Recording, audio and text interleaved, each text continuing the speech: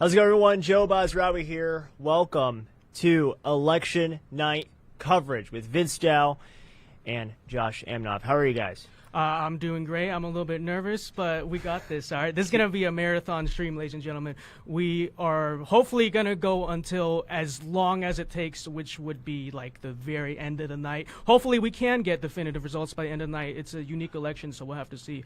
But This is really exciting, Joe. I hope so. Josh, how are you? Today is going to be a great day. I couldn't feel better. It's going to be a great day.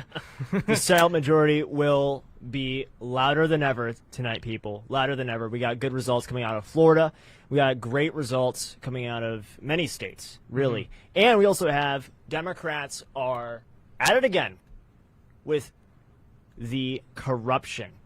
Philadelphia, we have multiple... Be careful, Joe. You don't want to get copyright taken down on YouTube because anything that questions the validity and the ultimate supremacy of mail-in voting and we're speaking the truth. Yes, that's the thing. What a crime! Big tech is after us, but we see that Democrats are violating FEC laws in Philadelphia, putting up signs on polling stations on them, not like 75 feet away from them. We're talking about on the actual buildings when you walk in to vote. That's an FEC violation. We have people from the Biden-Harris campaign and Democrat PACs in Philadelphia going around while people are voting, giving out content, right? Flyers saying vote for Biden, blah, blah, blah, whatever. Scranton, Pennsylvania, we literally have a polling station that's dead. They're not allowing anyone to vote there right now unless it's a paper ballot. And they said, oh, we'll take care of it later. No, I don't trust them with my paper ballot. Just give it to them, drop it off, and let them do their thing. No, I voted today in person to make sure my vote was counted. That's in Scranton. And then we have a poll worker out of Erie County, Pennsylvania. Pennsylvania is just such a it's a mess today. Erie County, we have a poll worker post on his Instagram story, right? I will read this out to you guys right now. This is just disturbing. Been working at a poll station in Erie County, Pennsylvania all morning. A lot of people have already voted today.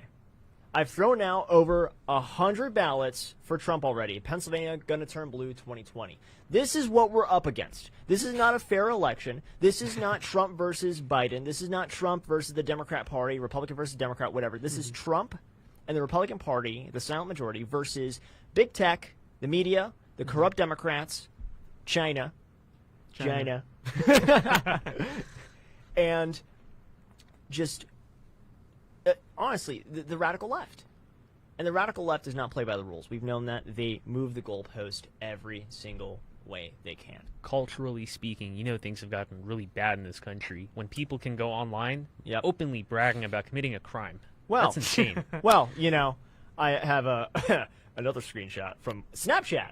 Someone snapped me today with a really wonderful message, right? So I posted, I voted for Trump. Yeah, right? Yeah. Like, because, whatever. So I had someone that said, and I'm going to censor the cuss words here, but it says, when Biden wins, please jump off a building, you disgusting B-word. I replied, well, that's very tolerant. Then this person replied, just want to get rid of all you trumpets. I replied with, that sounds a lot like genocide. She replied with, oh, well. So this is what we're up against, you see? Mm-hmm. And it's stuff like this that actually creates more Trump supporters and more Republicans. So go ahead, keep going, radical left, because we're going to keep winning. We're going to keep winning elections. We're going to keep winning elections. I'll tell you what, Joe. We're up against much more than that because, it's no secret that basically every major institution with power in American society opposes Trump, opposes this movement, whether it's the media, whether it's academia. But here's the thing. This November, we are getting their best. I think we can all admit in 2016, we sort of flew under their radar. They were very cocky. They're very arrogant. Yeah. They were like, oh, we got this. They are not underestimating us this time. They are giving us their very best, and you see that. So now, like 2016 was a great victory. This election is going to be the true decider of whether we really can take down these major institutions that are frankly corrupted to hell with power in American society. Because absolutely right. It's all stacked against us. I'll tell you what else is stacked against us is actually, I would say, history. And I think Trump's going to be a history-defying candidate. He was in 2016. He's going to do it again. Right. But when you look at 2020, this has literally been one of the worst years. See, if there's like messing around with the ballots, like I'll be very suspicious. But at the same time, I wouldn't be very surprised if Biden won because history is on Biden's side here. Yep. In general, Americans vote for stability, right? That's what Americans seek in the electorate. And so when you have a year where you have all this chaos, this social unrest, this pandemic, that does not look well for an incumbent candidate at all. So it's really going to go down the wire. Now, at the same time, I think Trump just has some aspects of him that are different than previous candidates, and this is a very unique year. I don't see, like, I feel like 2020 in a lot of ways you could compare it to a lot of other past bad years, but in a lot of ways it's been different because who's been doing the social unrest, right? Joe Biden supporter. Oh, yeah. So it's a very unique time, but we're not only up against every institution with power. We're up against history. It's our job now to defy history. So I agree. We are the underdogs in this race. I think I'm calling the upset, but it's going to be really close. It's going to be really I tough. think it is going to be really close. I mean, we have some but we have some polling data from Nevada. And I posted my story the other day. I said Republicans are sleeping on Nevada. And I mentioned New Mexico. And everyone's like, "Oh, you're crazy. Nevada will not go for Trump. There's no way in hell. It's not going to go for Trump." And it probably won't tonight. But polling data today shows Trump +1 in Nevada. Insane. I mean, like I not to brag, but I called that. But I mean, I called it. But that's the thing. We have a lot of these states like Nevada that are like just Trump +1, Trump +3. You know, just by a little bit. Like Arizona, like Pennsylvania, like Florida, like Ohio. So we have a lot of these very, very small margin states that we'll be looking very closely tonight in the next few hours. Polls are closing. Just about every half hour now, right? Yeah. So actually, the first polls close about 4 o'clock. We don't have results for any of them yet, but the first polls closed, and next polls close at 4:30. Actually, no, 5 o'clock. 5 o'clock. Yes, 5 o'clock. Our time. So, anyways, we have some amazing guests coming on, guys. Really amazing guests. We have Tong coming on shortly. We have Nigel Farage coming on shortly after that. Isabel Brown will be joining us later today. A lot of great friends of ours. Representative Paul Gosar. We also have State Rep Walt Blackman from Arizona, and candidate for Arizona 1, Tiffany Shedd, will be joining us. So that's just a few of the many guests that we have joining us today. Oh, not to mention, we also have Jorge Ventura from the Daily Caller, going to be reporting from the D.C. riots. The chaos. From the chaos, deep into the hell. Honestly, I mean, it's going to be interesting tonight. I'll tell you what, but yeah, I mean, this is going to be one hell of a night. So this is basically an open question I'm going to pose to you guys. Is boy. What do you think is going to be really the deciding factor in this election? Like, what do you think the election is going to be truly a referendum on? Like, what if there's one or two driving factors? What's going to decide this election? What is it deciding? I think Americans are looking for people who can bring back our booming economy. That's our biggest thing. I mean, we saw people out of work because of this virus, the China virus, because it came from China. And people are out of work right now. People need money. They need to feed their families. They need a place to live.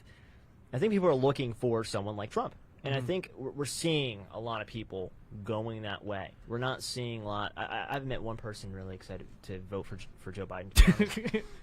But I've seen a lot of people very excited for Trump. But I'll tell you what. We have some, amazing things coming out of this administration. Promises made, promises kept. He's bringing our troops home. We have peace in the Middle East. Multiple deals with Israel, with other Arab countries. It's phenomenal. We've never seen this before, and Trump did multiple in just a month.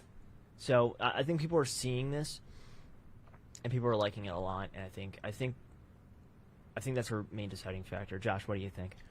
So, I'm looking at I would say especially based on this past year, but I would say overall these past 4 years. To expand off of your point, I agree with you.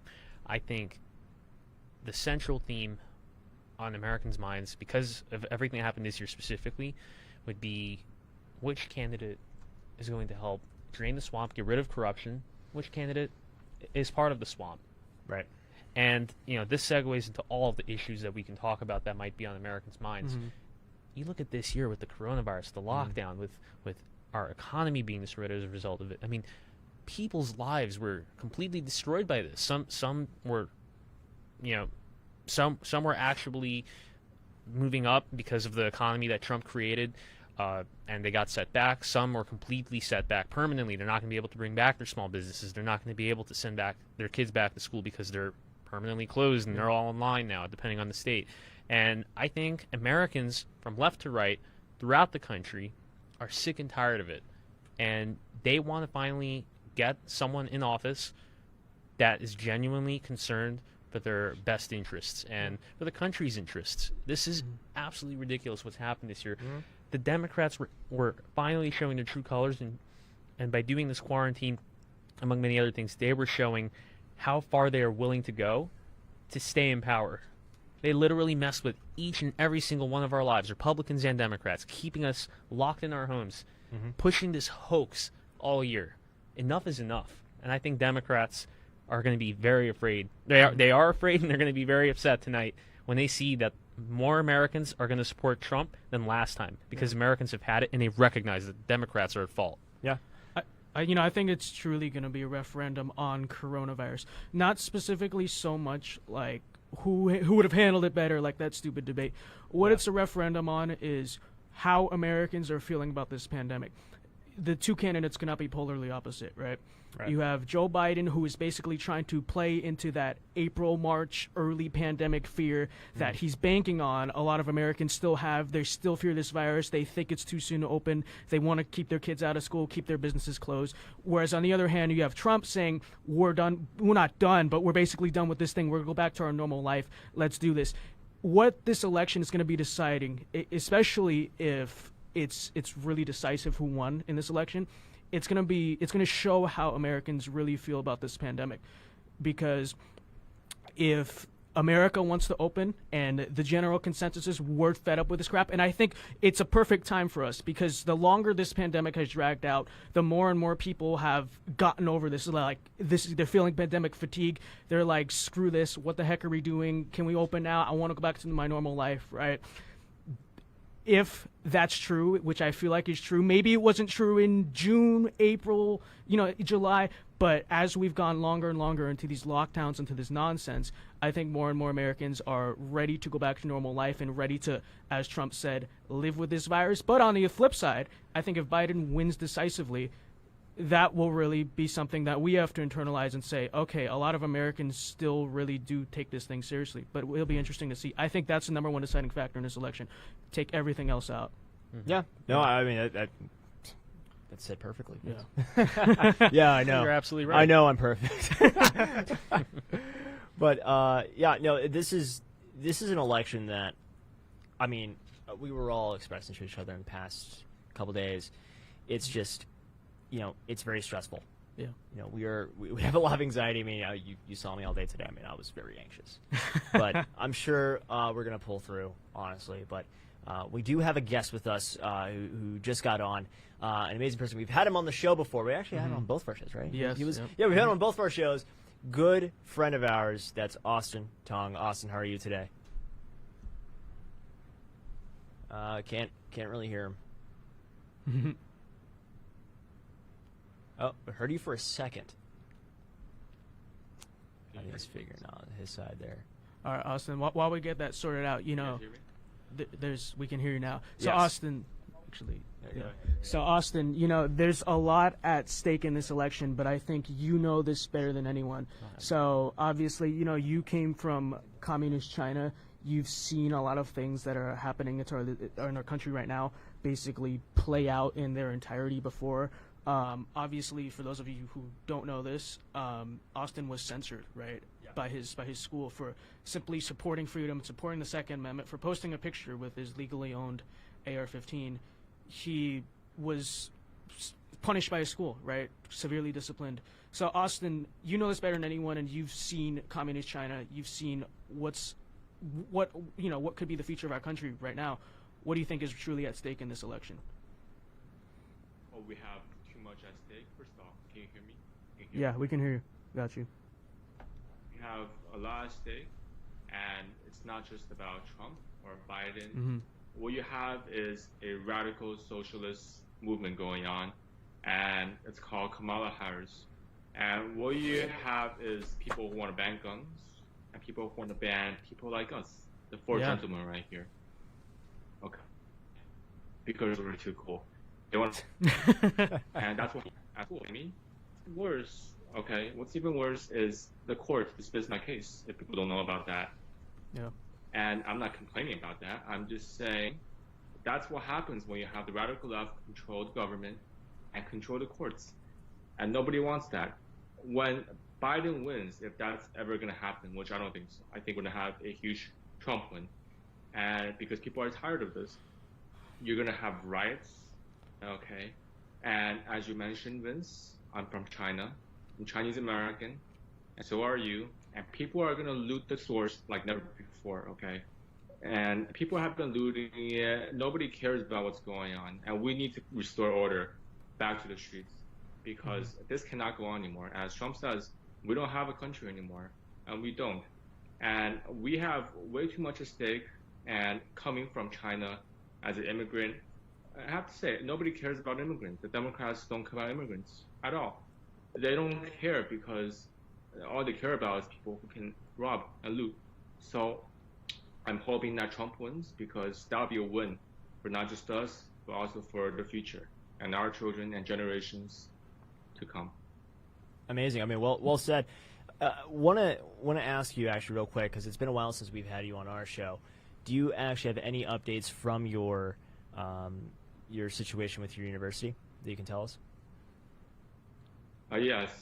So right now the case got dismissed, and first of all, it's great to you if you didn't hear me say that. And it got dismissed for the worst of reasons. They said that I criticized Black Lives Matter, the court, and they said that by complying with the investigation on me by the school, I'm guilty. Because I complied, I'm guilty. Because I complied, I admit they do the wrong thing. I did do the right thing. Okay, and we're appealing that, and then we filed the documents to appeal. But like I said, that just shows a very dark future. And I was very happy when Amy Barrett got nominated because you do not want these radicals running the courts. We are better lawyers and judges than they are. Okay, they are not qualified. And if I were their teacher, I'd give them a big fat F for what they did. Yeah, well said. I mean, I agree with you. I'm really happy that Justice now, Amy Coney Barrett, is on the bench, and I wish the best for you, Austin. I really do. I think we're gonna pull through with this. I really do. But you're right. This shows, right? What happened to you shows what sort of a dark future would look like if Biden were president. And to be quite honest, if Kamala was president, because that's really who will be president. It wouldn't be Sleepy Joe. It would be Kami Kamala. But you got this anti-free speech sentiment that is extremely prevalent in universities, and that's where these things start. You take them from the universities, and then all of a sudden, they're in our federal system. They're on our land. They are the law of the land at that point. So, we need to fight back. Everything is at stake. Our freedoms, our rights, and our family. The well-being of our family is at stake. So, but Austin, thank you so much for joining us today. We will see you next time. We'll have you on the show again soon. Thank you, Joe. Thank you all. Nice seeing you, man. Nice seeing you, man. Bye-bye. So, we just had an amazing conversation with Austin there about what's at stake, and I think we should touch on that, right? Yeah. Everything that's at stake right now, tonight, America's in our hands, right? Yeah, it is. If Joe Biden were to win, what can we see happen? Well, it's not going to be Joe Biden running the government. It's Joe Biden's presidency is going to be run from the shadows, quite frankly, from some unelected council in the cabinet, which I would predict would be one of the most corrupt administrations in history. Joe Biden is corrupt himself, okay, but not just because of that, but because you will just have all of these forces within his administration fighting and trying to steal power from one another, and Joe Biden is too weak and too sleepy to control them. He's not going to control them at all. He's just going to let them run wild, you know. And it really actually, frankly, depends on who he puts in power, which is going to be, we don't know. That's one thing about, you know, Joe Biden. It is election day. It is November 3rd, 2020, and we still really have no clue exactly what he's going to do in office. Is he going to be a super corporate Democrat, or is he going to hand the power over to the progressives? Quite frankly, we don't know. Yeah. Because he's taken a lot from Wall Street, but he's also pledged to the progressives that they're going to control policy, and the progressives seem actually pretty confident that they're going to control policy under a Biden administration. You know how I know that? Because they're the only ones talking about it. Yep. They're the only ones saying, if Joe Biden is elected, we're going to do X, Y, and Z. The neoconservatives like Bill Kristol and the Lincoln Project and just the normal mainstream Democrats, they have not presented a single idea. All they've been giving are some vague platitudes about the soul of this nation and the character of this nation, all this nonsense. Only one side is talking about what they're going to do. And it's scary that that one side is the most radical side. Quite frankly, we don't know. But to be fair, I think that's where they're going to come bite him. Because you know what? As much as some Americans might not like Trump and the way he behaves, they expect to hear in some way, shape, or form what the other candidate is actually going to do for their lives and make their lives better. And Joe Biden has not done that. Not only has he basically been absent on the campaign trail, but when he is there on the campaign trail, he doesn't talk about what he's going to do. He gives these nice political speeches about, I will govern as an American president. But what does that mean exactly? What is he going to do as an American president? Well, yeah, you are going to be an American president. That's the way it works. I mean, like, come on, Joe. But yeah, I mean, you're right. I mean, he hasn't released a list of SCOTUS picks. Yeah. He hasn't released any information regarding a cabinet. He hasn't actually had a full, true, real, in-depth plan about anything he's talked about. Right? He's talked about we're going to fight against climate change. All right, how? Like, right? We're gonna bring back jobs. Okay, how? None of that stuff is like, we've heard nothing from Joe Biden. But you have President Trump that released an entire list of potential SCOTUS picks. Mm-hmm. Joe Biden refuses to do that. And I wonder why. Maybe because they're all radical leftists. Maybe because they're all, you know, AOC. Maybe they're just so good. He doesn't want to get people too excited, Joe. I mean, you have to give him the benefit of the doubt. The guy is so nice. He's obviously a good honest. Guy. You know, honest Joe. Honest Joe. He's an honest guy that just lies constantly, you know, but a completely honest guy. It's okay if honest people lie, Vince. Come on. It's okay. It's okay. But no, I mean, this is just, we have to understand that everything is at stake here. And I'll tell you what I think about this, about what's at stake. I mean, our freedoms are at stake. Mm-hmm. And when I say our freedoms are at stake, our freedom to bear arms, right? Kamala Harris has a gun but doesn't want you to own one. Yeah. Right? Mm-hmm. Joe Biden will rip jobs out of this country and sell them back to China. He's done it before. He'll do it again. He voted for NAFTA. He voted for TPP. Mm-hmm. He will send our jobs away. He'll do it again. He doesn't have a plan for anything, for the well-being of this country, and it's been proven. I mean, this past, 47 years, it's been proven. The guy is responsible for the 94 crime bill. He was for the 92 assault weapons ban. So all these things, you have to look at his record, and his record is a dumpster, right? It's terrible. There's a reason why he spent the entirety of this election cycle running from his record. The entire Democratic primary was basically, no, actually, I did not do that. Yeah. Or, you know, if that was a mistake, I'm sorry, I apologize for that now. He was on the defense most of the time, and he still is. That's the thing. He still is on the defense. You know, then we have what President Trump likes to call the laptop from hell coming out about his family. We're not going to go too in-depth with that because that'll get us shut down. But we got this laptop from hell that he's on the defense for now. Yeah.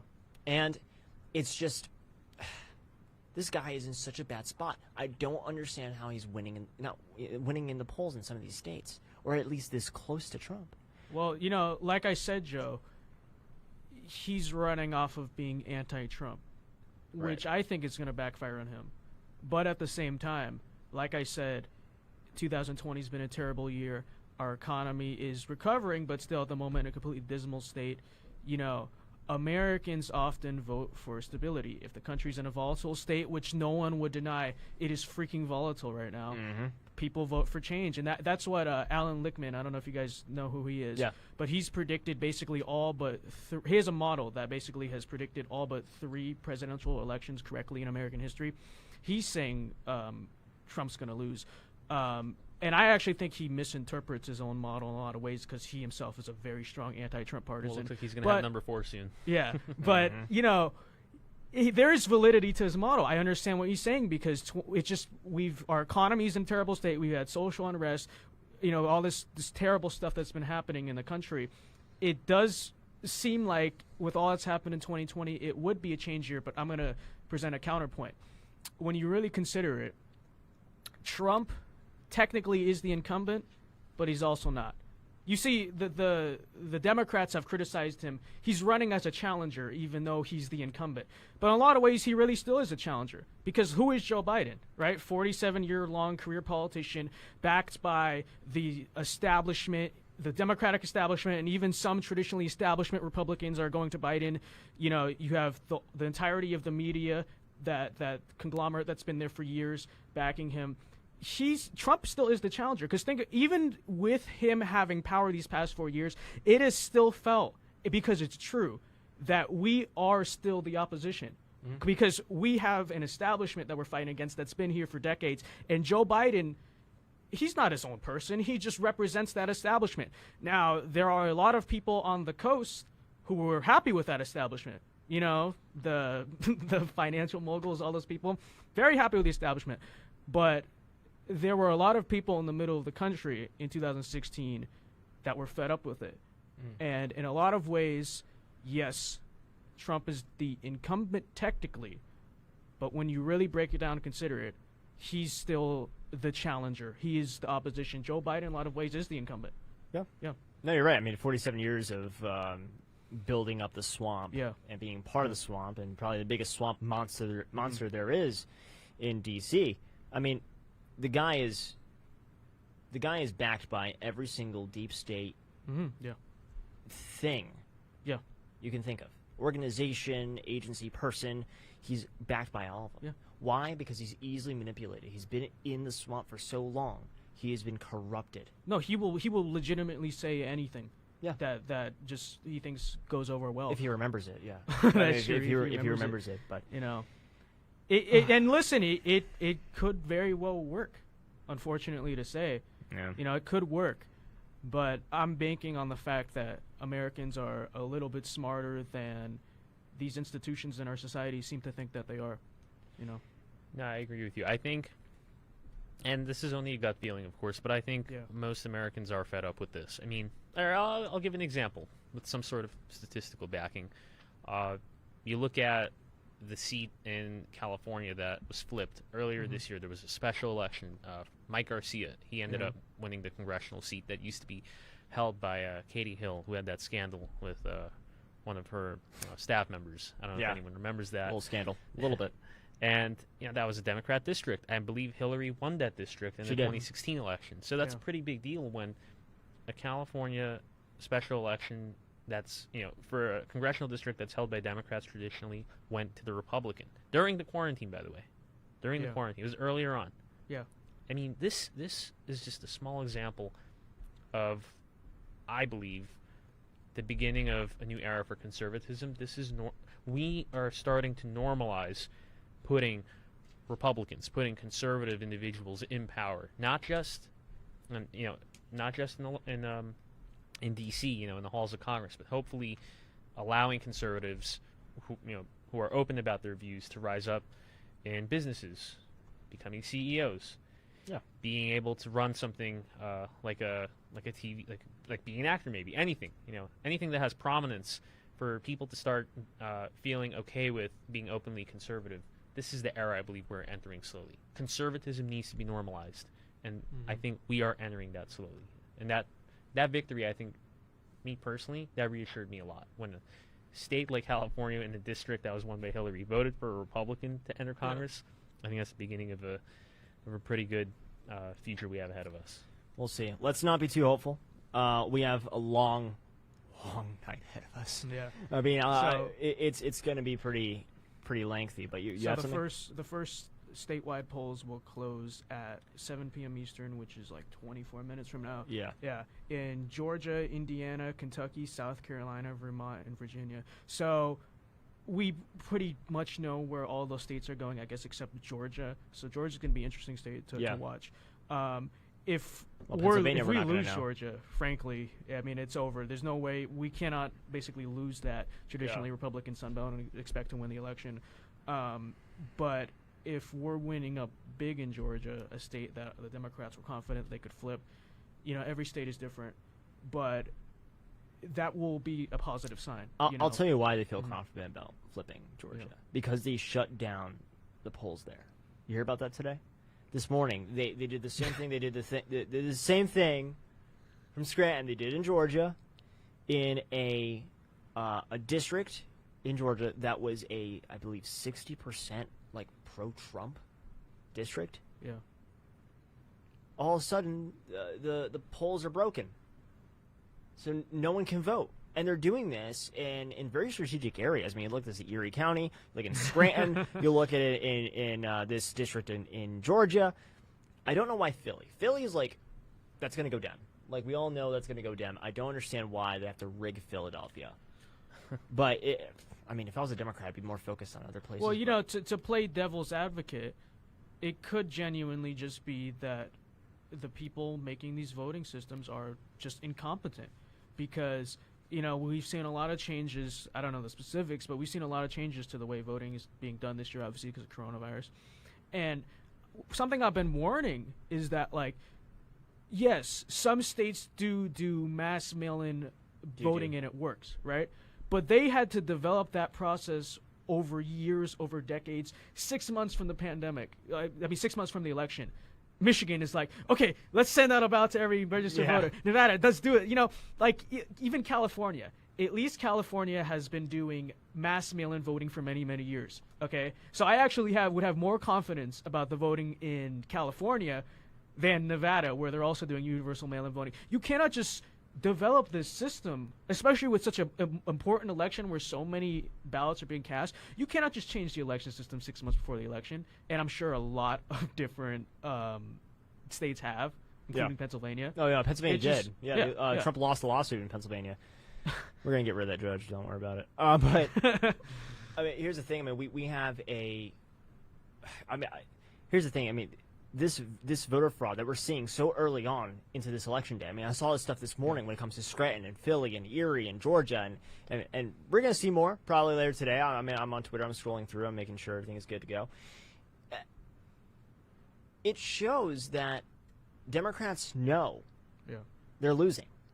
They know they're losing. They know that the people are going to vote for Trump. They know how strong the Senate majority is. And I'll tell you what, I really think that if we didn't have this rigging that's happening right now, this could well have been a landslide. Could well have been a landslide. Pennsylvania polling at 1 point for Trump. Mm-hmm. I don't know about that. I really do think that Pennsylvania is more red than what people think, and same with Michigan, and Florida as well. I don't know why Florida is polling so low for Trump right now, but I'm telling you, I really have a feeling, and same with Nevada. In recent months, called it. In recent weeks, days, and even since the 2016 election, we had so the GOP had more new voters registered than the Democrats. They outpaced them. Yeah, and it's in many of these key states that this is happening. And I personally think, again, you said it yourself, we have to factor in the fraud, unfortunately. Yeah. But without that, there should be landslides. Trump should be able to win every state he won last time, if not more states. And honestly, the ones he won last time, he should win in larger margins. Yeah. But again, we have to factor in the fraud. It's unfortunate. This is the reality that we live in with today's political system. The Democrats are going to go, as far as they need to keep their grip on power, and you're right, that is sad. Yeah, it's very sad. It's sad. I'm actually going to disagree with you guys here. Yeah. I think that there's really no guarantee of it being a landslide. Who says that? I support Trump, obviously, but you also have to admit that he has sort of this ceiling because they're just this percentage of Americans which I don't understand why, because I've talked to a lot of them. They're pretty unreasonable when you really grill this on them. Just hate Trump. There's just unexplainable. I'll tell you why. I'll tell you why real quick before we have to go to a commercial break. Yeah. But we have more registrations. We're beating them. Republicans are beating them with registrations in almost every single state. That is why this should be a landslide. It should absolutely be a landslide victory. But I mean, I'll tell you what. Pennsylvania should be more red than what it's being polled as. Florida as well. Yeah. I'm just saying. It absolutely should, because we are kicking Democrats' butt right now in Pennsylvania when it comes to registrations, and in Florida. And the Latino vote in Florida is really good for Trump. So, I want to talk about our sponsor for a little bit, though. Today's America. It's had a really good relationship with them. Actually, 3 of us have, right? I mean, you're a TIA as well. Today's America is our sponsor for tonight. Thank you so much for joining us and helping us with this. Go check them out. TodayIsAmerica.com. Today at Today's America on social media, Twitter, Facebook, Instagram, everything. Follow them. They have amazing shirts. And by the way, you'll see in the commercial break shortly, we have a giveaway. Yes, we have a giveaway. One of you can win some stuff from TIA and their store. It's an amazing store. They have great shirts, honestly. So definitely check them out. But they're an amazing organization. Just started, too, just a few months ago, and they've grown tremendously. I'm really happy to be working with them. But we are going to go ahead and get to that commercial break shortly. But, Josh, before we get to that, do you have any last words? 30 seconds. Well, I kind of echoed this earlier in the beginning of this episode. I'm super excited. I genuinely am. I think we're going to win big. And I know a lot of us in this room and outside this room, obviously, have worked very hard throughout the year trying to ensure President Trump's victory, his reelection. And I think we're going to get it. I think we deserve it. And I think God is on our side. That's the bottom line. The Democrats don't have God on their side. Amen. That's something they'll never be able to get over us, no matter how much fraud they utilize. All right. Well, we'll be right back, and we'll see you guys soon.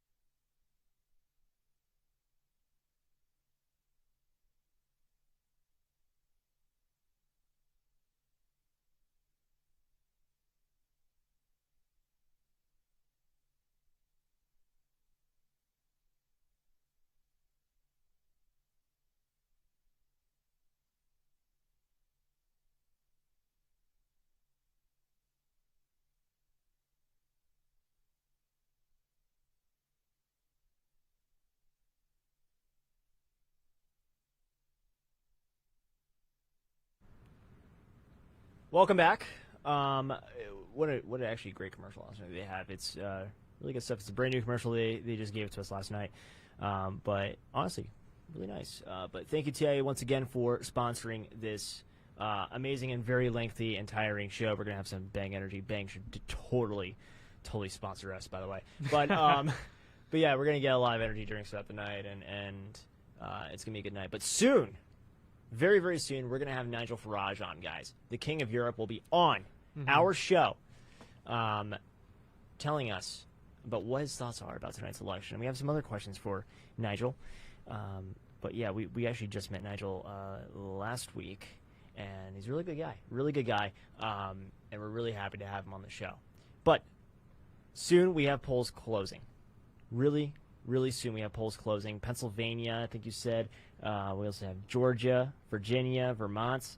Lots of different polls are going to be closing in the next 10 minutes from now. So we'll keep you guys updated on when those states are called.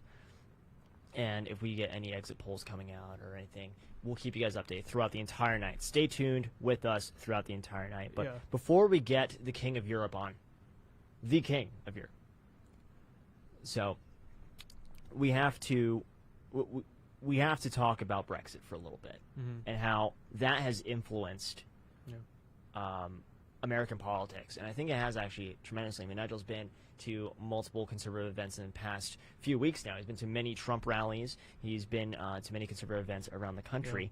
So, I mean, what are your thoughts on that? Okay.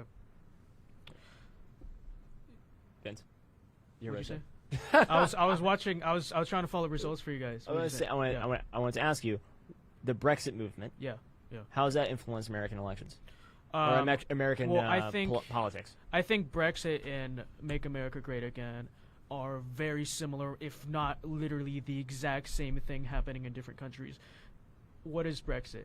It was a nationalist, populist people's movement that was ridiculed by the media, by most major institutions in Britain, by the elites in Britain, and yet the people were actually on board with it. It was a movement, to sort of reject globalism and, sort of bring home that make Britain great again, make Britain again, sort of bring back that sort of British idea of exceptionalism that, frankly, I'm not a Brit, but we love our friends over the pond, and they should have, they should be proud of who they are and stop apologizing for everything that but it's the same thing really in America. What was Make America Great Again? A nationalist, populist people's movement that went under the radar, that was doubted and ridiculed by the media and all these major institutions in American society.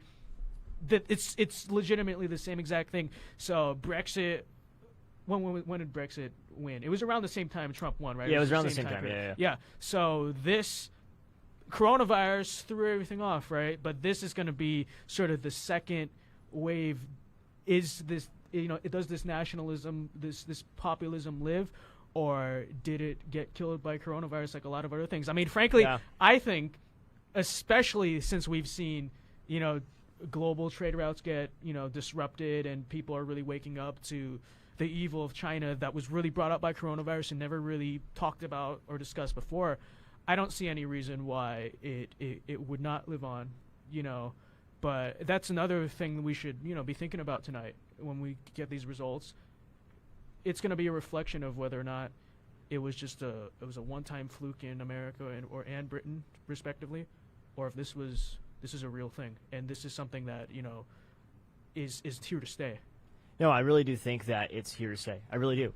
We have this movement in America, just like Brexit, where it was, I'm proud to be an American. I am proud of my country, and I'm not ashamed of it. Yeah. Unapologetically, I'm American, and I love it. And we have the same thing happening in Britain, right, with the Brexit movement. And Nigel Farage led that movement, and I'll tell you what, it's still living today, and it's amazing what's happening in the UK right now. But I'll tell you what. Right now, with the radical left and how radical the left has gone, they've gone further and further left, more and more nuts and absolutely insane in these last 3.5 years or so, right? I think Americans right now are pissed. They're pissed at the left. Because why do I have to apologize for, being an American? Why do I have to, a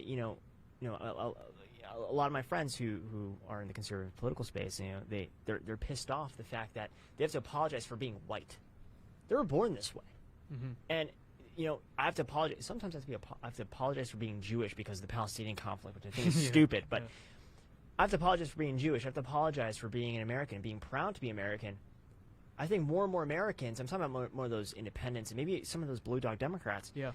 They're waking up and they're saying, no, that's a little crazy. It's a little crazy. There's a reason why we made this country. We didn't make this country for it to be like Europe. We didn't make this country for it to be like any country in Asia. We made this country to be American. And there's a set of values that come with that, other than Judeo-Christian values. It's also just, it's all about freedom. And you go to Europe, none of that. There's none of that in Europe. So, what, you got something? Yeah, I was going to interrupt you right now. So, this is a CNN exit poll, which I don't know if we should trust exit polls or CNN. Okay, but it's interesting. We'll see. Voters in Virginia and Georgia coming out of the exit polls ranked the economy as their top concern. But then they were asked a secondary question that says, what is more important to you right now, contain coronavirus or rebuild the economy? And on that, contain coronavirus is up by 10 points. So that's kind of conflicting because they ranked, in both states, they ranked the economy as their top issue, and coronavirus came in third place. But at the same time, when asked what was more important, they said containing coronavirus was more important than bringing back the economy, which that makes me want it. I don't know if we should even use that at all, because it seems like there was, what do you say, question bias, right? It seems like an odd question, but there's that. With 11% votes reporting in Kentucky right now, so nothing really to take seriously, but Trump is up by about 1.5%. It's a very close election, and in Indiana, 6% reporting Trump is winning 64-30 right now. So damn. Okay. Well, all right. Yeah. All right. But these are very early results. Very early. Yeah. We don't know which precincts exactly are reporting, so it's really nothing to take seriously. Yeah, but in 4 minutes, the first polls are going to close. So 4 minutes. 4 minutes. 4 minutes. Polls will close. So we will see soon what those states are going to look like. I mean, honestly. So we're gonna get some really great guests coming on soon. We're having some trouble on Skype right now, apparently, with Nigel, but we're trying to figure it out shortly. Promise, we'll get Nigel Farage on shortly. So we see these exit polls about coronavirus. Anyway, I want to talk about that for a little bit, actually. Coronavirus versus bringing back the economy. What is more important? And I think the reason why people are so worried about coronavirus is because of the media. Oh yeah, definitely. It's because of the media and people like Joe Biden, Kamala Harris, and the rest of the Democrat Party. They have made this into a political game. Yeah, definitely. Where we want to instill fear onto Americans every single day to, show them that, oh, look, this is under Trump's America. Rather than who really is to blame about the economy fully shutting down isn't Trump, it's actually the governors, right? You go state by state, it's really governors that shut everything down.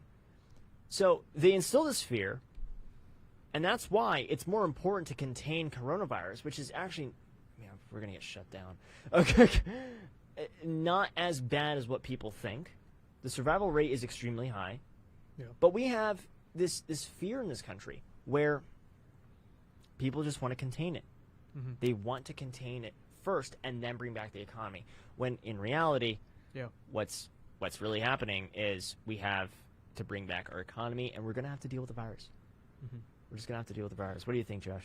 I agree with you. I think, at the end of the day, the Democrats, they're constantly trying to make this about, they're trying to make this whole election, they're trying to activate people's emotions. And they do that by relating this election constantly back to the coronavirus and how people have died and how it's all President Trump's fault and how he's such an evil man. And I think that Americans are seeing through this facade. I just don't think they're buying it anymore. They see how their lives are being affected by this big, excessive government forcing them to stay in their homes, forcing them out of their jobs, forcing their business to close down. Enough is enough. Everyone agrees across the aisle that once this election ends, they can go back to normal, hopefully. We got to bring back our country. We got to bring back our economy, our jobs. This is this is another thing that's at stake right now: is our jobs, our economy. Joe Biden will run our country to the ground. It's just a fact at this point. We've seen his track record in the last 47 years, if that's what you want to call it, a track record. It's barely a track record. What it is just, like I said before, it's a dumpster. It's a dumpster fire is what it is. And, you know, I think Americans are waking up. I think we're going to have more and more people coming out supporting President Trump. I really do think so. I really do think so. But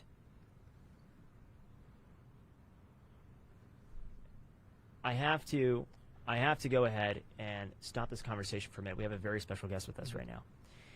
And I'll tell you what, I have looked up to this guy for many years now. I love what he has to say. He's not controversial at all, I promise. This is Nigel Farage joining us from the East Coast in United States. How are you, Nigel? I'm not hearing anything. You can't hear me? Hello there. Hey, how are you? Very well indeed. Exciting evening. Very exciting. exciting. Very exciting.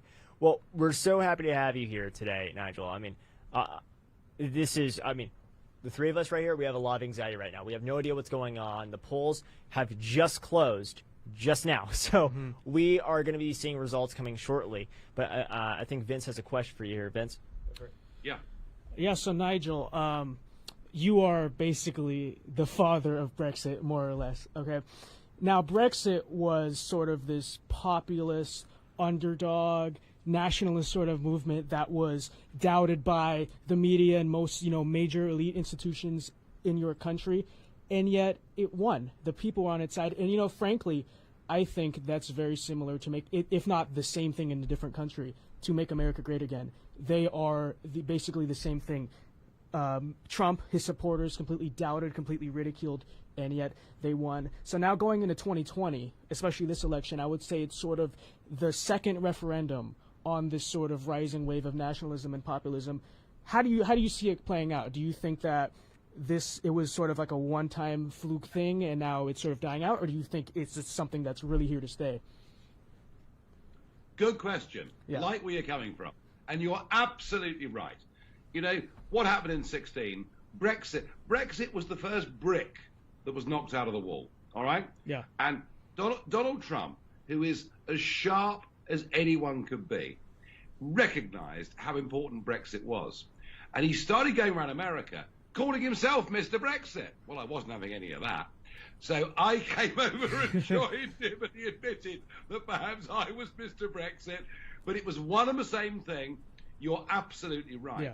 And since then, we've seen the growth of populist movements in Europe, Brazil, many other parts of the world. However, tonight is a very important moment for that whole movement against the globalists, for that whole movement that recognizes that the Chinese Communist Party actually poses a threat to our way of life, against this insanity where Black Lives Matter and Antifa are allowed to masquerade as being about civil rights and racial equality, when in fact there's a deep Marxist, anti-capitalist agenda. So tonight is important. And your analogy of it being a second referendum, I hadn't thought of it in those terms, but it's not a bad one. Yeah. I grant you that.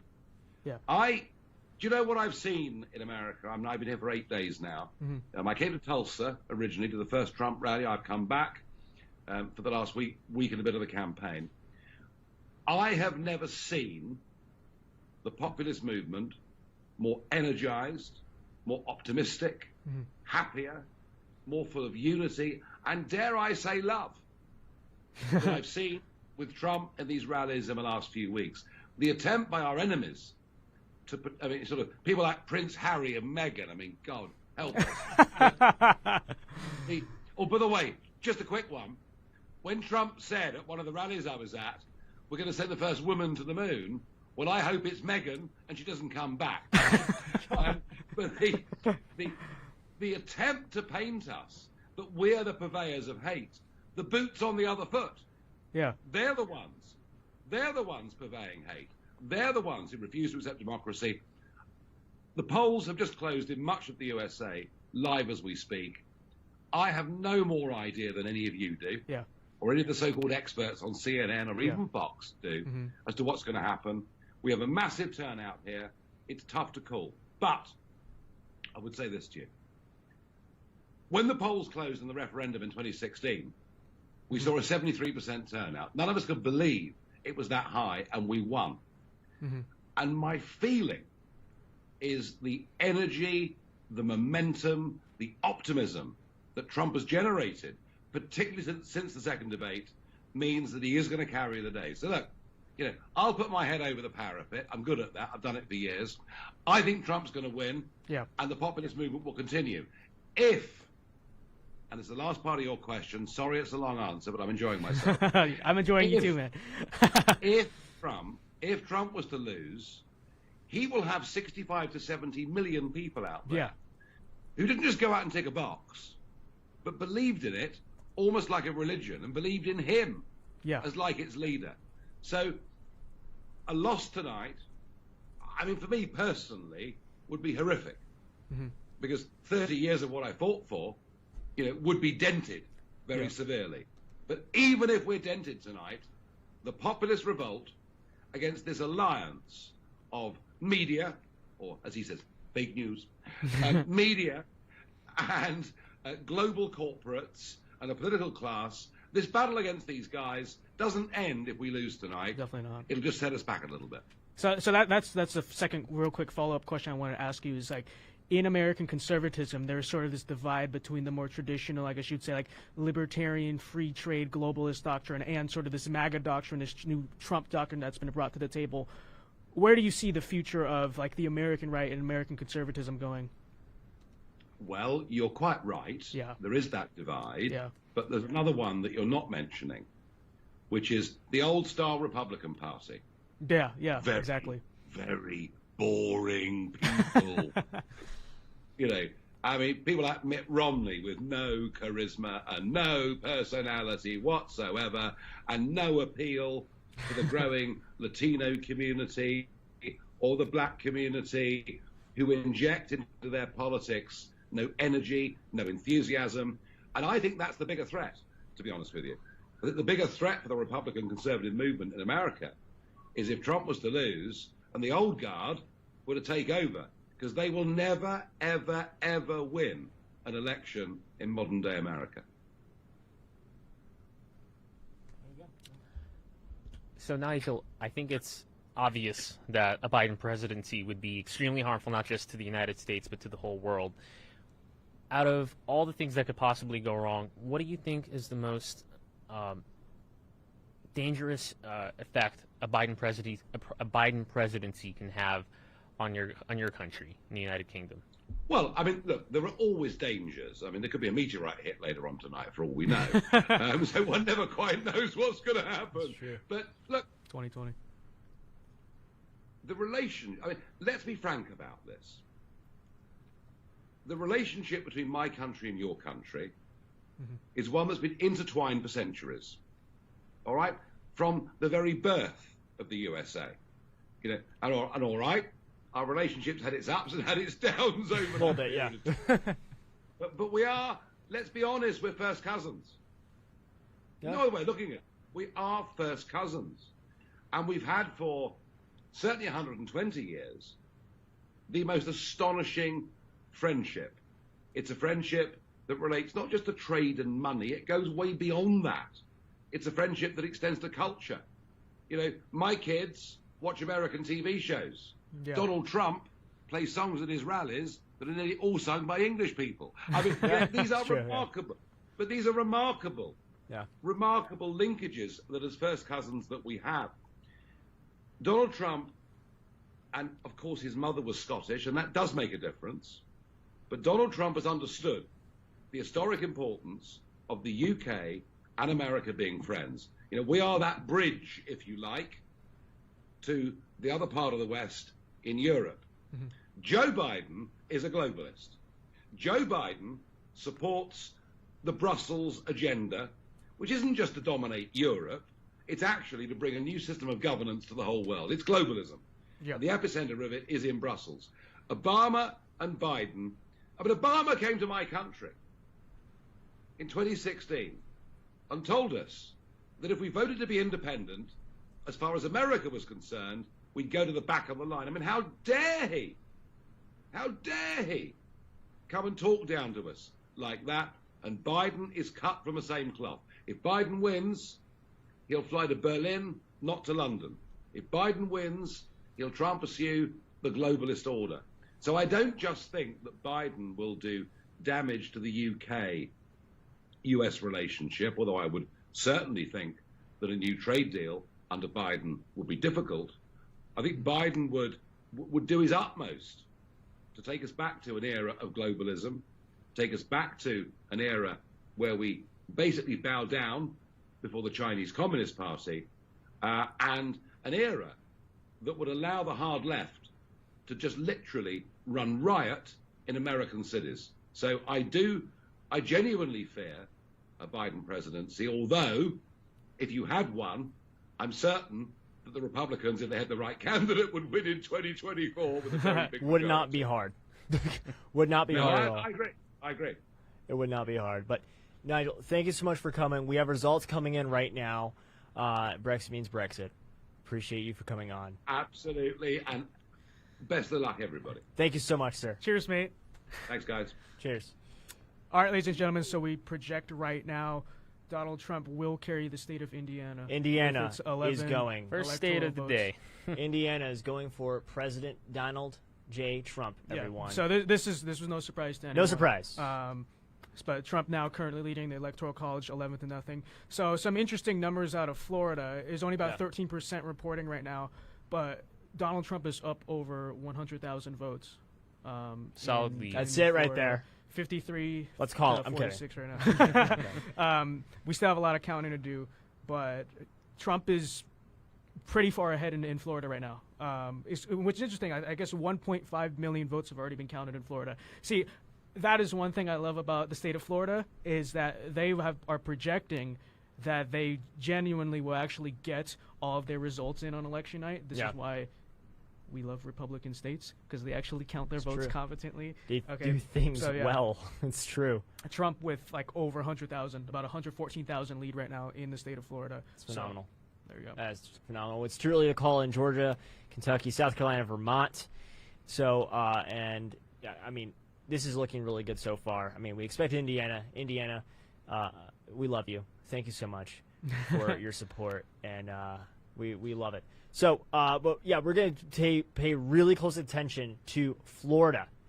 Florida will be a really interesting one. I'll tell you what, really interesting. But we have a couple more guests coming on later, pretty soon. But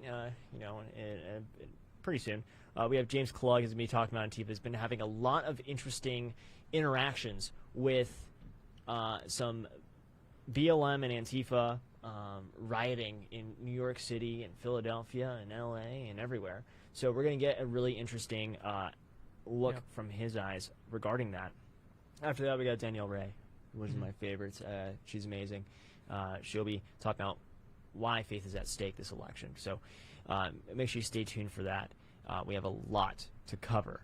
Do we have any more updates? So nothing really significant right now, but Florida is most definitely going to be it's the must-win for Trump. I don't think Trump can. I mean, theoretically, he can win without Florida, but it would require him to basically take the entire Rust Belt, which without winning Florida, it just wouldn't really make sense that would happen. Yeah. So this is the most important state. It's really encouraging to see right now. Trump leading pretty nicely right now. Yeah. So. We see here Trump leading in Kentucky, 52.7% to 45.8%. We're looking pretty good in Kentucky. Not surprised there. Kentucky's a phenomenal state. Love it there. Honestly, love Kentucky. It's been a while. I got to go visit back. But Florida, I'm actually surprised it's this big of a margin right now. We're looking at 50.9%, 48.2% for Trump in the state of Florida. And if I'm not mistaken, I'm pretty sure Florida said they're going to count their mail-in ballots first. Is that correct? That they're going to be counting all the mail-ins. I don't think you're wrong. Yeah, I think you're right so about that. they're going to be counting all the mail-ins before. This is amazing, guys. We're looking really good so far. Want to say also Virginia has been called, unfortunately, for Sleepy Joe. It's been called for Sleepy Joe. Sad face in the chat, please. Are we sure about that? It's been called. Like I think it's still in process, actually. Still in process? Yeah, still in the process. I've seen from other sources it's Virginia is called. I'm pretty sure it's going to be called for Biden, It and Vermont's probably called. I think the only situation where Trump would win Virginia is in the case of a total landslide. You know, like it's one Yeah. of those. It is a blue state, but it does sort of have a Republican past life where it used to be a deeply red state. Right. Democrats ruined it. As everything. But in the case of a landslide, you could see New Mexico, Colorado, Virginia going for Trump. But I don't think it's happening. It doesn't need to happen. We shouldn't get arrogant about that. But No. we're pretty certain Virginia will go blue tonight. Yeah, I'm going to go ahead and say it's most likely going to go blue this year, just like it did in 2016. Yeah. But But at 7:30, which is 16 minutes from now, the polls will close in North Carolina and Ohio. So those are going to be also very important. Those are Very also big all states. must-wins for Trump. It's just like, so hopefully we can be up in there. North Carolina, I think we're going to wait a little bit. I think it'd be too close to call for a while. Yeah, Or too early to they're call for a counting while. up to 12 days after. But Yeah, great. So, but Ohio, I think, is going to go pretty quick for Trump. I think Trump's going to take Ohio. He's just going to grab it. It's going to be his. But we'll see. My internet is so slow for me.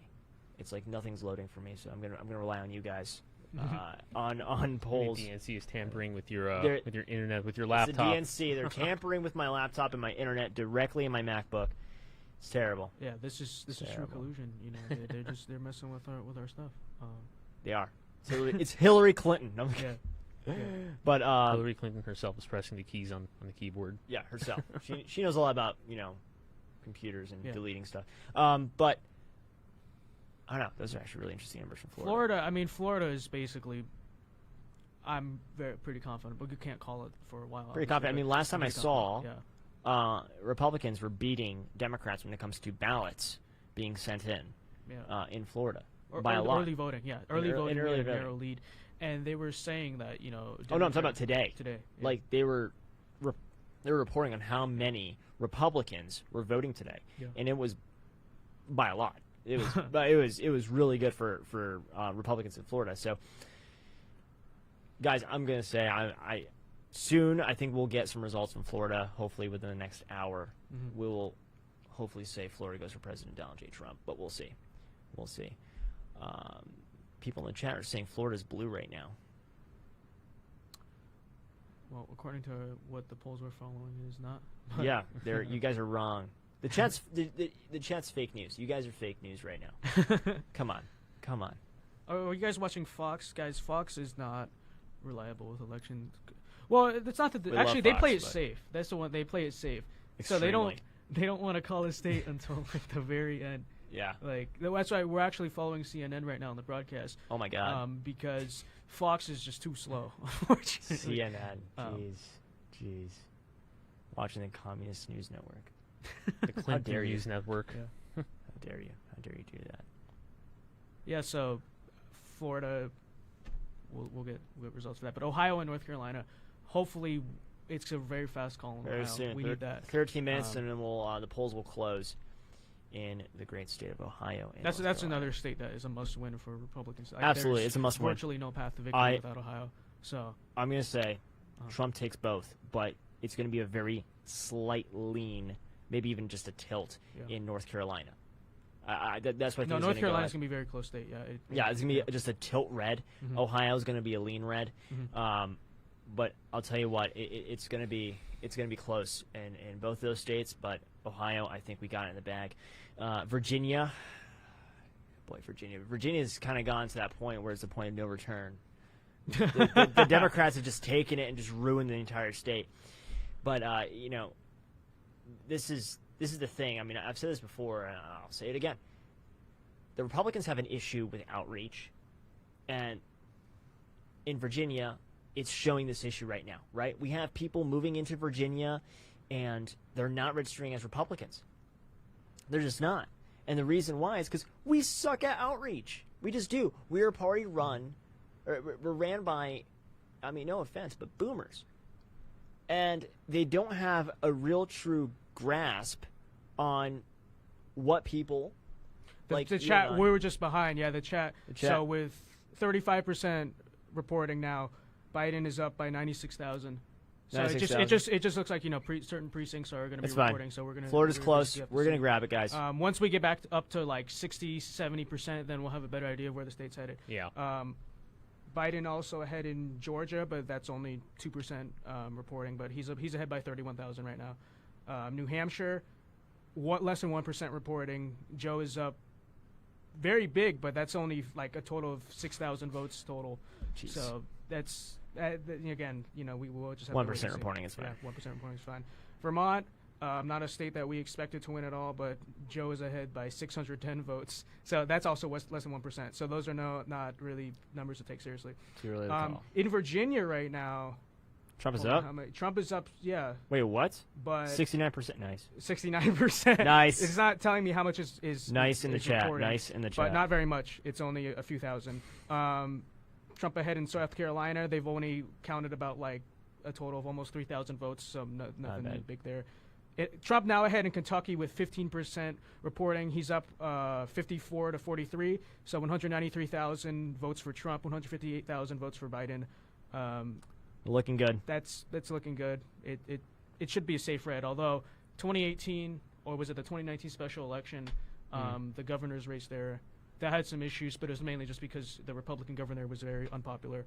But let's see. Let's take a look. Yeah, we'll see here. We'll keep you guys updated right now with what's going on. Hold on one second. Just gotta. Yeah. So Georgia, I don't know if I mentioned this. Biden is up by about 30,000 votes, 2% reporting. Fox News just called Kentucky for Trump. Yeah, Georgia and South Carolina are too early to call. Yeah, I know Kentucky's called for Trump. So, but yeah, we're looking at some pretty interesting data right now. I did not expect Virginia to be that much of a lead for President Trump this early on. I expected it's only a few thousand votes reporting. Yeah, but still, I mean, like, typically it'd just be blue. Well, it depends on what precincts. There are a lot of red parts of Virginia. Yeah, I mean, but I don't know. They have like the best pro-gun rallies out of any state. There are a lot of Republicans in Virginia. It was a historically very Republican state. It's just a lot of the D.C. capital specifically. You know, D.C. It's a capital. I love D.C., everything. but it's sort of a swamp. Okay, a lot of the capitals moved outwards and ruined the state a lot. But there's still plenty of Republican base in Virginia For sure. We're going to see some really good results coming in. 9 minutes until the next polls close in Ohio and South Carolina. We're going to be... Okay, here's important. In Miami-Dade County right now, Biden is up 54 to 45 in Miami-Dade, which is a county he's supposed to win. But it's a very close margin, which is something that Biden should be concerned about. We're still we're still going to wait. It's too early to really tell if any of these trends are going to continue. So we're going to go ahead and... in 2016, Hillary Clinton actually had a much bigger win. So 84% is reporting Miami-Dade right now, which is a lot. Biden is struggling. He's running far behind, Hillary's margins in Miami-Dade. If Trump loses Miami-Dade even very narrowly, that basically ensures he wins the state, because there's a lot... The northern parts of the state, what they call the Panhandle, very, very red. But if he's very competitive in Miami-Dade, which is the part that Democrats need to win in order to carry... It's looking pretty good, and we know that Cuban support, which was in Florida, which was mostly for Hillary in 2016, is now mostly for Trump. For a lot of reasons why, but without the Cuban vote in South Florida, really you don't see a path for Joe Biden for victory. No, Cubans are going for Trump. I'll tell you what. I mean, we're seeing Latinos in Miami-Dade area just excited to vote for President Trump. I mean, Trump was just there recently. Trump just took the lead in Florida. Trump just took the lead in Florida. He's up 49.9 to 49.3. So see how crazy that flips around? Florida. Yeah. See how crazy that is? Oh, my gosh. Why does Florida have to always come down to, like, the last three It's votes? always Florida. Florida screwed up the election in 2000. We have the same problem with Florida, and it's always which county? Broward County. Broward County always screws everything up. But it's fine. It's fine. It's fine. We love Florida. we love Florida as long as you vote red. But it's looking pretty good in Florida. But it's too early to call still. How much is reporting right now in Florida? Okay, Trump's lead expanded by a little bit. He's 50 to 49.1 in Florida. Wow. That's reporting right now. And he's taking 50.1 now. Yeah, 50.1. Can't stop the Trump train, guys. You cannot stop. It is going fast, I'll tell you what. So, but soon we have a guest joining us. Shortly before, maybe a little bit after, these polls close. It's with James Klug. He'll be joining us Klug. He'll be joining us very shortly. to talk about Antifa and his predictions for tonight. But we're seeing some pretty excellent numbers, guys. Excellent numbers. Everyone's asking, what's up with Florida? We've been talking about Florida. Mm-hmm. We've been talking about Florida. It's looking great. It's phenomenal. Okay? It's still a lot to be counted. We'll have to see. A lot to be counted, but so far... So one point of concern is that Biden is leading in Duval County, which is where Jacksonville is right now. Very suburban heavy. Yeah. He did win that in 2016, so that's interesting to see. Yeah, because there. 75% is reporting out of Duval County, and Biden has a few point lead there, which is interesting. That's actually that might be pretty reflecting sort of the Trump losing the suburbs sort of argument that we're seeing. But we'll have to see. To a certain extent, I mean, we'll see. But all right, Florida's But, looking pretty okay, good. We still got the Panhandle though. Yeah, here's a good part for you. The whole Panhandle is basically not reported yet, and the Panhandle is what's going to carry it for Trump. Oh, absolutely. So if he's doing decently right now without the Panhandle, then we'd expect the Panhandle is going to push him over the top there. in Absolutely. Florida. But we'll see. Good thing about Florida, we will know by the end of the night who won the state. Oh yeah, Yeah. at least Yeah. Florida will know it, except for in 2000 where we didn't know for like 2 weeks. But, jeez, all right, Palm Beach County is looking pretty good. Wow. No, it's only like a few votes. Oh well, it's Yeah. getting it. But we'll see. We'll see Florida coming up soon. Hopefully, we'll get some more results, more in depth, especially for the Panhandle. I'm really curious on how that's going to look and how much of a boost it's going to give President Trump this year. Uh-huh. I really think he's going to take it. I think he's got it in the bag, to be honest. But Florida will go red. I'm going to call it right now. I'm going to call it right now. No, don't use the word call. You're going to confuse people. No, Okay. I am personally, as a human being, going to Okay, say... so we are not calling. The broadcast. No, the broadcast is not calling Florida Yeah. yet. Yeah. I personally, in my own opinion, I believe so. Jeez. This Well, is going to be a long night. I'm looking at our the gubernatorial race and the Senate race in 2018 in Florida as sort of the sneak peek for what the victory we're going to have over there today. That was a really interesting compared to the rest of the country. Florida was the most interesting election in 2018, the midterms, because everywhere else had, a lot of Democrats taking seats. Not Florida. Florida did pretty well. I mean, and even Ted Cruz almost lost. Yeah. He almost lost to Robert Francis O'Rourke. I mean, we don't call him Beto on the show, by the way, Vince. Beto's a stupid name. Call him Beta. It's not even his name. Beta O'Rourke. Beta O'Rourke. You can take your guns. But, yeah, wow. Okay, do we have anything else from Georgia? Georgia's a possible state that I want to take a look at here. So Trump up right now in South Carolina. Very little reporting, but he's up by about 30 points. But it's only a few thousand votes, so we'll have to see about that. All Same right. thing. Vermont up. Biden's up by twice, but again, only a few thousand. Yes, votes Vermont. counting, less than 1% reporting. We'll give him the 3 electoral votes. It's fine. But yeah, next polls will be closing at 7:30. 3 minutes. Eastern time, so 3 minutes from now. 3 minutes, we'll get some more some going. good Very news, interesting. hopefully. 2%, only 2% reporting still, but Trump has a huge lead in Virginia. But I believe that the more red areas of Virginia report first, so that's probably going to be wiped out very fast. Okay, we'll see. In Florida, we now have 50% reporting, and Trump is up 50.2 to 48.9. You kind of see a little bit Biden's leads sort of taking, not lead, but the Trump is starting to gain more and more. You know what's interesting, Vince? we'll Fox see. News is calling stuff before CNN right now. Really? Yeah. So So, I should change my. I don't know. what I I'm mean, keeping an Fox eye on, News right? is calling Virginia already for Yeah. Biden, but I don't know about that one. I'm not gonna follow Fox with that. But they've already called it for some reason.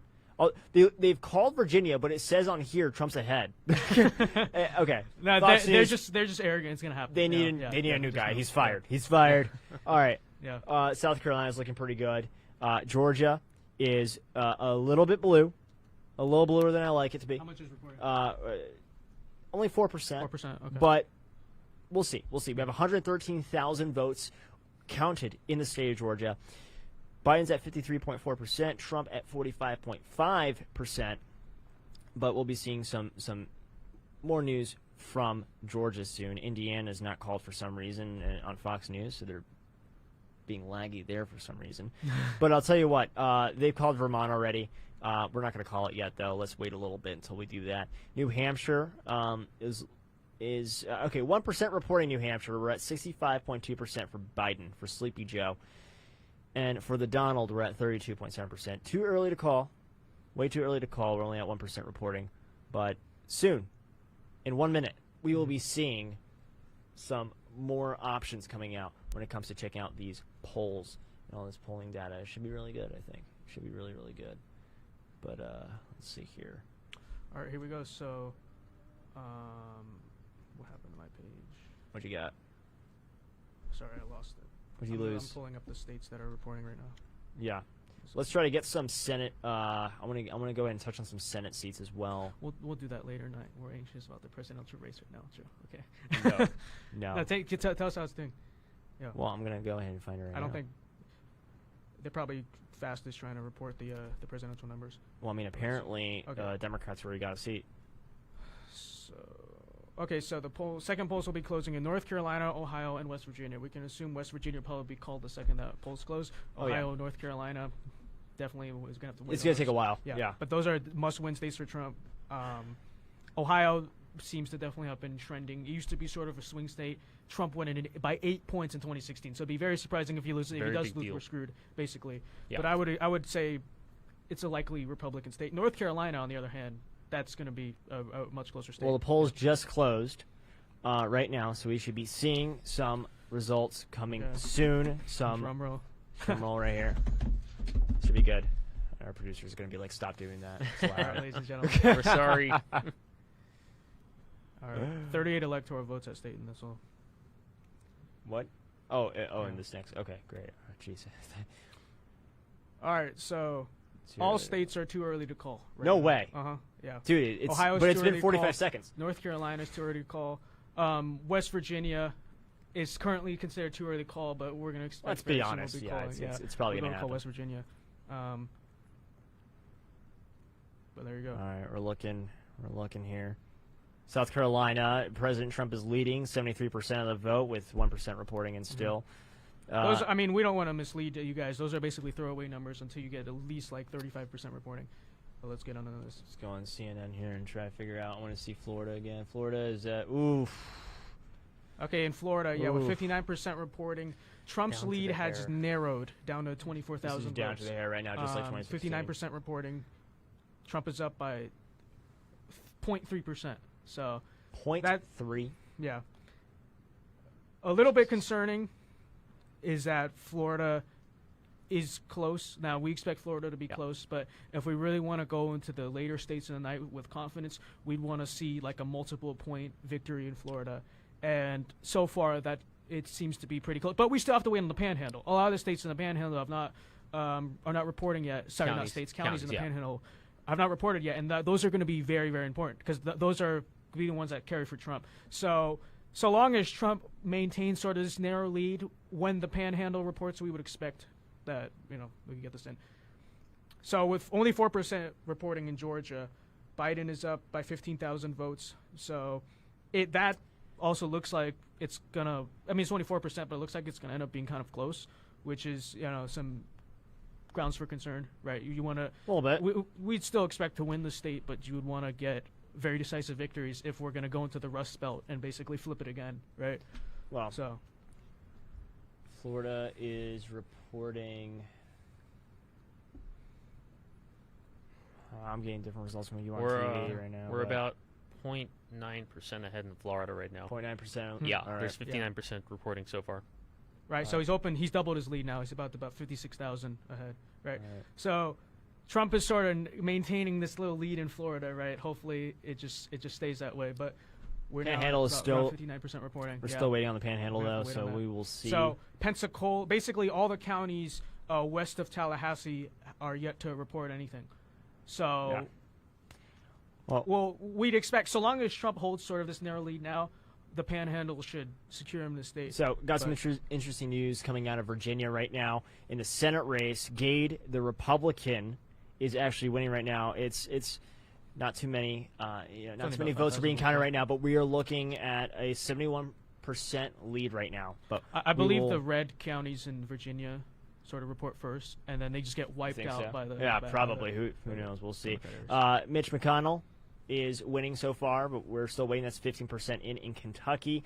And Lindsey Graham is winning 66.4% right now in South Carolina.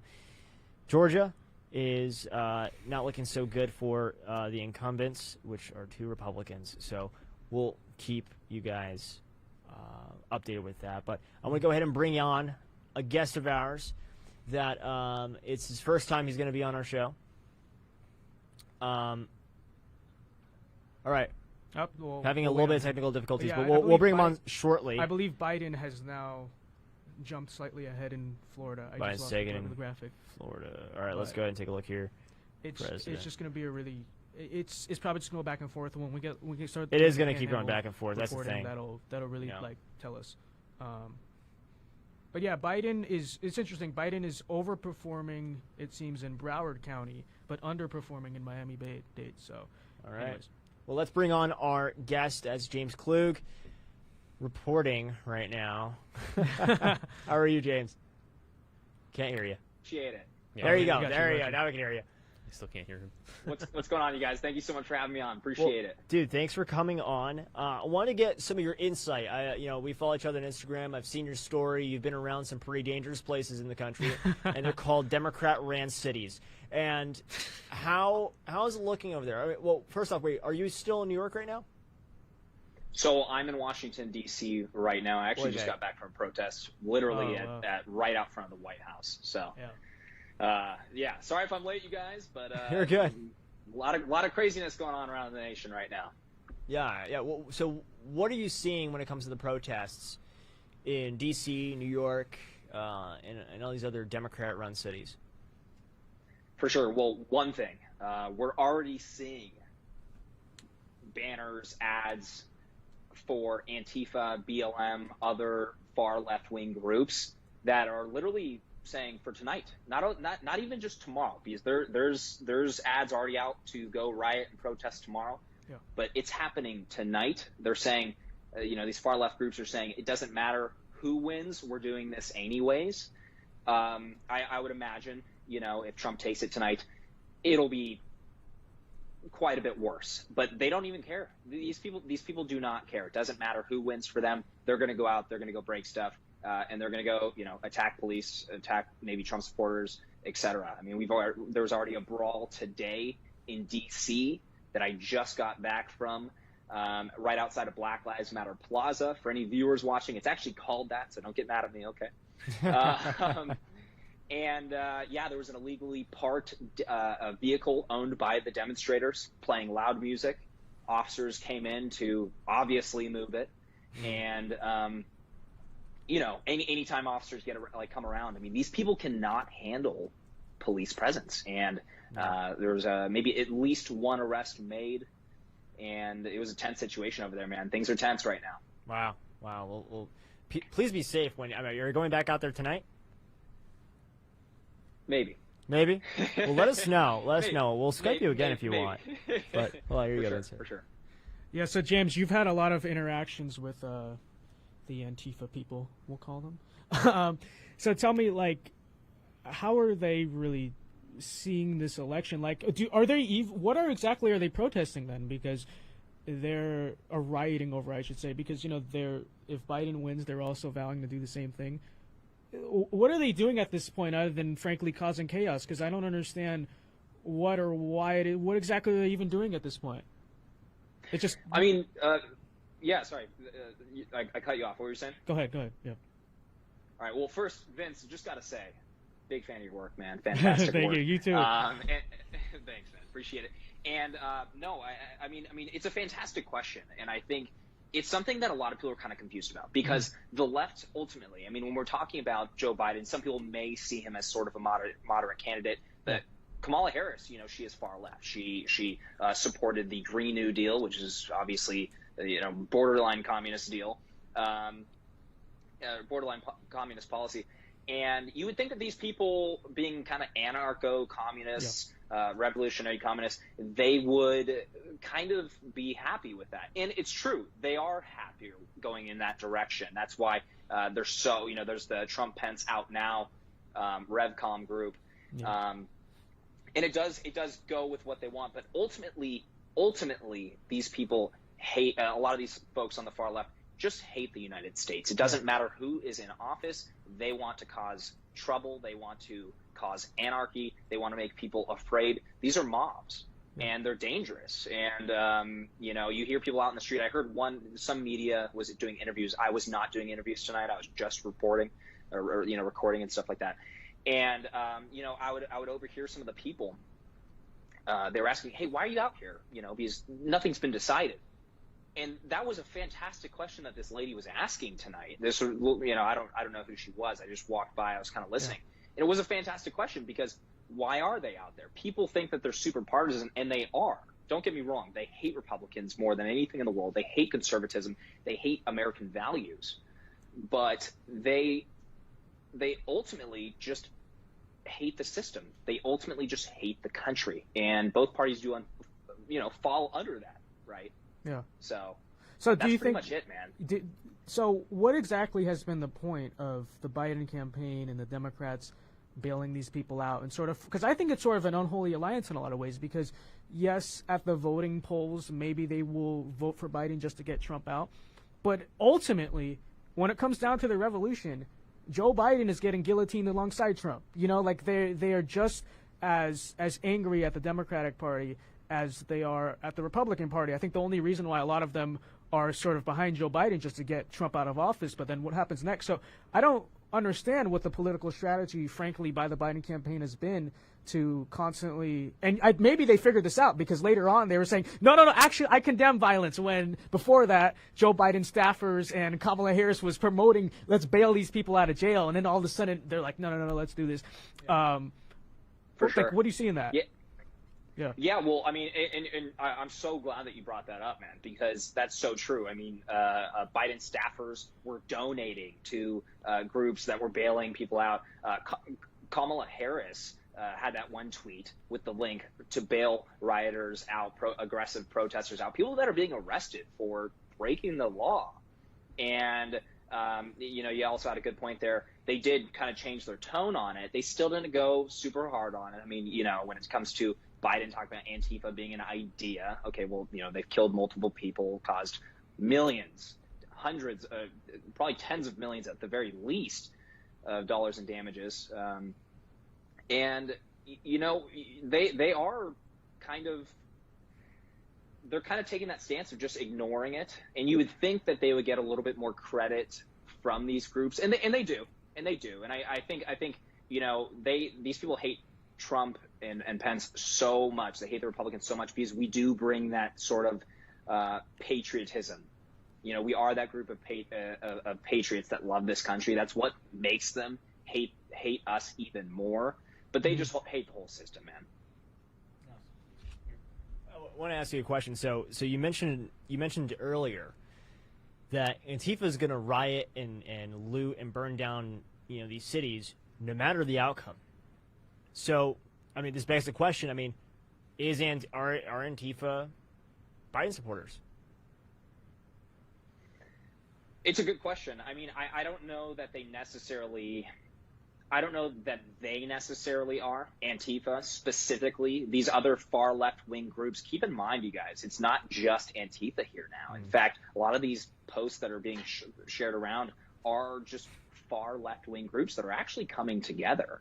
That's what kind of one interesting thing that we've seen the last few months is a lot of Biden and a lot of BLM and Antifa joining, but it's also these other groups that are joining in as well. Antifa specifically, I would not say is necessarily Biden supporters, but they definitely do, of course, align themselves more with Biden. They would prefer Biden all day, I'm sure, but they're not necessarily going to tell you that they're total Biden supporters. Also, one more thing, Joe, that you were mentioning, we don't know what level, to what extent the damage will be done tonight, but we do know that there are gatherings. We do know that there is going to be criminal behavior. And we also do know that, they are not going to tolerate reporters or journalists being on the ground filming them. And the reason for that is because they expect to be breaking the law. Yeah. Do you know anything about the Stand Up DC thing? No, actually, is that the going to the White House, trying to get to the White House, or okay. Yeah. So I did hear a little bit about that. What were you going to ask about it? Well, to see if you see any of that, even trying to happen tonight when you're out there just now in D.C.? I mean, do you see any of those people actually saying, like, we're going to the White House, we will drag Trump out of that White House, you know? And they've also threatened, the same, you know, Stand Up DC has threatened to shut down Amazon distribution centers, to take over state capitals around the country, and really, I mean, create true and real havoc around the country. I mean, have you seen much of that around in D.C. today? So I was only out for maybe a few hours. I did not quite hear or see that. Now, I'm sure you guys have seen the fencing that's been placed around the White House, or at least heard of it. Yeah. And I mean, these are unscalable fences, and it's not just it's not just one or two. I mean, they have multiple layers. So as for that, I mean, there's no chance they're getting close to the White House. Absolutely no chance. Of course, DC has invested, the local police departments, MPD has invested, I believe, around $100,000 of tear gas. There's National Guard. Yeah, there's National Guard ready to go. I'm not sure if it'll get to that extent tonight because, again, keep in mind, you know, Trump winning would certainly energize them. Biden winning would maybe, I think it would be a little bit to a lesser extent for sure. I mean, but as for seeing them do that, I don't think it would be even possible. I didn't hear it. But you guys, these people literally believe, like I've talked to a handful of them, and they quite literally believe, like down to their very core, that Trump, even if he does lose the election, he's not leaving the White House. Mm-hmm. All of their beliefs are based in either conspiracies or just straight up lies. Well, I hope you stay safe tonight. Let us know. Keep us updated. Maybe we'll bring you on later on tonight. We'll see how our schedule looks like to report from the riots. But please be safe, James, okay? I will. Guys, thank you so much for having me. Really appreciate it. Big fan. Thank you for coming. So we're getting some more results here, some more polling results here. It looks like Trump has regained the lead in Virginia, as you know, per CNN. We'll see how long that lasts. It's only 2%, but it's pretty good so far. Actually, Biden's still ahead in Florida, but I want to quickly talk about, before we get into some of these results here, but I want to quickly talk about Antifa and what's going on in D.C. I mean, he just said that the D.C. police really is preparing for this, and they've spent over $100,000 on I think he said tear gas canisters. The National Guard has been deployed. They fenced up. They built a wall around the White House, a big, beautiful, strong wall with no door, no big, beautiful door, but just a big, beautiful, strong door wall around the White House to protect the president. The president is reported to actually be in the East Wing tonight, watching the election results. So it's pretty interesting. But we'll see what happens tonight. We have some other people coming on, telling us more about Antifa, telling us more about their experiences, especially in D.C. D.C. is going to be probably the biggest and worst out of all the country. I really do think so. Yeah, guys, just want to interrupt. So Florida is looking kind of concerning, right? So 79% reporting. Biden has about a 0.8% lead right now. So obviously the entirety of the Panhandle still has to. Their polls actually there have not closed in a lot of the Panhandle. So we'll have to see. But regardless, it's looking like the idea a lot of us had that Florida would go more ruby red than just red is not really going to materialize, which tells us that this is going to be a really close election, which I did warn you guys about. You know, we are up against everything. Yep. Okay, we are up against the entire establishment, but this time they're trying. Okay, 4 years ago they did not try. This time they're trying, and so Trump put his best foot forward, but this time the media, the establishment with much more money, much more power and influence is also trying. So it's gonna be a really close election regardless. I think especially if Trump ends up being the winner. But like I said, it's looking right now like the landslide scenario for Trump is not going to materialize. It's going to be a very close election. It's looking like. We'll see. I mean, we're still waiting. We don't have that many states right now that we're calling. But Fox News, I guess, has called that Mitch McConnell will win re-election. Mitch McConnell will win. The Democrats were kind Good of for him. optimistic about that. Maybe they could get him out after the 2018 or 2019 gubernatorial race. Not happening, ladies and gentlemen. Not As I happening. said, it was a fluke because that Republican governor there was very unpopular. Let's be honest. Fox News projects that You Mitch can't- McConnell will hold a seat. You can't beat the Mitch. You can't beat the Mitch. You can't beat the Mitch. The guy is a tank. Mm-hmm. The guy's a tank. You can't beat Cocaine Mitch. I'll tell you what. Cocaine Mitch. Love the guy. But terrible nickname. You got to rebrand. But we have we're going to be getting some more results coming in pretty shortly. I mean, we've only really called Indiana. Yeah. Can we call West But- Virginia right now? I believe Fox called West Virginia already. Fox called West Virginia. Let's wait a little bit here. And It's we'll not gonna call. Blue man, just call it. Who knows? Who Call it- knows? call Who the knows? state, dude. After Didn't Florida, it go to Trump by like 30 points At- in 20? after Florida, I'm a little stressed out. Yeah. A little stressed out. Plus, I mean, let's just wait. Okay, All right, okay. just a little bit longer. All right. I mean, we got a lot of results we have to go through. So, but it's looking pretty good. I think. Florida, definitely concerning, but the Panhandle has not come out yet. Yeah. So we're just waiting on the Panhandle, and we'll see full potential. Yeah, Of the so silent majority in in Florida. 10 minutes, 8 p.m. Eastern, a bunch of polls are going to close. So we're going to Which see ones? poll closures in a bunch of different states, but Florida, we're going to get some more calls there. Yeah, the Panhandle. Yep. Yep.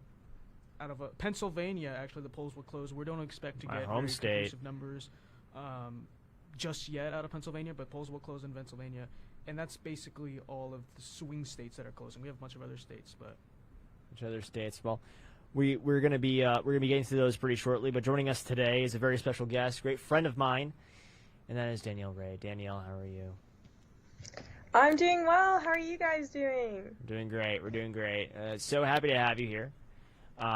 It's Good to be here with you guys. it is quite a stressful evening, Danielle. I'll tell you what. yeah. Quite the stressful. evening. I definitely have felt that. I literally just got done. I'm actually at an old campus that I used to go to school at, and a couple hours ago, actually, we had a whole prayer session where I went live stream on Instagram, and a whole bunch of us just sat and we prayed.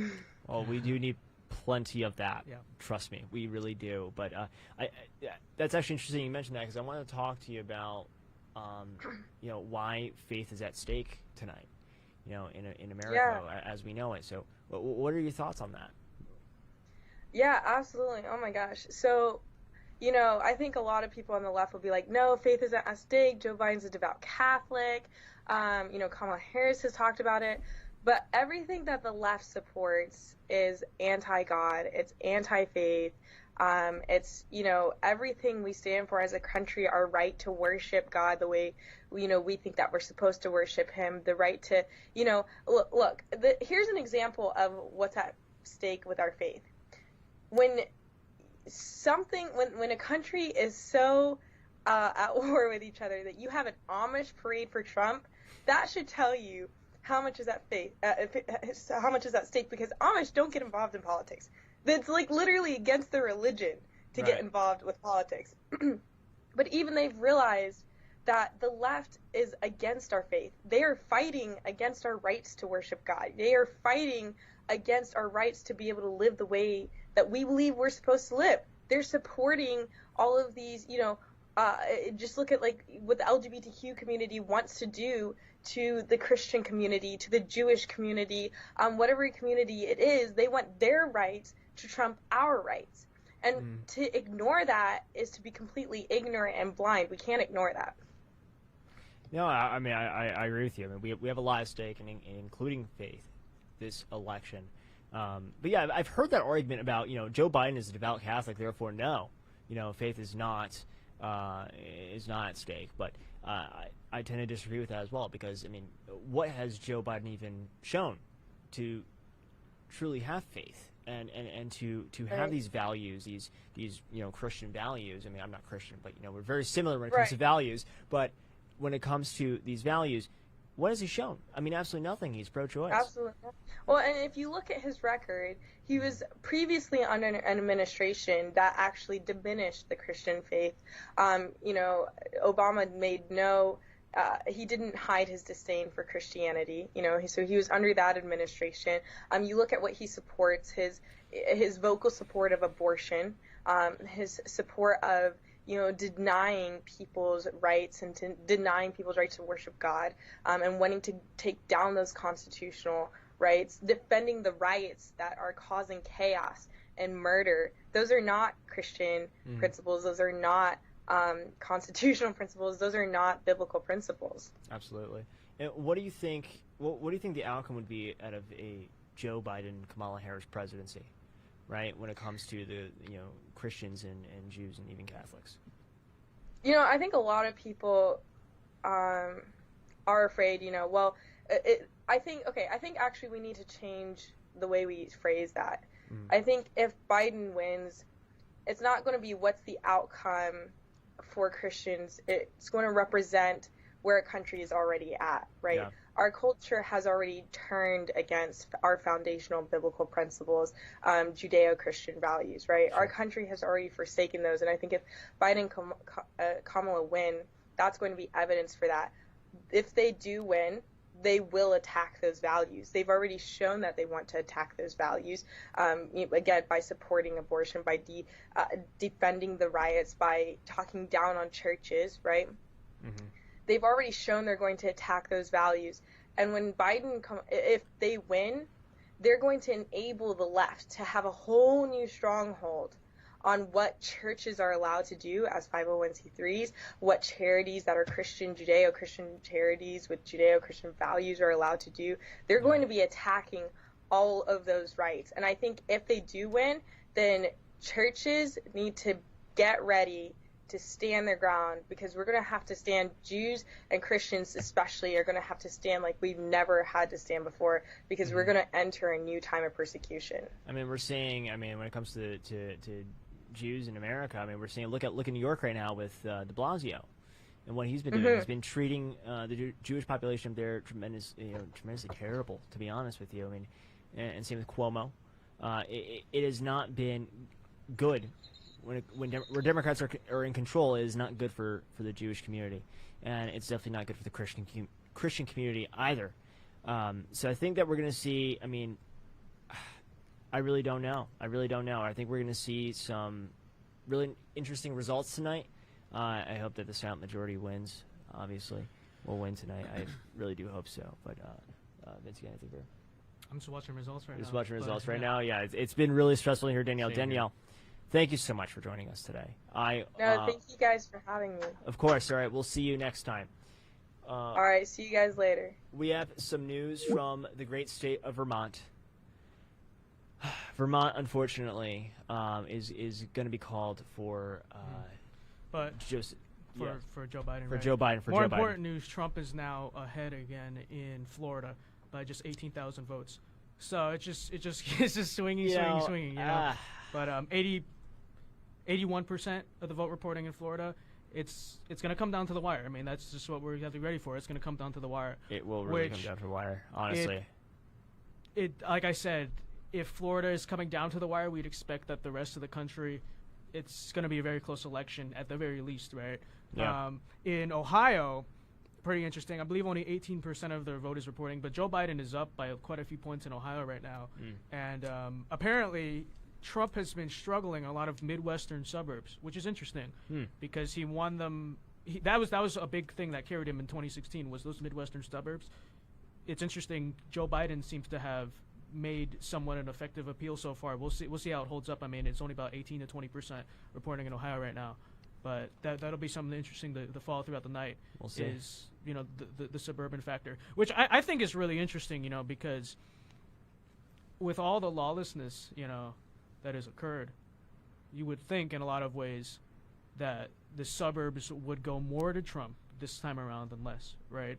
Yeah. But like I said, a lot of it depends on whether the American people really see Trump as an incumbent, because like I said, there's two ways to look at it. There's a traditional way, he's the current president, he's an incumbent. But there's the other way to look at it, which is he's sort of the challenger to the institutions we have. So it's going to be something interesting to follow. One thing, yeah. if I may, just going off what you said, one thing that annoys me is how the left constantly tries to have Americans convinced that, because of Trump's demeanor, or because of some imaginary policies, I guess, that they're trying to claim that he has that go against suburban women, that they're going to turn against him, they're not going to support him.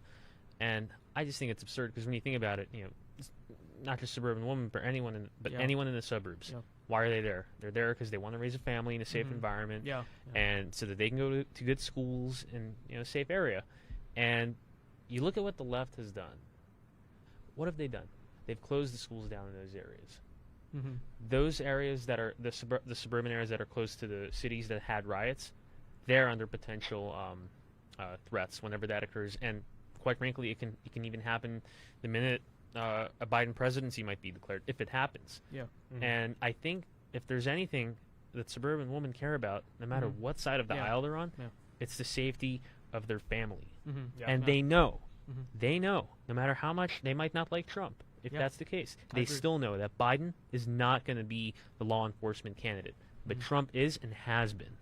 And that's the bottom line. I think they are going to still support Trump, or at least not support Biden. Well, here's the thing. I mean, Democrats have done a very good job of blaming these riots and blaming coronavirus closings and the economy on Trump. They've done a very good job marketing that message. So that's what we're going up against is honestly, Democrats have phenomenal marketing when it comes to this, and they've succeeded. And I think that's why we're seeing suburbs, right, in the Midwest. You know what I think part of it could be, and the polls can close suburbs really fast, is when a very chaotic year, because Joe Biden is so weak and non-threatening, sort of a calming figure. Someone else to consider. But 16 states polls are about to close right 16 now. states. Now it's going to be really exciting. It's going to the next level. Wait, let's do this. All right. So let's follow right now. All right. So we can call Massachusetts. No surprise there for the state of Joe. For the state of Joe Biden. The state of Massachusetts for Joe Biden. I did a Joe Biden there. Joe Biden will carry Maryland. We can project. Pretty safe call there. Nothing out of surprise. He will win his home state of Delaware. No way. No way, right? No. Actually, could you imagine if he lost his home state? That'd be terrible. And D.C. probably going like 90% to Biden. I would guess the final probably. Count, there you go. Projection for Trump. Trump will carry the state of Oklahoma. Oklahoma, guys. They turned out for President Trump. Thank God. Thank you, Oklahoma. Oklahoma is to President Donald J. Trump. According to New York Times, we are calling that officially that Oklahoma goes to President Donald J. Trump.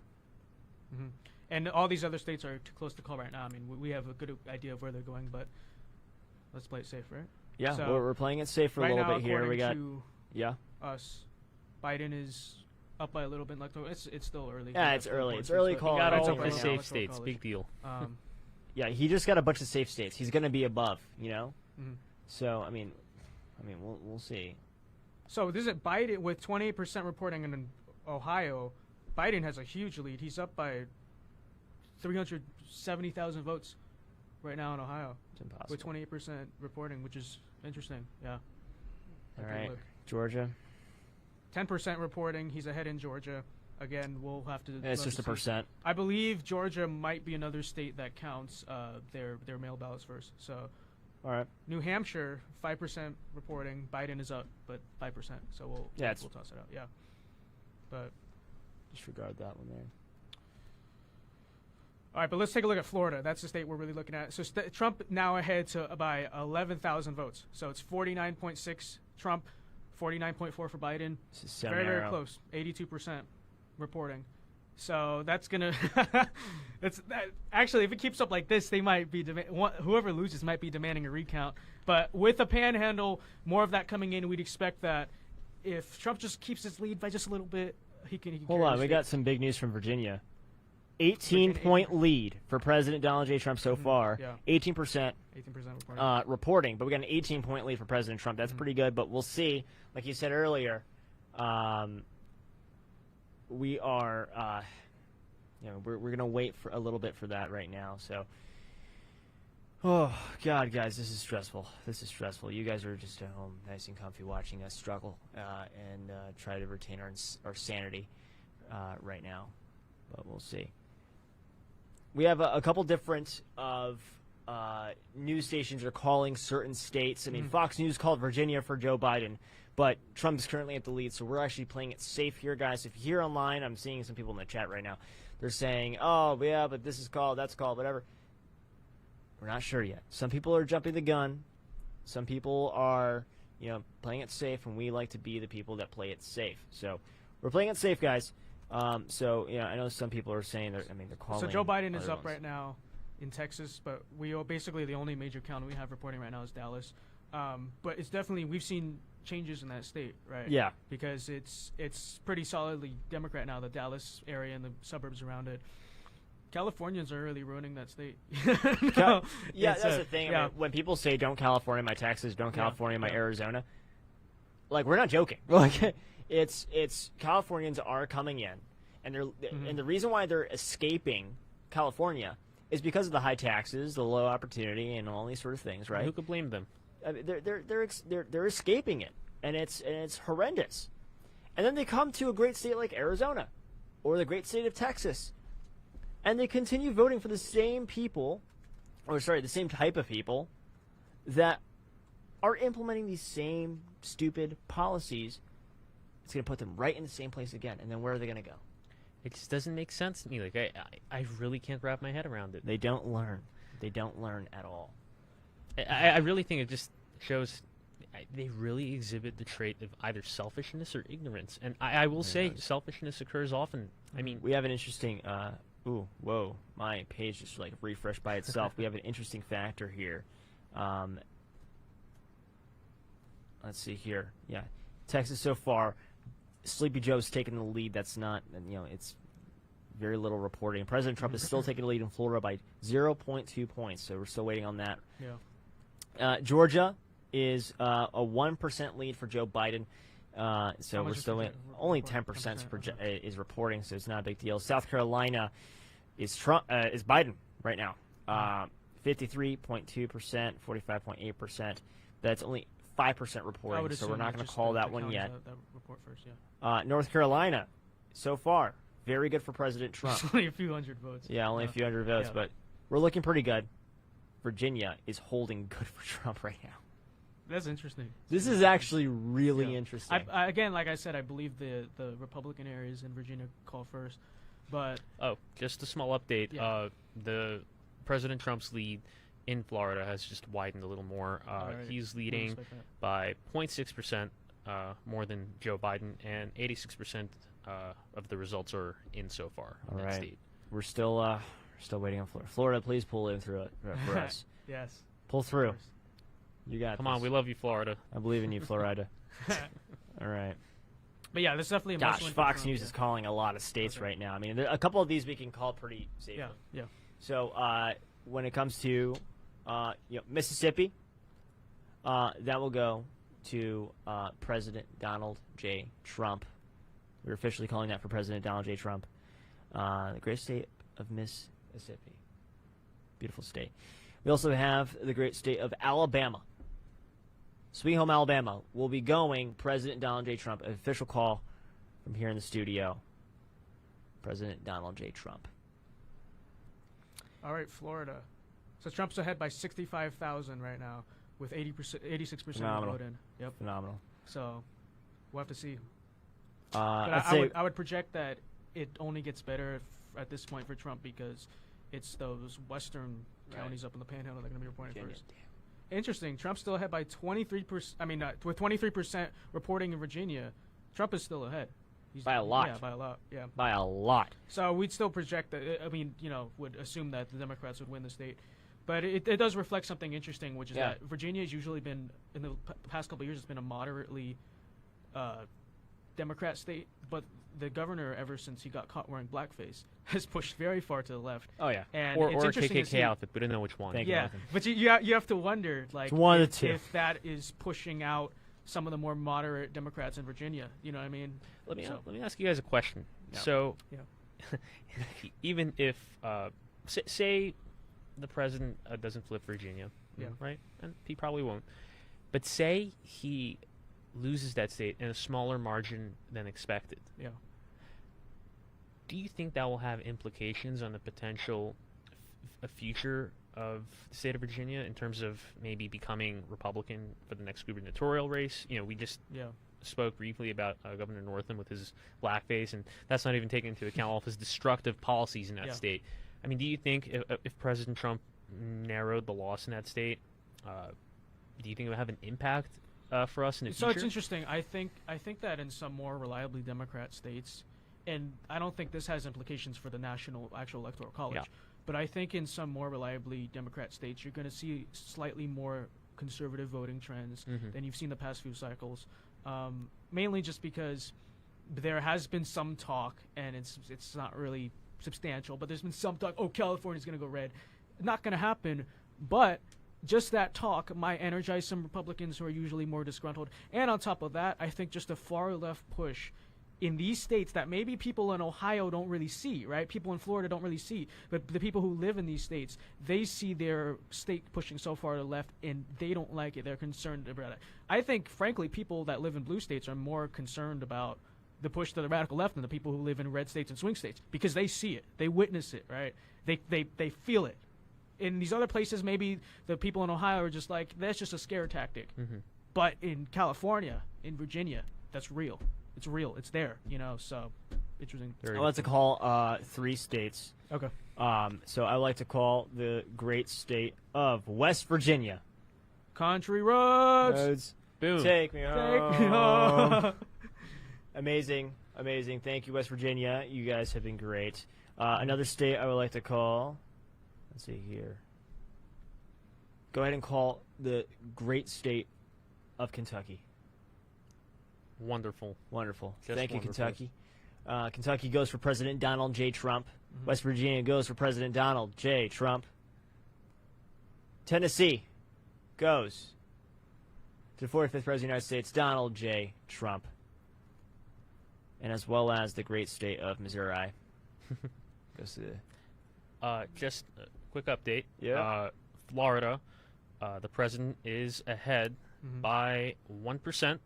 Whoa. And 87% of the results are reporting so far. So, Beautiful. What do you guys think? It's looking brighter and brighter? It is looking Florida? brighter and brighter so far, but we can't say anything yet, Joshua. I didn't say anything. I was just asking. Joshua you. Eminoff.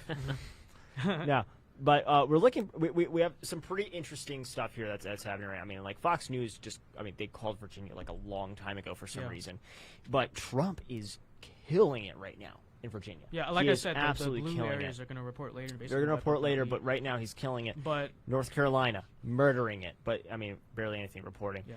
South Carolina is where we get into some shady business right now. South up? Carolina, Joe Biden has taken the lead. Well, in How much South is Carolina, granted, it is a 6%. Republican state, but that state in the Democrat primary was the reason that Joe Biden was able to stay relevant in that primary cycle. I mean, Bernie Sanders was annihilating him state after state. And then all of a sudden, South Carolina comes to the rescue for Biden, and that sort of just caused a wave for him from there for the primaries. And he beat Bernie Sanders after that. We know he's very popular with the black vote down there, Yeah. right? That's what carried it for him in the primaries. So, yeah. Definitely, we have seen South Carolina still probably a solidly Republican state.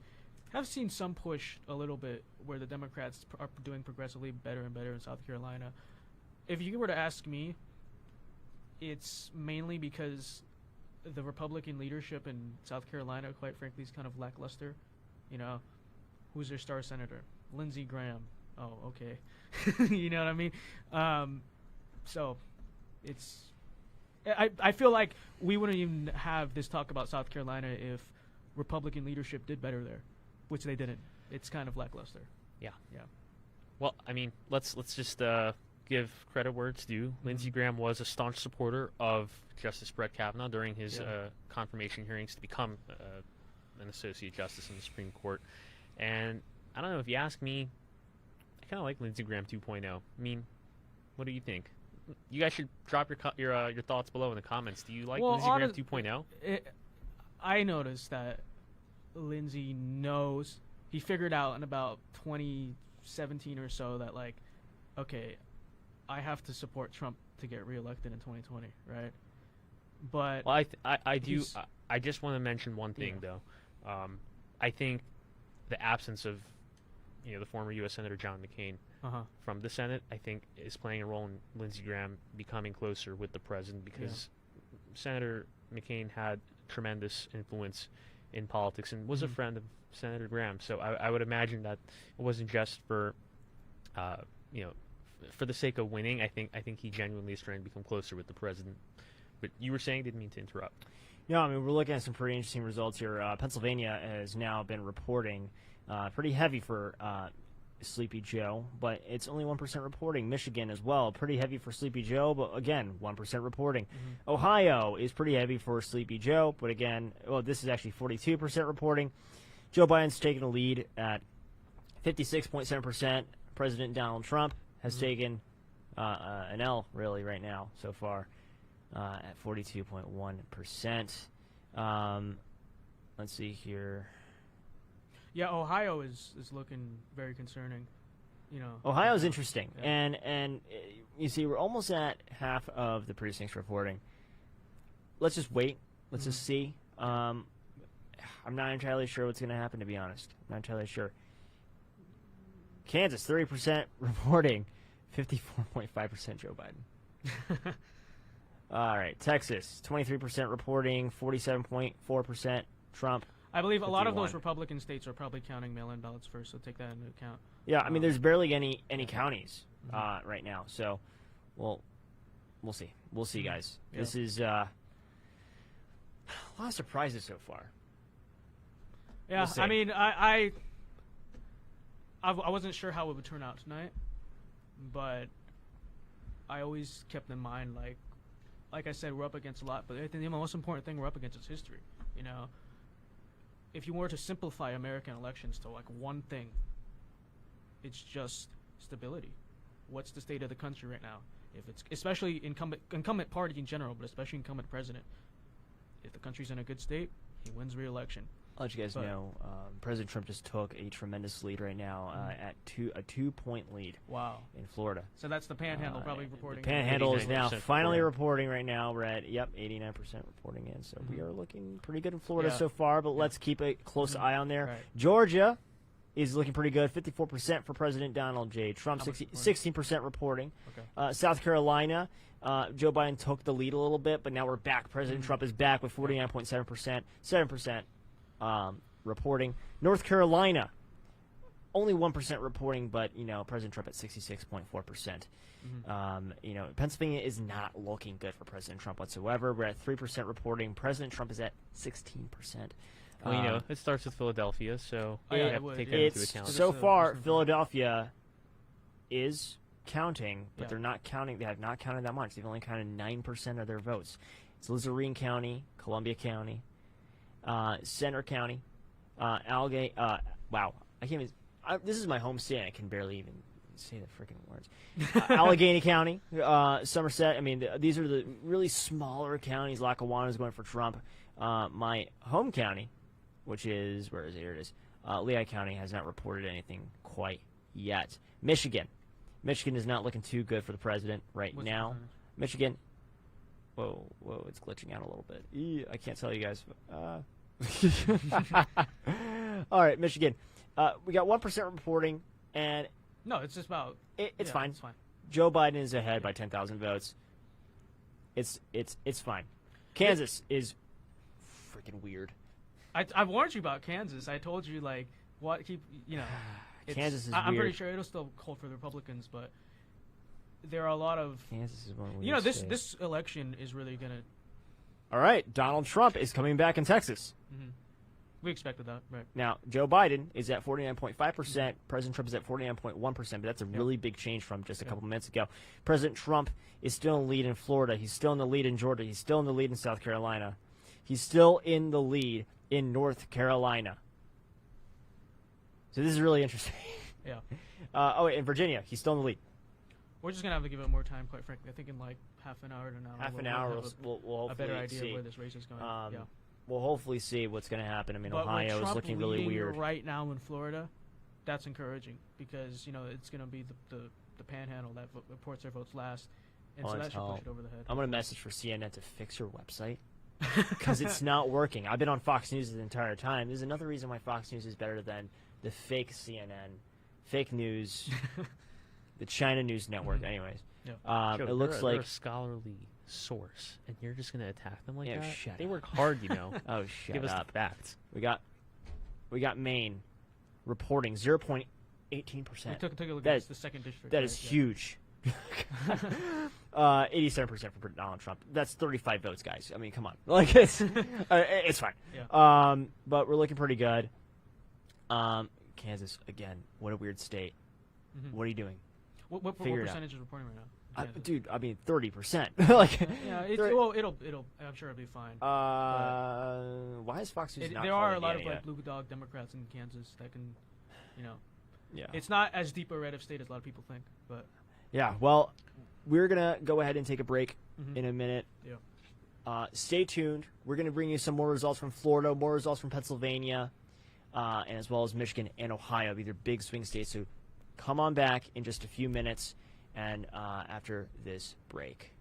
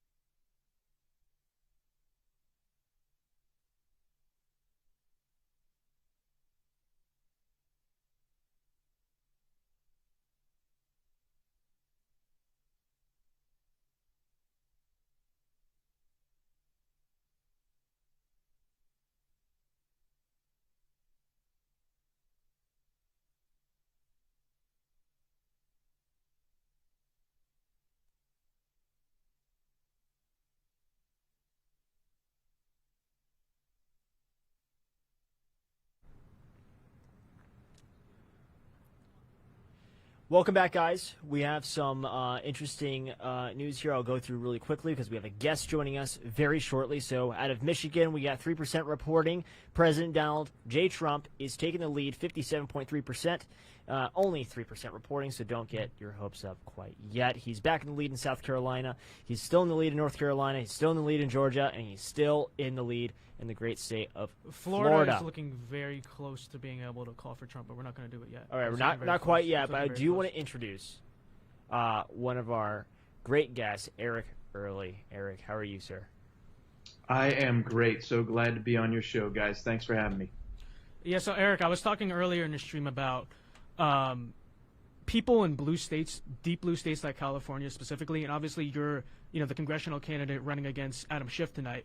People in deep blue states specifically, regardless of how the national election turns out, I think you're going to see more conservative voting patterns in these deep blue states because, as liberal as we might say California is, there is still a limit with a lot of people. And I think a lot of frankly, the Democrats have crossed the line in the state, like by a big extent.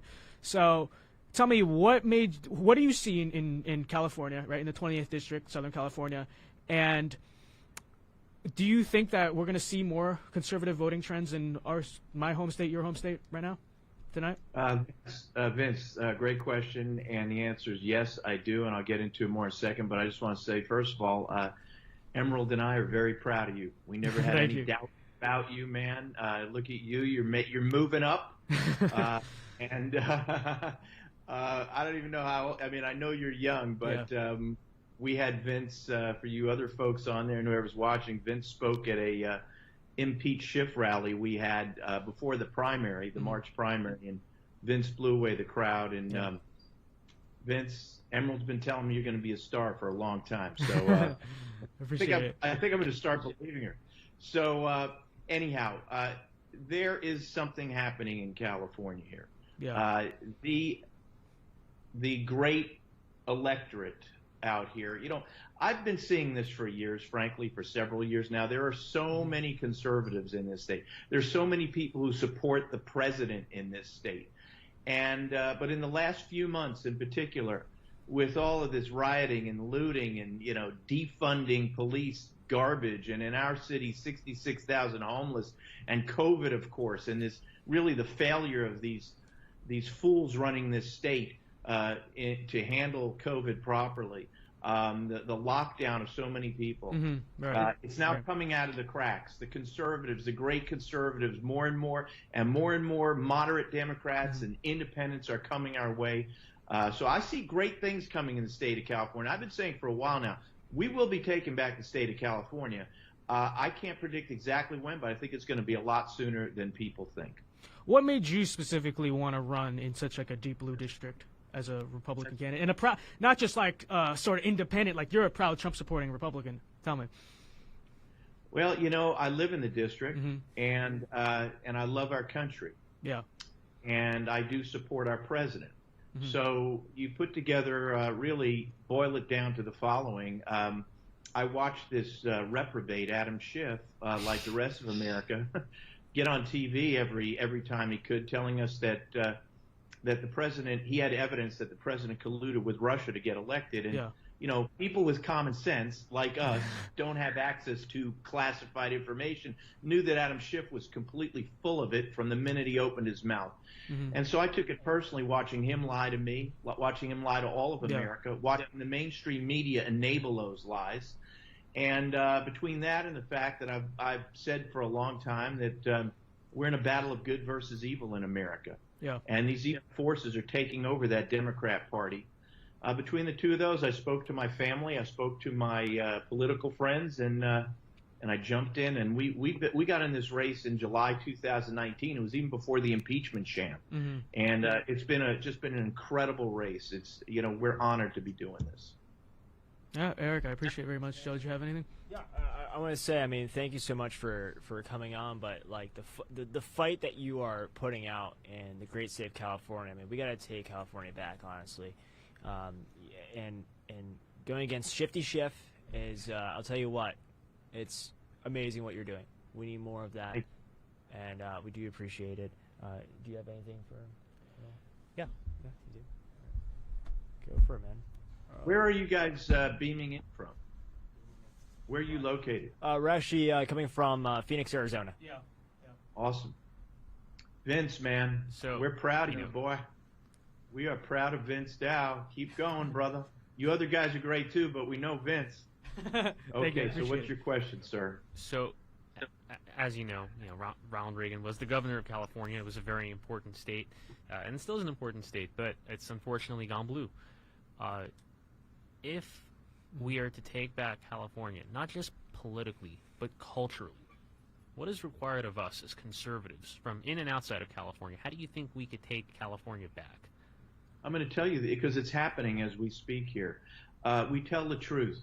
We're not shy about saying that we love America.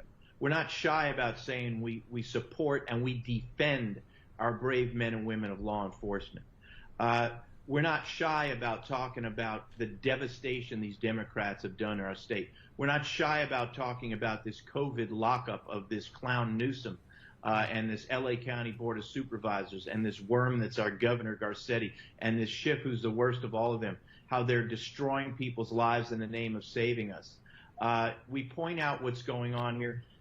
People respect people who come out, tell the truth, and who actually firmly believe in what we talk about. And, just a couple other things I'll say to you. Just like the president, I fight for every American citizen of every race, creed, color, sexual orientation. All right? We're fighting for everybody. And we're increasing the great voting blocks of African Americans, of Latino Americans, Jewish Americans, Asian Americans. These numbers are growing. And as we've said in the state for so long, you start flipping those numbers by a few percentage points, we take back this state. And I have no doubt we will take back this state. And as I say, it's going to be sooner than a lot of people think.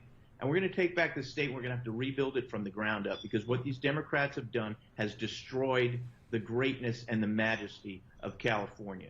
And we're going to bring it back. And I can tell you one thing on my campaign, in my great district, which is Burbank, Glendale, Sunland, Tujunga, parts of Pasadena, La Cañada, Flint Ridge, Silver Lake, Echo Park, Los Feliz, Hollywood, West Hollywood, great large chunk of Southern California. This campaign has lit a spark.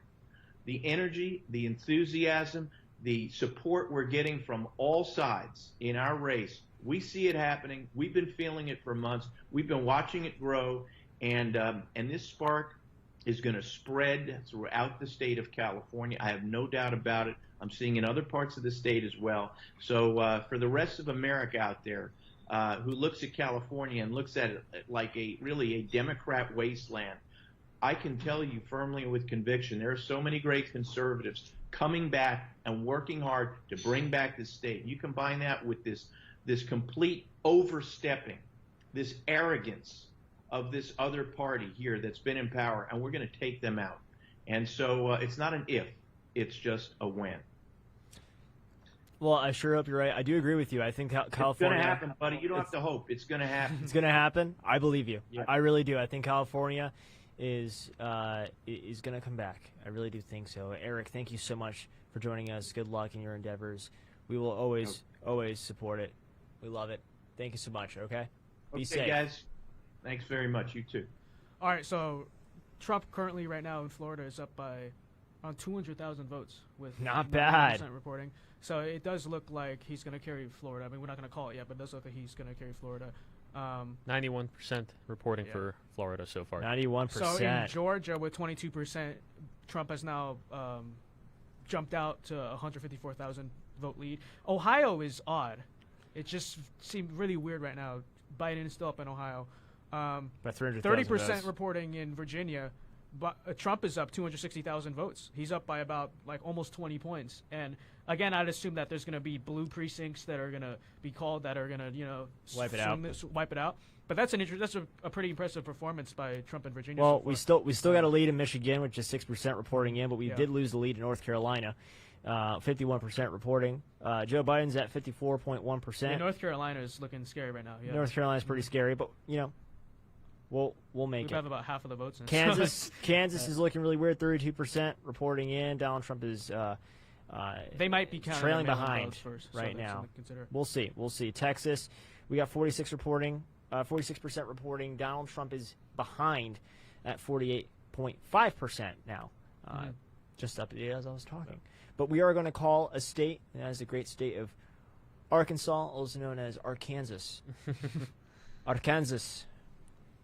You know, I'll be honest, the English language is pretty interesting. But I'll tell you what, Arkansas going for President Donald J. Trump. That's an official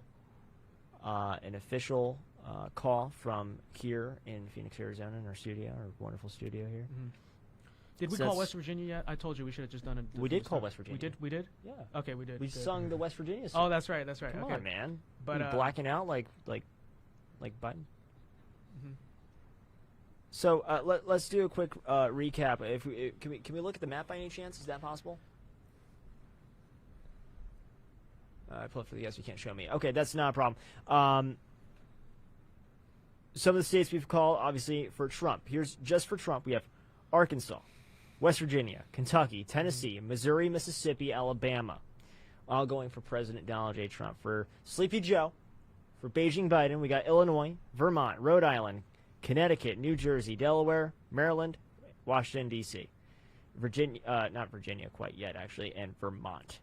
Vermont is for Sleepy Joe. So it's very early tonight, guys. It's only 6:36 here in the wonderful state of Arizona.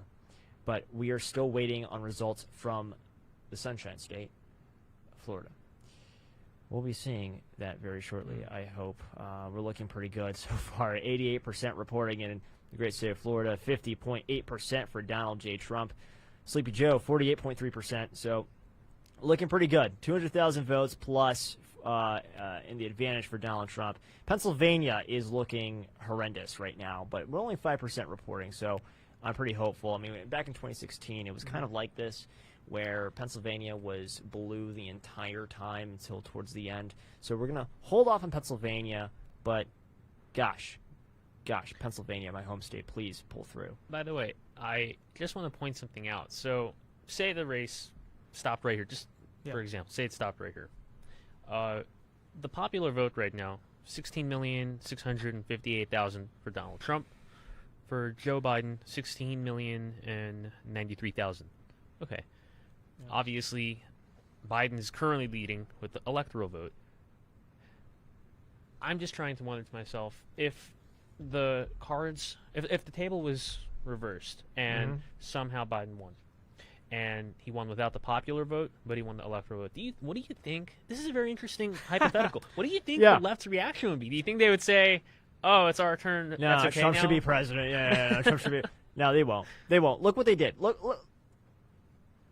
what they did. Let's see. They're hypocrites. You know this. They're hypocrites. They will say, but wait, we have to preserve the current system we have. That's the thing. They're not. They don't play by any rules. They don't have their own rules. They just kind of do their own thing, and that's what Democrats are notorious for. Let's be honest. But it is an interesting hypothetical, right? It makes you wonder. Not that I want to ever find out. See, I'm looking at my chat right now. It's instead of Arkansas, we can call it our Kansas now because we just got Arkansas, so we call it our Kansas. Our Kansas. Thank you, Anna, okay. from college. Here's a good number out of North Carolina. So obviously we're down quite a bit right now, right? But 90% of the current vote counted in North Carolina right now is early voting. Okay, so that's a good clarification to make. So it's reporting about almost like half the state right now is reporting, right, in North Carolina. But yeah, so over time, right, Trump is just going to be making this up because Republicans are expected to outvote Democrats like 2-1 on election day. So keep that in mind. North Carolina is not quite ground. Again, this is something to keep in mind, right? How do states count their vote? Well, right now, North Carolina is almost entirely counting their early votes. And we are down, which is not good, but it's early. It's early voting. We know Democrats are expected to do better there. So we still have a lot of room there. Well, we're hoping to get some results soon. Let's see here. All right, let's see here. I just want to open this up real quick. Wow. Sorry. Yeah. All right. Ohio is really looking concerning. You know, because only about like 29% of the vote in Ohio is early vote. So, and Biden is killing Ohio for some odd reason, right? Because it went to Trump by 8 points in 2016. Oh, we're looking right now, 54% reporting in. Joe Biden is up. We expect the early voting, the amount of that's early voting to actually increase, not decrease. So Ohio it's a really interesting state, but it's actually looking really good for Biden right now. That's interesting. Which is odd, right? That's very interesting. Because it was sort of the one Midwestern state that a lot of Republicans were confident, like, we got it, you know. But then again, you know, Trump did not spend a lot of time in Ohio, right? Like, I think the last time he did a rally in Ohio was September, right? Something like that. It was quite a while ago. So, and Biden did not spend a lot of time in Ohio either, though, which is kind of interesting. But that is interesting. It's a state that you have to wonder if Biden not spend a lot of time anywhere. Right. Biden not spend a lot of time anywhere. Yeah, that's very. Hold on, wait. He's going to win all the electoral votes in his basement. Yeah, in his basement. Out of his basement, right? So I believe there's since the World War II, right? There's been no Republican to win the election without Ohio, right? I believe so. Yeah. So Ohio is a very important. Or any state. president, I believe it is actually. Yeah. Any president, period. Yeah. So coming out of Texas, right? We have 47% reporting in. Donald Trump is trailing behind Joe Biden by just a couple, like about a little bit, right? 92,000 votes. Not too bad. We can still pull through. Kansas, 33% reporting in. Joe Biden is taking the lead at 54%. Michigan, 8% reporting. Donald Trump has taken the lead, 58%. We talked about that. Okay. North Carolina, again, pretty concerning. It says 68% here. Actually, can we make a call? I realize we'd never called this, but official call out of the state of Tennessee, right? A prediction. We're not Tennessee. We weren't exactly concerned about Tennessee, but we can now project officially that President Trump will carry the state of Tennessee with its 11 electoral votes. So add that in. And I don't think we called Alabama either because CNN was saying that. I said Sweet Home Alabama. We did? Okay. So You're lagging behind, Vince. Right. You're lagging behind. Are you simping for Joe Biden? He's simping for Joe. I'm listening to CNN in one ear. That's why I don't fully hear you guys. Oh, I'm on Fox News, guys. Just letting you know who.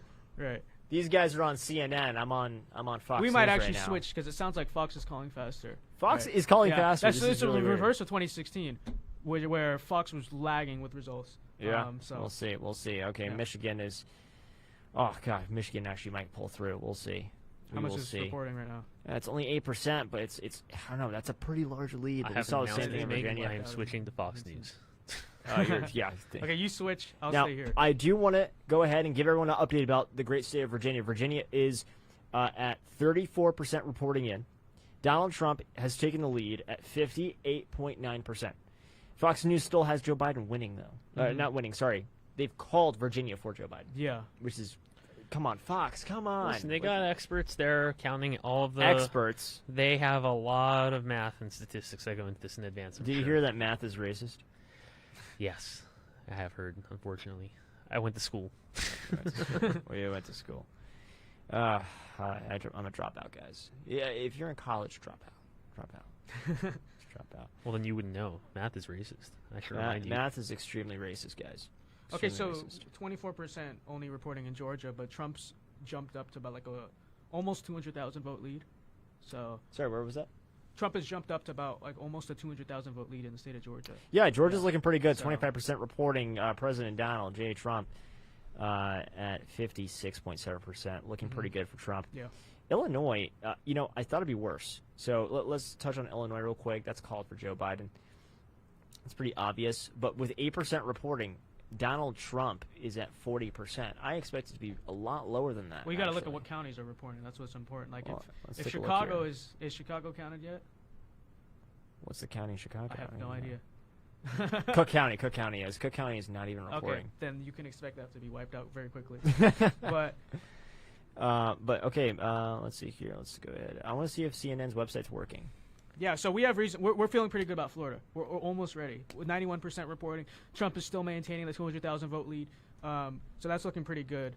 Yeah, that's really the only state we have very conclusive. Like we're almost done counting. They're almost done. Yeah, we're almost done with that actually. So that we know if it doesn't look like it, but if Biden just overtakes Trump in Florida, we can safely say the night's over. We're done. But it doesn't look like what's happening right now. So No, not Trump at is all. definitely Yeah, still we're in at this race. we're at 91% reporting in the state Mhm. of Florida. Trump has a lead, 50.6% of the votes. Joe and we Biden. would only expect that to increase because it's the southern areas of the state that reported first, and now Yeah, the so Panhandle's far. coming in. So I would Wow. not expect that to change. But it's Yeah, looking Miami-Dade. good for Florida. Miami-Dade went for Biden. Broward County, obviously. Palm Beach went for Biden. It's interesting. It's really interesting, actually. So, Orange County, obviously, for Biden. Yeah, I mean, it's looking. But actually, pretty this good. isn't interesting. What was the margin for Biden in Miami-Dade? Miami-Dade? Yeah. It wasn't much. So Biden got 54. Is it 100% reporting already? 89. 89. Okay. So yeah, Biden is only up by 9 points. Yeah. Yeah, about 9 points. That's about it. If that's a state, that's a county specifically that, in order for Democrats to win Florida, they typically have to blow out, and 9 points is decent size, but for that certain county, what they need, not what they didn't get what they wanted. Again, the Biden campaign, I don't think they cared that much about Florida. I mean, they know if we win Florida, we got this. It's a done deal. But it's not a state they really expected to win. I mean, I know they spent a lot of time campaigning there, but it is looking right now like Florida is gonna go to Trump. Let's get another report though. Let's get another report there from Texas. We have let's see here. The gap is narrowing between Sleepy Joe and President Trump. Biden's still in the lead at 49.4%. President Trump's at 49.2%. So not too bad. Not too bad so far. Kansas, what are you doing? What There are could be you a lot of doing? early voting reporting. That's possible. Yeah, I mean, we'll see. But yeah, it's looking pretty good so far for Trump. In some states, it's looking surprisingly good. Let's go back to Ohio. Ohio's at 53% reporting. Joe Biden's at the lead at 54.9%. Yeah, Ohio's not looking good because not a lot of that's actually early vote. It's only about, I think they said 29% early vote right now. Well, we still have a couple of counties that Right. we're waiting on here. Marion County. But that's another state. I would say if they call it for Athens. Biden, it's done. And you need Ohio to win, and you need Texas to win. Yeah, Texas is, That's we're Texas still right waiting. now. We're still Okay. waiting. We're still waiting. Texas, we're still, I got you. But, according to CNN, the map's pretty empty, really. But, we should be seeing polls closing pretty soon, actually. Yep, So, pull it up. Obviously, let's go to North Dakota. Great state of North Dakota. President Trump is obviously winning at 7% in. But he's going to win this state. We're not going to call it quite yet because, I don't know, Ohio's blue. That's why we're not going to call anything yet because we didn't expect that to happen. But President Trump is at 53.8% in North Dakota. So that's looking pretty damn good. So I want to give another update just because we've been focusing a lot on the presidential race. Give us some Senate stuff or whatever. So the Georgia Senate race right now, it's reporting 25% of the votes, and Purdue is leading by about 15%, roughly 15%, and it's still early, but it's looking good so far, and we sure as hell don't want to lose any safe seats. So so far so good. No, not at all. So at 9 o'clock Eastern, right? So at 9 o'clock Eastern, which is 12 minutes from now, polls are going to be closing in, we'll mention the major swing states, Arizona, many counties in Michigan, not all, but some counties in Michigan, Minnesota, and actually Texas. Most of the eastern part of Texas is going to be closing at then, yeah. Well, we're hoping and the best. Wisconsin. We're going to be hoping the best right now, so let's go ahead and I'm looking at different sources now. I'm going to take a look at some of the local ones. I'm looking at AZ Central right now, reporting that Joe Biden only has a 0.7 lead currently in Texas. But let's be honest here. It's not looking too great for Joe Biden. We still have a lot of counties we have to be counting. A lot of that vote apparently is coming out of Dallas, which is sort of a Democrats. Yeah, it's gonna be blue. Whatever. Florida's looking phenomenal for President Trump. Yeah, Come on, look at this. 50.9% for President Trump. Biden's only at 40. 8.2%. Yeah, it's great. For Florida standards, that's a pretty decent victory, right? It's at 300,000 votes, right? So if that holds, I mean, that's obviously it's not a landslide. It's not ruby red Florida, but it's good. It's a good margin. Tell right? me how Fox News and AZ Central both called Virginia for President Trump, but President Trump just reached 1 million votes in Virginia. Well, you have Sleepy Joe still lagging behind at 689,000 votes. Come on, people. This is amazing. Okay. But I want to go to an amazing guest we have here. One of, I'd say, my favorite congressmen ever. We've had him on the show before. This is Congressman Paul Gosar. Congressman, how are you? I'm doing good this evening. How about you guys? Oh, we're hanging out. We're doing good. We're doing good. A little bit of anxiety, but we're good. I promise. Wanted to ask you. Huh? Go ahead. Well, I wanted to ask you about. I mean, your election. You are running right now. How's it looking so far for you? I'm assuming it's going to be pretty good. I should be pretty fine. Our district is very Republican, and they're proud of it. What we were doing is trying to run up the score in the rural areas like mine and Andy Biggs and Debbie Lesko's to help out the president and Martha McSally.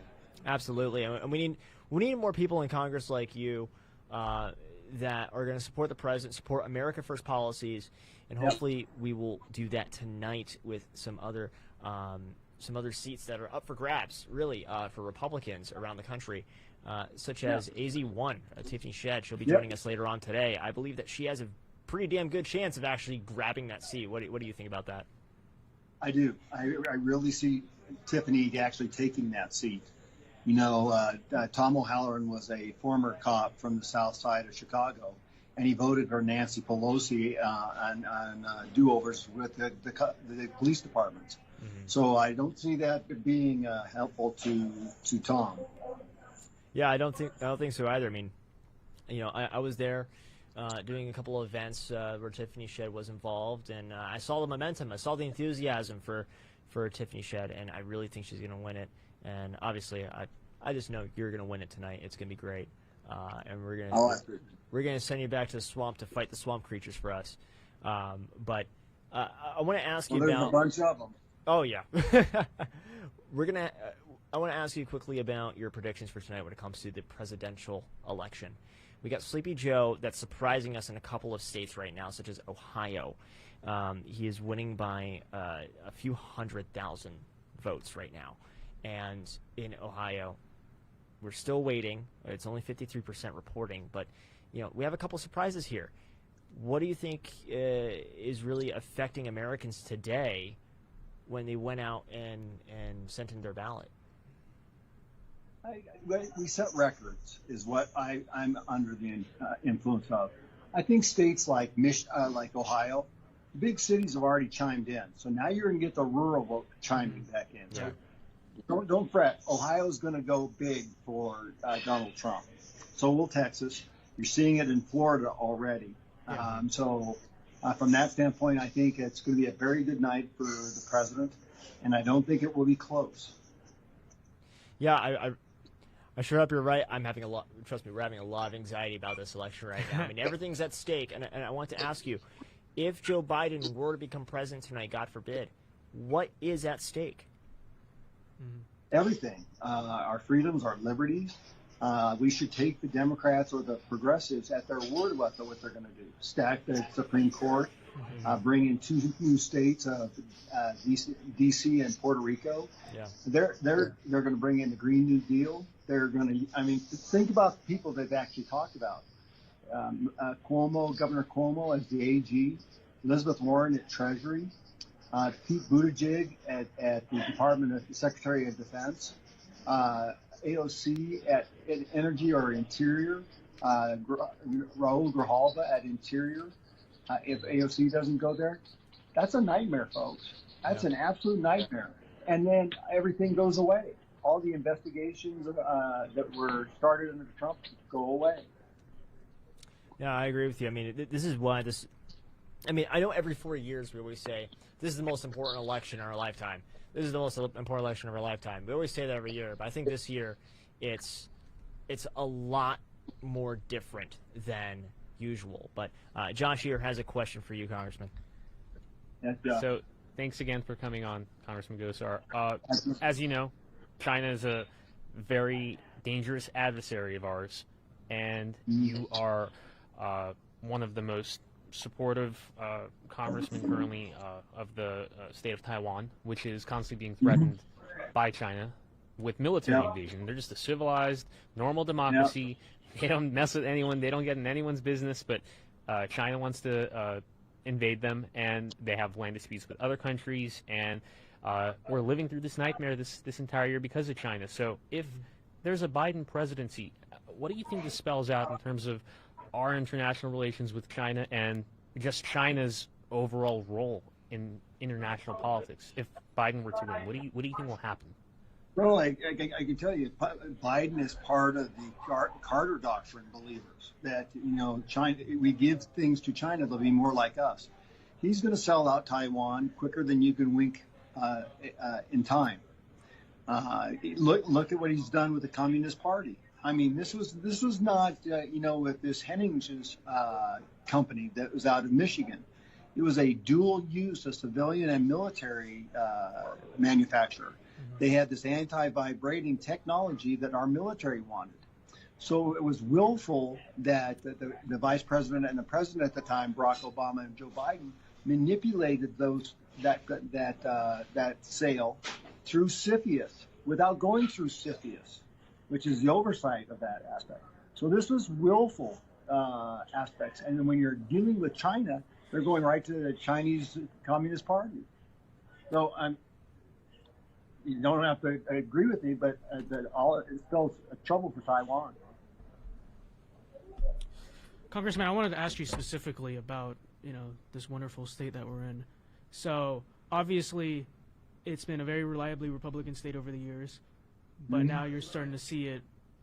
The Democrats creep up a lot in this state.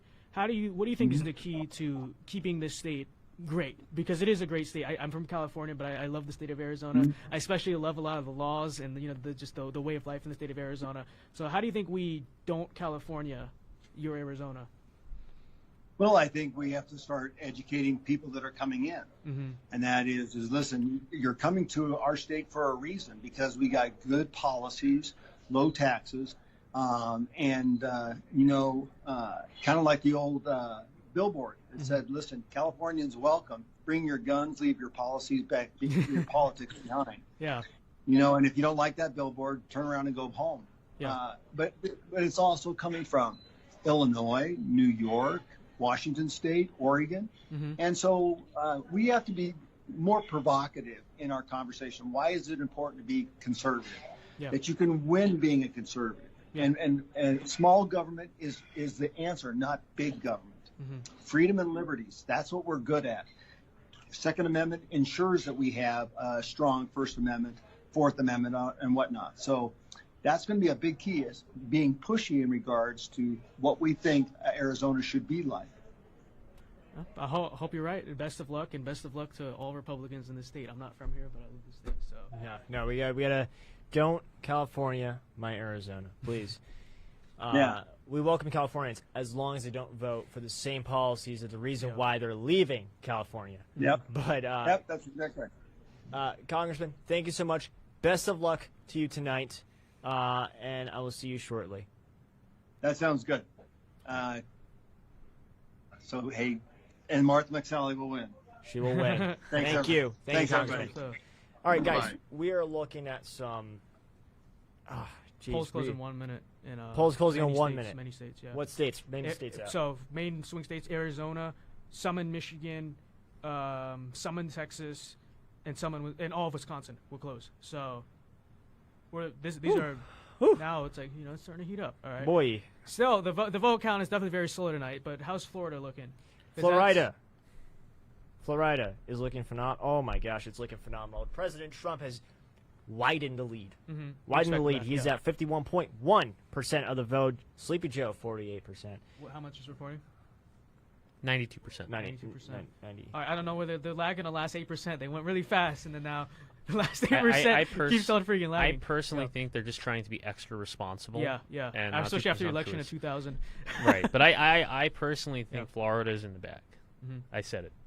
You think Florida's in the bag? I think so. Yeah, All right, I would agree so too. Let's just wait. Mm-hmm. I want at least 98% of votes. Okay. 98% of votes, and then we'll call.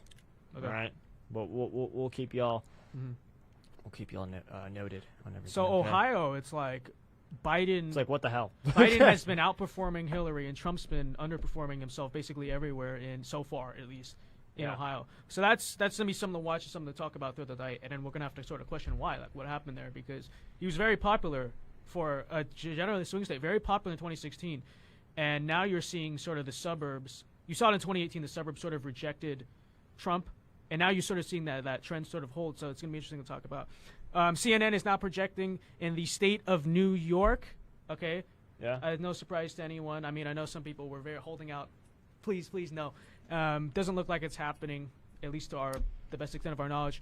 We can now officially project that New York, the state of New York, will go to Joe Biden, ladies and gentlemen.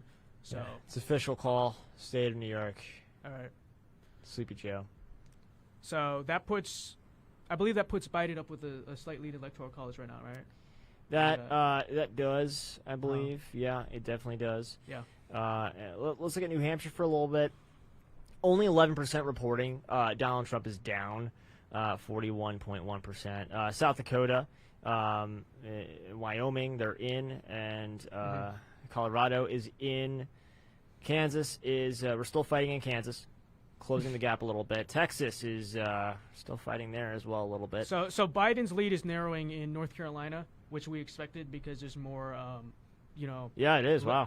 Election day voting. But Ohio is still like a great mystery. I don't know what the heck is going on in Ohio. So wait, 56% reporting. We're good. Virginia. That's probably been the biggest surprise. That's a very big lead Biden has in Ohio. It's not exactly like a marginal amount. So that's something a point of concern to watch. We'll see, man. We'll see. I have no idea what's going on in Ohio. In Texas, is Biden leads by 83,000 with 65% of the vote reporting. So Texas, I mean, I'm sure the rural counties probably come in second, right? Well, but sorry, we got like 4 states that just came in and we're calling. Okay. Immediately. So, so we're gonna call Nebraska for President Donald Trump. What about the district in Nebraska? Well, probably minus sorry. the district, right? Yeah. I forgot about the different districts. It's not even showing me on here. Wyoming for President Donald Trump. Okay, of course. Yeah, that's normal. North Dakota and South Dakota, all for President Donald J. Trump. So the vote count is going very slow tonight. It's extremely slow. Except for Florida. Lovely Florida is like, we're almost done there. But in Virginia, with more than a third of the vote in, Trump has a almost 300,000 vote lead. Trump's chilling. It's interesting. Yeah, he's doing very well in Virginia. So this is a really interesting election because there's some states where it's like we're like, what the hell is going on with Biden? And then there's some states where it's like, what the hell is going on with Trump? So Trump is gaining a little bit of traction in Pennsylvania. It's very slow. We're only at 9% reporting. Pennsylvania won't be called tonight. I can guarantee you that. I guarantee it because they got 12 days to count the votes anyways. 3 days. But they take a long time. Guys, get this. Hold on. My old county, which is a very blue county, is 79% Trump right now. What's it reporting? 0. You had us hopeful there. Yeah, I know. Well, that's actually, it says 0% reporting. It's a pretty big county when it comes to population. But, it says 1,200 votes for Trump, 300 for Sleepy Joe. But we're looking pretty good, guys. We're looking pretty good. It's early, but we got some electoral votes. We're catching up. We're doing pretty good. And, guys, get this. Right now, as of now, Donald Trump has a popular vote by 1 million votes. Trump. California's not in yet. New York has not reported a lot of their votes yet. Well, hold on. Okay. I'm just saying, if it ended here, what are they going to say? What are they going to say? All right, so we are. Let's see here. We're going to go ahead and I'm going to touch on Florida a little bit more. Oh God, I just want to call it, but I don't. Because I just have that feeling this is gonna become another 2000, but I feel like now it's gonna be Ohio instead of Florida. Yeah, instead of Florida. So I mean, we'll see. We'll see. Oh God, massive lead right so now. So Virginia, for President Trump. we barely have anything out of Fairfax County, which is the that's the problem. But here we go. Okay, so we have not called New Jersey yet, correct? So Nueva Jersey. Okay, so we can now make an official projection out of New Jersey, ladies and gentlemen. The state of New Jersey will go to Joe Biden. So Ho Biden. Great. 14 electoral votes in New Jersey now for Joe Biden. Let's take a look here. I want to go on Fox News and check out the. Let's see here, Surrey County. I'm trying to check out some of these counties here, because honestly, I mean, I don't know, dude. A lot of this rural stuff, it's not even counted yet. Yeah, you see that? That's true. You see that? A lot of these rural is the population center, but there's also a lot of rural. Yeah, but like some of these counties are a light red right now, and they still need to be counted. You know what? I think we're seeing right now is this is sort of the nature of our divided country, because you would expect. It's just so weird to see like Trump massively underperforming in Ohio, and then Biden massively underperforming in Virginia. Like, it's indignant, insane. I think, because I sort of went into this election thinking that a lot of states would go together, just because, like, okay, the Midwestern states are similar, they're probably going to vote together. The Sun Belt states are similar, they're all going to vote together. Right. It's looking now like this election might just be on a completely state by state basis. Like we can't look at one result in one state and think, okay, the other state's going to go with it. Like it's a total mess. Like, so I think it's really indignant of just our divided country, which is a concern. It's like the country, there's a total disconnect between the people of this country, how they're thinking. Weird, huh? I mean, I'll tell you what. I mean, we're looking at Texas right now too, where President Trump is again narrowing and narrowing the gap. He's at 49.1%, trailing behind Joe Biden at 49.6%. So we're looking pretty good. We're looking pretty good in Texas, over in Texas. So it should be good. And by the way, polls just closed in the state of Arizona. Polls just closed in the state of Arizona. Let's refresh and see if we got anything going. Probably not going to get anything out of that state yet, but. Yeah, I mean, we'll see. Yeah, I no, mean, this is coming down to a close election. Like it's, especially if we're to assume, Trump wins it. It's a very close state. Yeah, I mean, this is guys, this is the weirdest election. Like, honestly speaking. So just to point out real quick, if we do hold the Sun Belt, which is not a guarantee, but it's more chance. So if we hold Arizona, Texas, Georgia, Florida, and North Carolina, all we need is one Rust Belt state to win the election. So that could be Pennsylvania. Well, this is assuming Maine's second district goes red, right? We either just Pennsylvania or Michigan or Wisconsin or Minnesota. Any of those states get us 270. So what I would worry about right now is making sure we lock down the Sun Belt, because those Rust Belt results are not going to come out for a while. I mean, we got to watch Ohio definitely. Like Ohio, I guess you could count them in with the Sun Belt because those are like must-win states for Trump. So if I were the Trump camp right now, I'd be most concerned about Ohio, because that's something weird's going on in Ohio. Ohio's the new Florida. I'm telling you. Ohio is the new Florida. So we're going to actually go ahead and make another call, guys. Another call for the great state of Louisiana is going to go to President Donald J. Trump, 45th President of the United States. Donald J. Trump for Louisiana. Louisiana for Donald J. Trump. Yeah, so Ohio. It's looking pretty good. Biden is still holding it steady, like about around those. That is pretty steady. I mean, lead, in Ohio.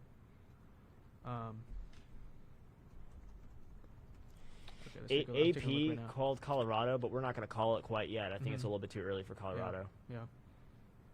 Yeah. So but in Ohio, it's it's really looking like Biden is doing much better than Hillary in the suburbs. Oh, significantly. Yeah, I mean, if we open up the county map, we're seeing these suburban areas are just taking over in blue. We're back. So that's something. The question is why Trump did so well in the suburbs in 2016, but 2018 he got wiped in the suburbs. Oh yeah, he got wiped. And we sort of waved it off like it's a blue wave year. It's the incumbent party in the White House. That's not going to be the same way it is in 2020. But right now it's looking like that trend is more or less holding, that the suburbs are rejecting Trump. Trump needs some of the suburbs to win. You know, he can't go without this. He has some leeway, but he still needs to perform pretty well in the suburbs, and he's not doing that right now, which is really interesting. And you sort of have to ask yourself why, because Trump is kind of the same guy since 2016, right? Relatively, I think he's toned down a little bit, though. Actually toned down a little bit. Yeah, exactly. Yeah, he is toned down a little bit. Wisconsin, I just want to go ahead and report, Wisconsin is looking pretty good for Donald Trump at 1% reporting. But no, I mean, what I'm saying, I mean, I honestly, personally think that Wisconsin's going to be like another Florida, where it's going to be like kind of in and out, in and out. Minnesota, this is the state I can't wait for, is Minnesota, because there's not been a Republican elected from Minnesota in a very long time. So with 77% report, 77%. Can you speak English? So with 77% English? Do you speak? Reporting in North Carolina, Joe Biden still holds a pretty steady lead over Trump. You want to take a look at it? Where is it? North Carolina? Yeah. Yeah, I mean it's a pretty. I got 78% here. Yeah. We're at 51% for Joe Biden. For Donald Trump, we're at 47.9. I mean, here's the thing. I mean, we're at 78%. I mean, remember Florida, right? That just happened. Yeah. Florida has been kind of all over the place. Well, it's a pretty steady lead for Joe Biden. It's a lot to. How many votes total is that? For what? For North Carolina, Biden is up by. Let's see here. Biden's up by 200,000 votes. Actually, less than that. Okay. 77% of that state's votes are being reported right now. Mm-hmm. Yeah. Yeah. So I mean, we're looking pretty good. Most of the rest is going to be election day voting, which is good. Which is Republican. That's still a lot for Trump to make up. Which is, President Trump is gaining traction in Pennsylvania once again. Minnesota just closed, and we're looking. Whoa, big jump for President Trump. 1% reporting in, but let's just say it started pretty good. Nebraska, again, I mean, both districts are red. That's what it's looking like right now. Okay. Colorado was called for Joe Biden, but I'm not sure if I'm going to call that quite yet, to be honest with you. I really don't. All right. So, I mean, this is... would you guys discount landslide yet? Well, you see, I'm making my own map as we go, right? And this is like, these are states. I mean, you guys can't see this, but you know, Vince can see this here. I mean, I'm taking states that I'm like, that's totally going to go Republican. Yeah. Right? Yeah. That's not bad. You know what I mean? I'm not even done yet. I mean, we also got Montana up here. It's going to go Republican. Wyoming's going to go Republican, you know. Wait, we haven't checked on Kansas. Kansas, what are you doing, bro? 46% reporting. President Trump is still trailing behind.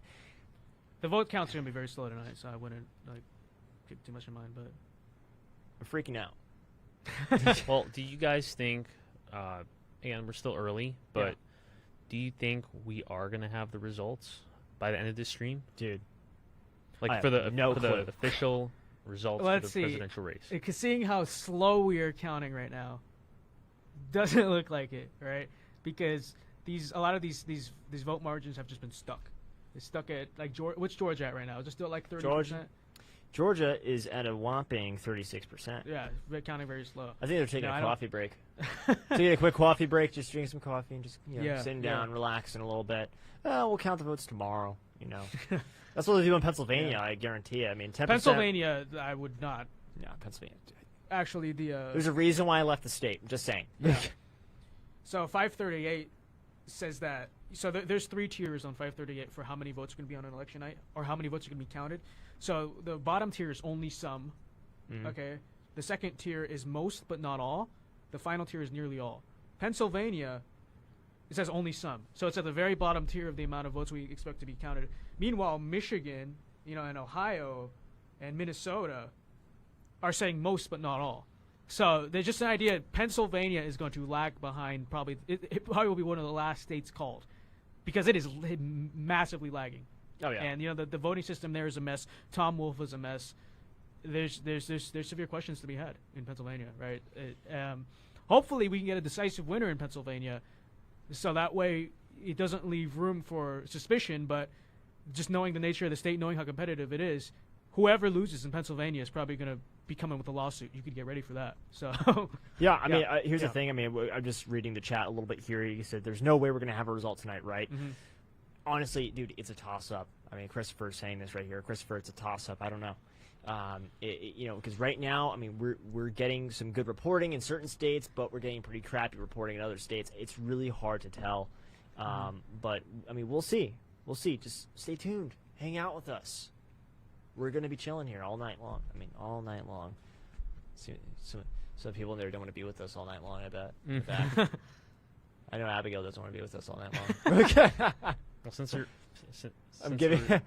I'm giving her a hard time. It's all good. It's all good. Okay, ladies and gentlemen, 2 calls. So, in the state of South Dakota. Already called that, dude. Oh. Are you paying attention? Oh, I'm listening here. Already called South Dakota for President Trump. Woo! You need to have a central map that we can all look at. Did you call Connecticut? It's up there, bro. Oh, I can't see. It's so small, dude. Yes, I called. Okay. I call it Connecticut. It's also chat. it's in the chat. It's in everything, guys. It's our first live stream like this, guys. All right, we're doing great. I think we're doing really good. I think we're doing good. I think we're doing pretty good. But let's go ahead and take let's take a quick break. Quick commercial break. We'll be back in a few.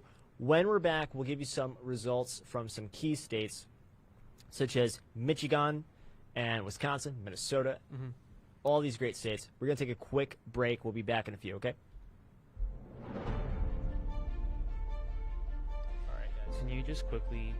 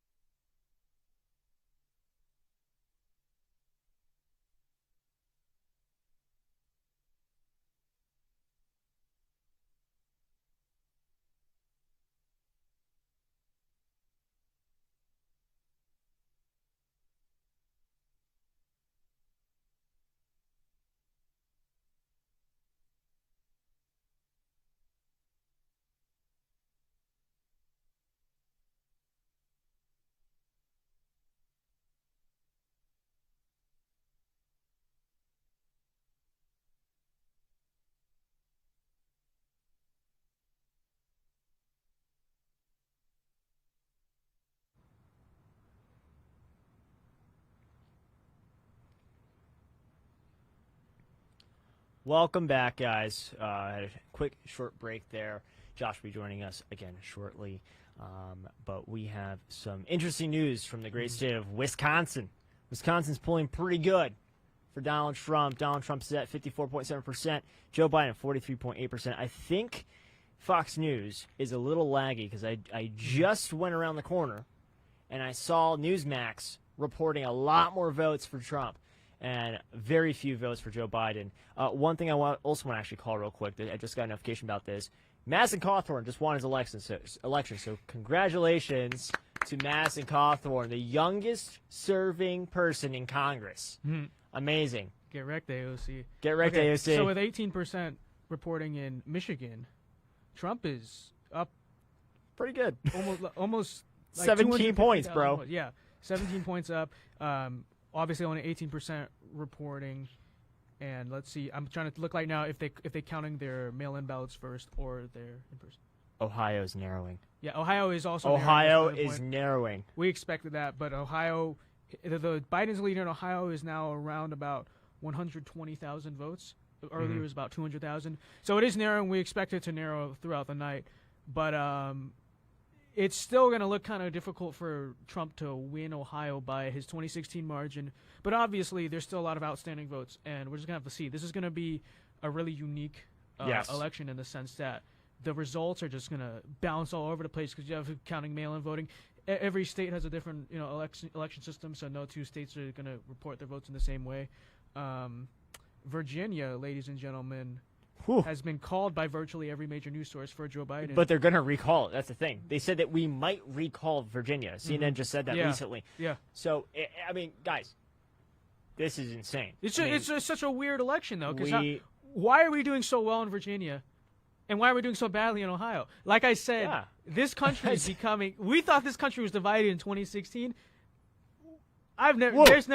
This is something else. Guys, right? I'm looking at my map. That I created. That I'm putting my predictions on the map while going with what's going on right now with polling data and whatnot. Honestly, guys, it's not looking bad. It's not looking bad at all. North Carolina is still kind of scary. 80% reporting. Trump is still down by almost 100,000 votes. If I were to give North Carolina over to the Dems, right? And I don't know if Minnesota's going to go right for Trump, but we'll see. I think Iowa's going to go for Trump. Yeah. Kansas, again, what the hell are you guys doing? But anyways, yeah. So the nice thing about North Carolina though is we expect that that's only going to narrow, right? Because most of the early votes have already been counted in North Carolina. So right now they're counting the election day votes. So we would expect that Trump's going to get very close in North Carolina. Hopefully, with 80% still outstanding, hopefully he still has enough to actually flip the margin right now. But that is narrowing. We definitely see that narrowing. We see Ohio narrowing a little bit. So Biden is now up 104,000 votes. Yeah. What was he before? It was like 114,000. Right? Yeah. It's slowly narrowing over there. Trump is slowly eating at that margin. And by the way, I don't know why Fox News. Why you guys are calling all these states for no damn reason. Maine is called for some reason for Joe Biden, but we're not going to call it. You know why? Because Trump is winning Maine right now. Trump is winning Maine right now. I mean, listen. After Virginia, I would be cautious of just calling states based off. We're not calling it. Yeah. That's why we haven't called Florida yet, guys. We haven't called Florida. We should, we get an idea. I think we should at least see some votes before we call any state. I want to see more votes. This is just a wild election. Georgia, we have a tremendous lead for President Trump. We have a tremendous lead for President Trump in South Carolina. North Carolina is narrowing here and there. Virginia is looking, Virginia is looking really good for Trump, dude. Fairfax, really though, that's the thing. We're waiting for Fairfax, but we still have a lot of counties, a lot of rural counties that we're relying on. This is why we need you guys to go out and VOTE. Well, most of the polls are probably closed, but if your polls are still open, this is why we needed you to vote. Yeah. So Michigan, 18% reporting. President Trump has over 100,000 vote lead right now. Wisconsin, same thing. He's winning. Minnesota, we have 8% reporting. Donald Trump is at 29%. Joe Biden's at 69.1%. That's not nice. I'm still That's at not 0% in Minnesota. Well, you're on New York Times, bro. Well, you're on the China Times. What are you doing? All right. Well, Colorado, it's looking pretty good for Joe Biden. But New Mexico, that's looking good for Joe Biden. But that's 32% reporting. Okay. And it's not a lot of votes. I'm still waiting. But we will see. Oh, wait. Texas now with 73% reporting. Trump has retaken the lead in Texas. He's up by about 8,000 votes right now, which is nothing. But with 73% of the vote in. Remember earlier in the night, Biden had sort of this impressive little lead going on in Texas that has been wiped out. And hopefully we can see like which counties specifically are left to be counted. But let's go. So we're not going to know. I'm not sure exactly whether it's going to be just upward for Trump or downward for Trump. That gap that Biden had over Trump, gone. It's virtually tied right now with Trump with a slight lead.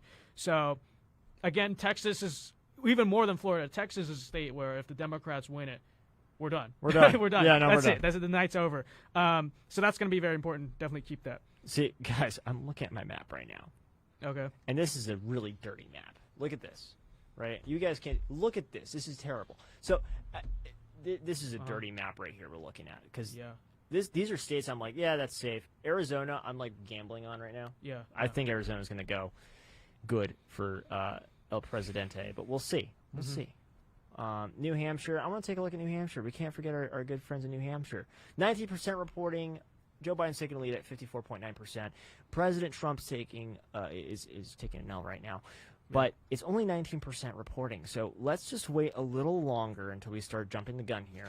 Let's go back to North Carolina. North Carolina is still the same, but we are narrowing that gap. It's only less than 2-point lead right now for Joe Biden. Yeah, so we can Trump easily has now cut the gap to under 100,000 votes. So you can see 100,000. he's slowly eating up. Again, in North Carolina, that's a state that's counting mostly its early ballots first. Yeah. So Trump is going to creep up. The question is Trump going to creep up enough to win the state?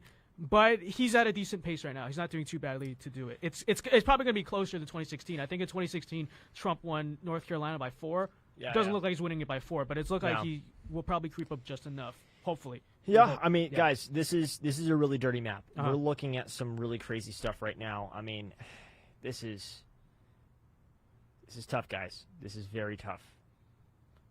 Virginia is just an interesting state, and that is the thing. I expect a lot of states to geographically similar to, those states stick with their voting trends, but you see more liberal voting trends in North Carolina and more conservative voting trends right up north in Virginia.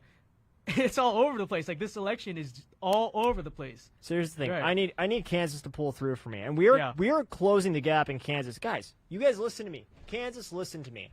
Thank you. We're closing the gap. Joe Biden, 49.5%. Donald Trump is at 48.5%. So we're at a 1% difference right now, guys. Yeah. This isn't bad. This isn't bad. We can take back Kansas. And by the way, if we do indeed take back Kansas, we can win this thing. Like, I'm looking at my map right now and what I think is going to happen. We can win this thing. What's scary, though, is if we take Kansas, we can also have a tie. It's a possibility. I didn't actually think that's going to happen, guys. But it's possible. It's actually very well possible because they take... Dude, this is what the map is. Can you guys see this? Producer Abigail, are you able to... By the way, guys, vote for Producer Abigail. Hold on, let me do this real quick before she kills me. Guys, do you watch... Let me look at this camera. Can I look at this camera, Abigail? Okay. All right. Guys, do you watch politics? Of course you do, because it's an amazing show. It's an amazing show. And what I need you to do is... Abigail, when's the vote? When's the vote? Dude, tomorrow at 1 p.m., what time zone? 1 p.m. Eastern. Tomorrow at 1 p.m. Eastern. Tomorrow, I need you to go out and vote. There's another election, and I would say it's probably the second most important election we've ever seen in our lives. And you got to vote beforehand. It expires at 1 p.m. Eastern Standard Time tomorrow, but I need you to vote on politics for Producer Abigail. It's on the Instagram story, Politics Instagram story. Go vote for Producer Abigail. Right? Hey, Abigail, something that Alex is against, wasn't it? She wants to get rid of what? She hates dogs and she hates cheese. She wants to get rid of the cheese industry. She wants to turn the White House pink. It will no longer be called the White House. I need you to go out and vote for Producer Abigail. I endorse Producer Abigail wholeheartedly. Wholeheartedly. You have my vote. You know what? I'm gonna vote right now. I'm gonna vote right now.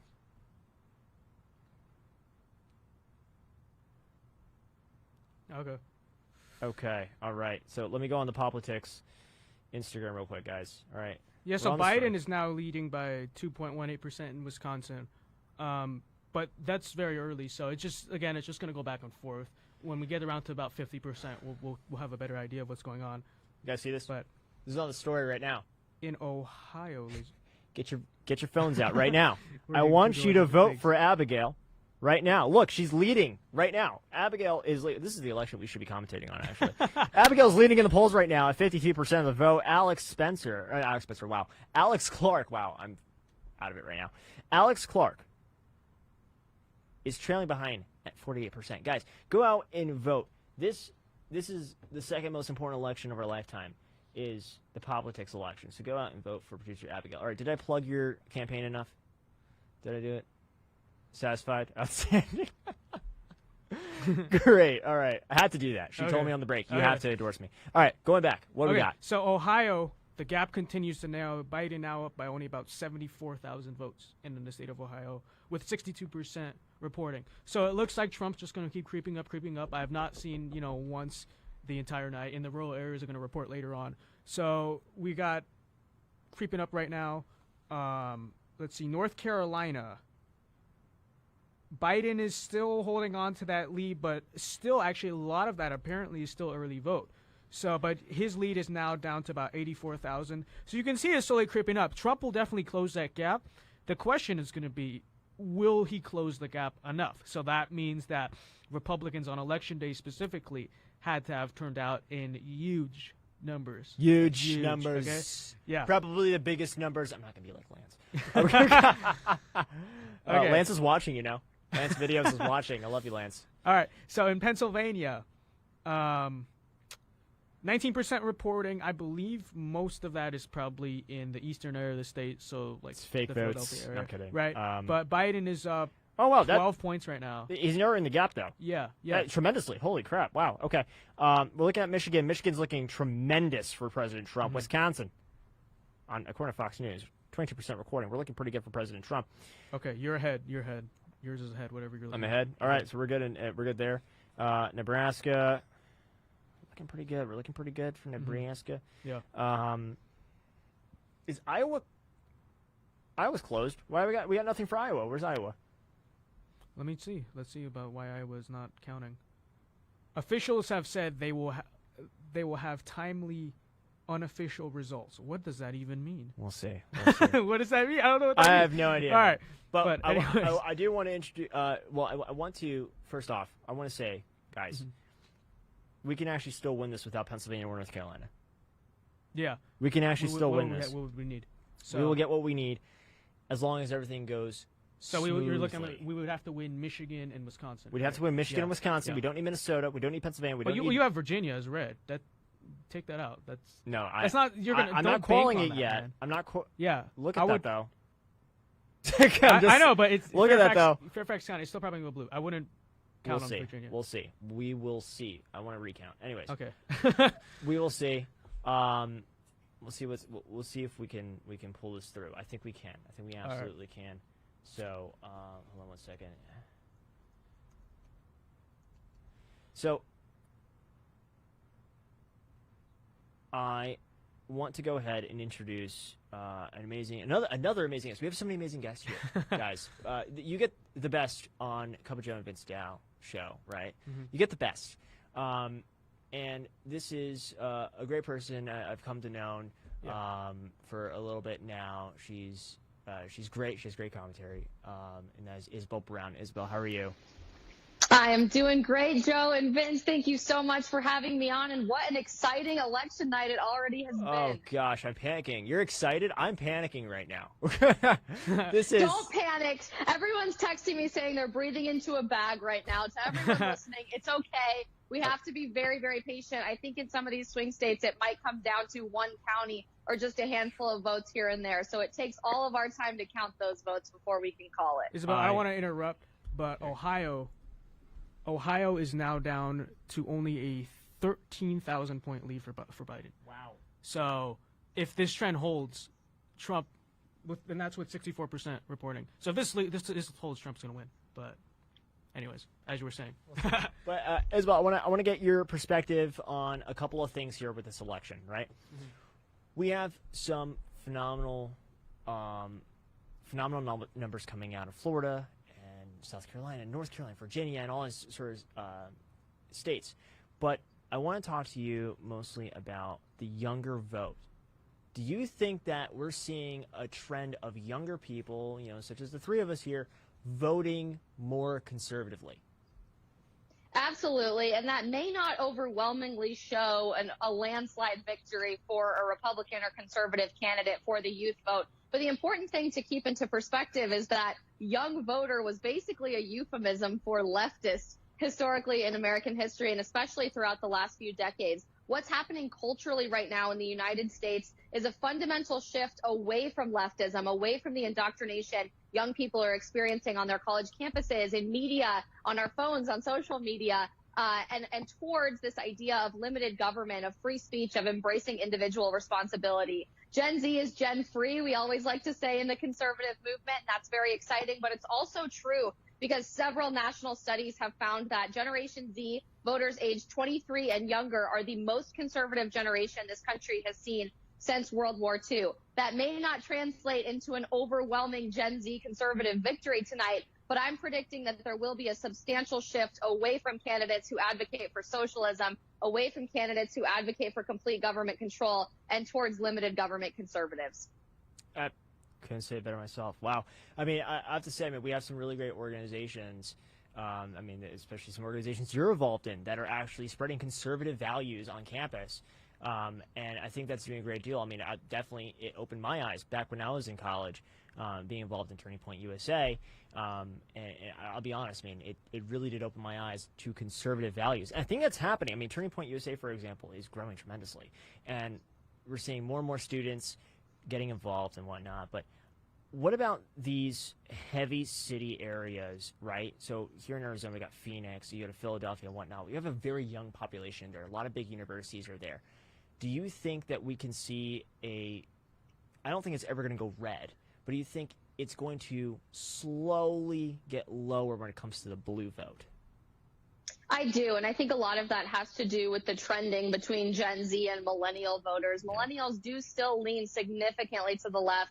The majority of them would accept a socialist candidate for higher office here in the United States. Many of them want to completely rewrite the First Amendment, get rid of this idea of free speech, whereas Gen Z's political attitudes are dramatically different. So that back and forth between conservative ideas and leftist ideas, I think, is going to continue happening within the next couple of election cycles. But I'm excited to see what happens as we sort of come into our own as Gen Z. Think about it this way. Most Gen Zers in America actually cannot vote for president yet. They're still in high school. They're still getting to that age. So I think there's going to be a lot of change in the electorate in the next few years.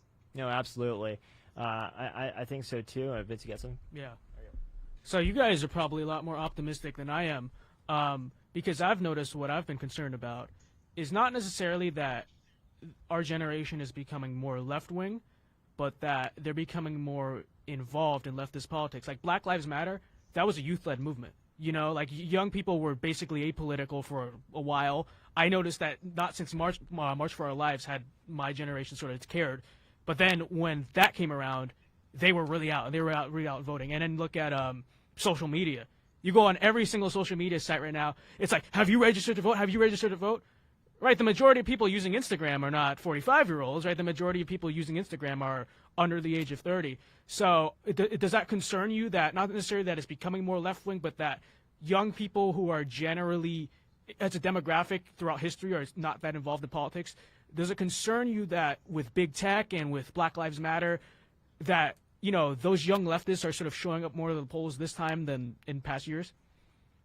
Actually, it doesn't concern me. It inspires me because Generation Z understands, regardless of what side of the political spectrum you fall on, that politics is always downstream from culture. And if we can attack these cultural issues head on, that's where we reach people in terms of getting them involved in the process and passionate about the ideas that make this country great. look, whether you're involved in Turning Point USA or the March for Our Lives, Gen Zers understand the need to be a part of that process and the need to take action now rather than waiting until we're our parents' or grandparents' age to start getting involved in the political sphere. I also want to draw your attention to a very stark difference between conservative and leftist ideas when it comes to this election specifically. Students for Trump is a massive grassroots organization that's gaining support all across this country. They just recently hit 700,000 followers on Instagram, and for the last several months have been hosting Super Saturday events across the country, drawing hundreds, if not thousands, of volunteers to knock doors and get involved in that process. It took me over half an hour to even find a Students for Biden Instagram account, which, by the way, only has about 2,000 followers. And that social media piece is so crucial when it comes to reaching Gen Zers because the majority of our generation gets our primary news from social media. Last piece of information that I'll give to everybody listening, just to give you a bit of hope about social media, even in the age of big tech and the dawn of tech censorship. The reality is conservatives are doing a phenomenal job with messaging, reaching young Americans where they're at, right here on social media, on sites like Instagram, Twitter, Snapchat, and even TikTok. The combined audience for all of Turning Point USA's ambassadors and contributors, which makes up about 200 people, dwarfs that on a daily basis of the monthly viewership of Fox News, CNN, MSNBC, the New York Times combined. So this idea of traditional media driving how people get their news is completely going out the window. And instead, you have people who are independent contact creators like you guys, taking it upon yourself to get the information out there in new and exciting ways without media filters, without media bias, and instead just connecting with people one-on-one. I think social media is a great tool for that reason, and conservatives are doing a great job leading in that area. All right, well, we will see. That is a good point you bring up, that there are less conservative teens than left-wing teens, but the conservative teens are much more energized and much more organized than the other side. So, Joe, I'll take it back to you. Absolutely. Hey, Isabel, thank you so much for joining us. We'll catch you later, and I'll try not to panic, I promise. We'll see. We're in for a long night, but just hang tight. Be patient, everybody. I'm still very confident about this election. Will do. Thank you so much. Thank you. So, guys, during our conversation with Isabel, we've got, oh my gosh, Ohio has come back to save the day. President Trump at 72% reporting right now. President Trump takes the lead at 50.2%. Joe Doesn't look Biden. like that's changing either. He just keeps trending upwards. Oh, he's just trending up, whereas Joe Biden, Sleepy Joe, is at 48.5%. Texas, 66% reporting, 50.1% for President Trump, 48.6% for Joe Biden. Florida, might as well call it, right? No, don't call We'll Florida. What is it? Is it still at 93%? It's Florida's been. What are they doing? I don't know, man. I don't know. Don't call it. We don't want an election of 2000. Michigan. Michigan, you guys are looking beautiful. Keep it up. We're at 55.5% for President Trump, 42.7% for Sleepy Joe at 21% reporting. Wisconsin, we are looking a little narrow for President Trump at 29% reporting. Minnesota, President Trump is kind of, he's getting a little bit of momentum here, but we're getting there. We are getting there. One thing that I said on my story, and everyone laughed. All you guys laughed. We are sleeping on New Mexico. New Mexico, President Trump is gaining momentum. He is absolutely getting some momentum on there. Yeah. So we're looking pretty good. North Carolina, we're narrowing the gap, people. Yeah, 86% Yeah, reporting. and we're about 60,000 votes down. That's it. That's it. Actually, during the interview, we were 80,000 votes down. Now it's 60,000 votes down. We're closing in. All right, so it looks, especially considering a lot of the vote is still early vote, it does look like we're closing in and are probably on track to take North Carolina by a very narrow margin, but we'll still have to see. And I have to say, Virginia, we're still having a lead. We're at 49% reporting. And North Carolina, we just talked about that one. Not no biggie. Yeah. Nebraska's obviously called. Colorado, you guys are killing me in Colorado. New Mexico, we still believe in you. Colorado, I mean, you guys are just lost, aren't you? Like, it hasn't. When was the last time I voted Republican? I have no idea. 2000, 2004. Maybe. All the California. Reagan. The Californians. Okay, let me tell you. I'm a Californian. Everything. You ruin everything. Yeah, I ruin everything. I'm very sorry, sir. I'm very sorry. I will pay you reparations now. I need reparations. Okay. So, 26% reporting in Minnesota. Joe Biden is killing Trump right now in that state. What's the percentage right now? 66 to 32. Oh, reporting. Oh, reporting. Yeah. It's 26% reporting right now. Okay. That's So we'll have to see. That's probably early voting because Still waiting. Minnesota processes its absentee ballots Yeah. pretty early. So we'll have to see. I think Trump is going to close. So what the trend that we seem to be seeing across the country is a lot of these early voting areas and the cities. A lot of cities are reporting first. So Biden is jumping out to lead, and then the rural areas and the election day Trump voters are sort of, guys, I mean, jumping we look in at and then closing the gap. We look at the Commonwealth of Pennsylvania, guys. Commonwealth of Pennsylvania is looking. It's President Trump is gaining so much momentum right now. We're at 17% reporting according to AZ Central, and Biden's only winning by just a few. He's closing in. Yeah. You know, like that's it. Like he's closing in, guys. But Pennsylvania, I would expect by the end of the night, maybe we'll have like 40%, 50% if we're lucky in Pennsylvania. I know, but dude, Pennsylvania, I feel like my gosh. it's gonna get to a point where Donald Trump is just like that close to Biden. They're gonna be like, oh, we're done counting. We're done counting. We're not gonna count anymore. Like they're just gonna call it. They just don't want. I don't think the media wants an election to give you perspective. We don't need Pennsylvania tonight, guys, to win.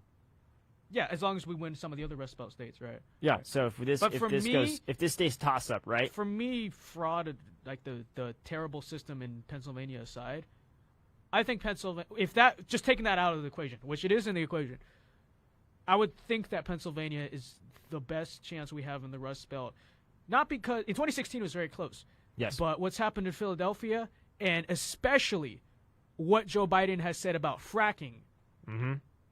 That affects Pennsylvania more than any of these other states, right?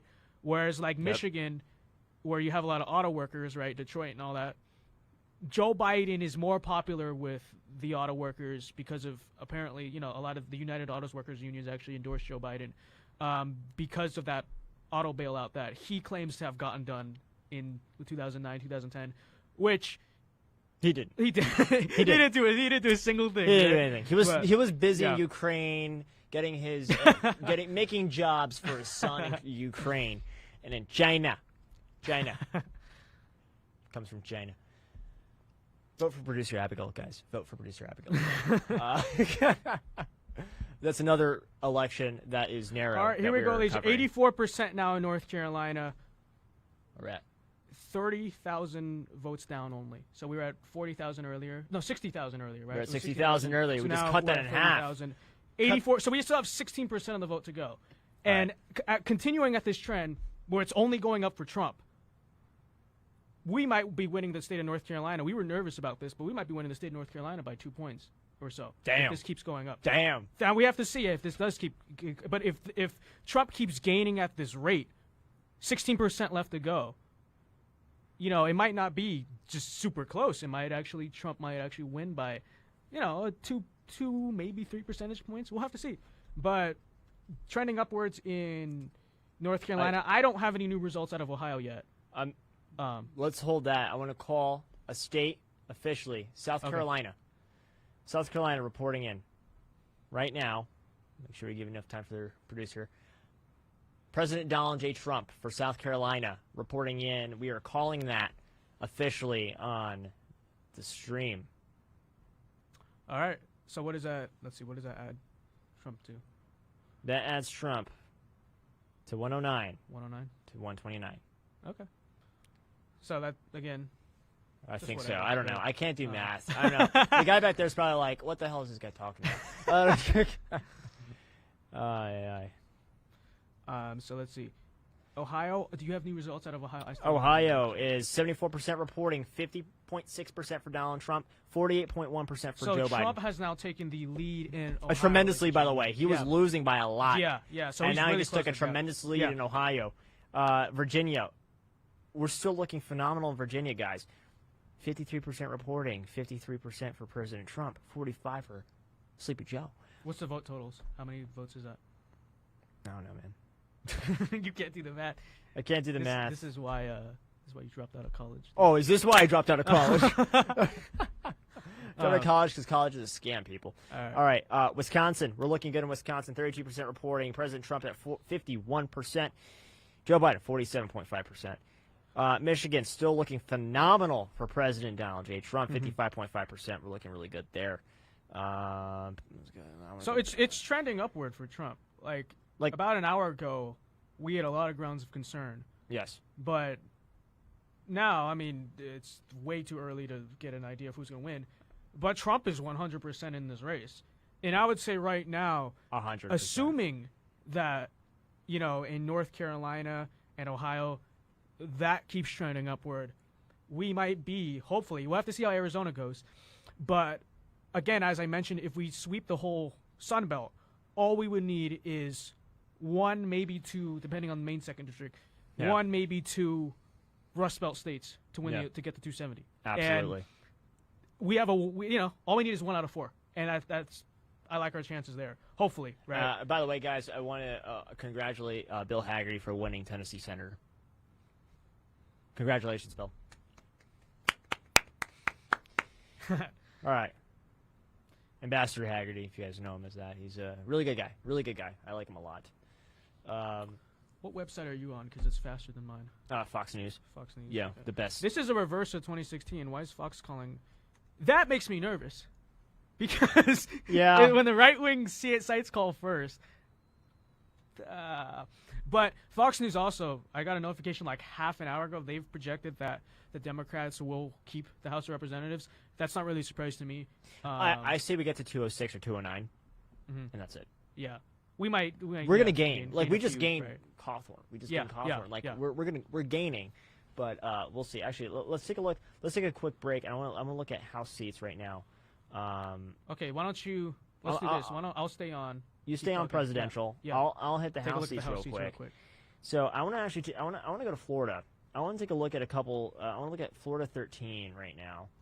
That's Anna Paulina Luna, someone I've known for a few years now. She is amazing. I love her.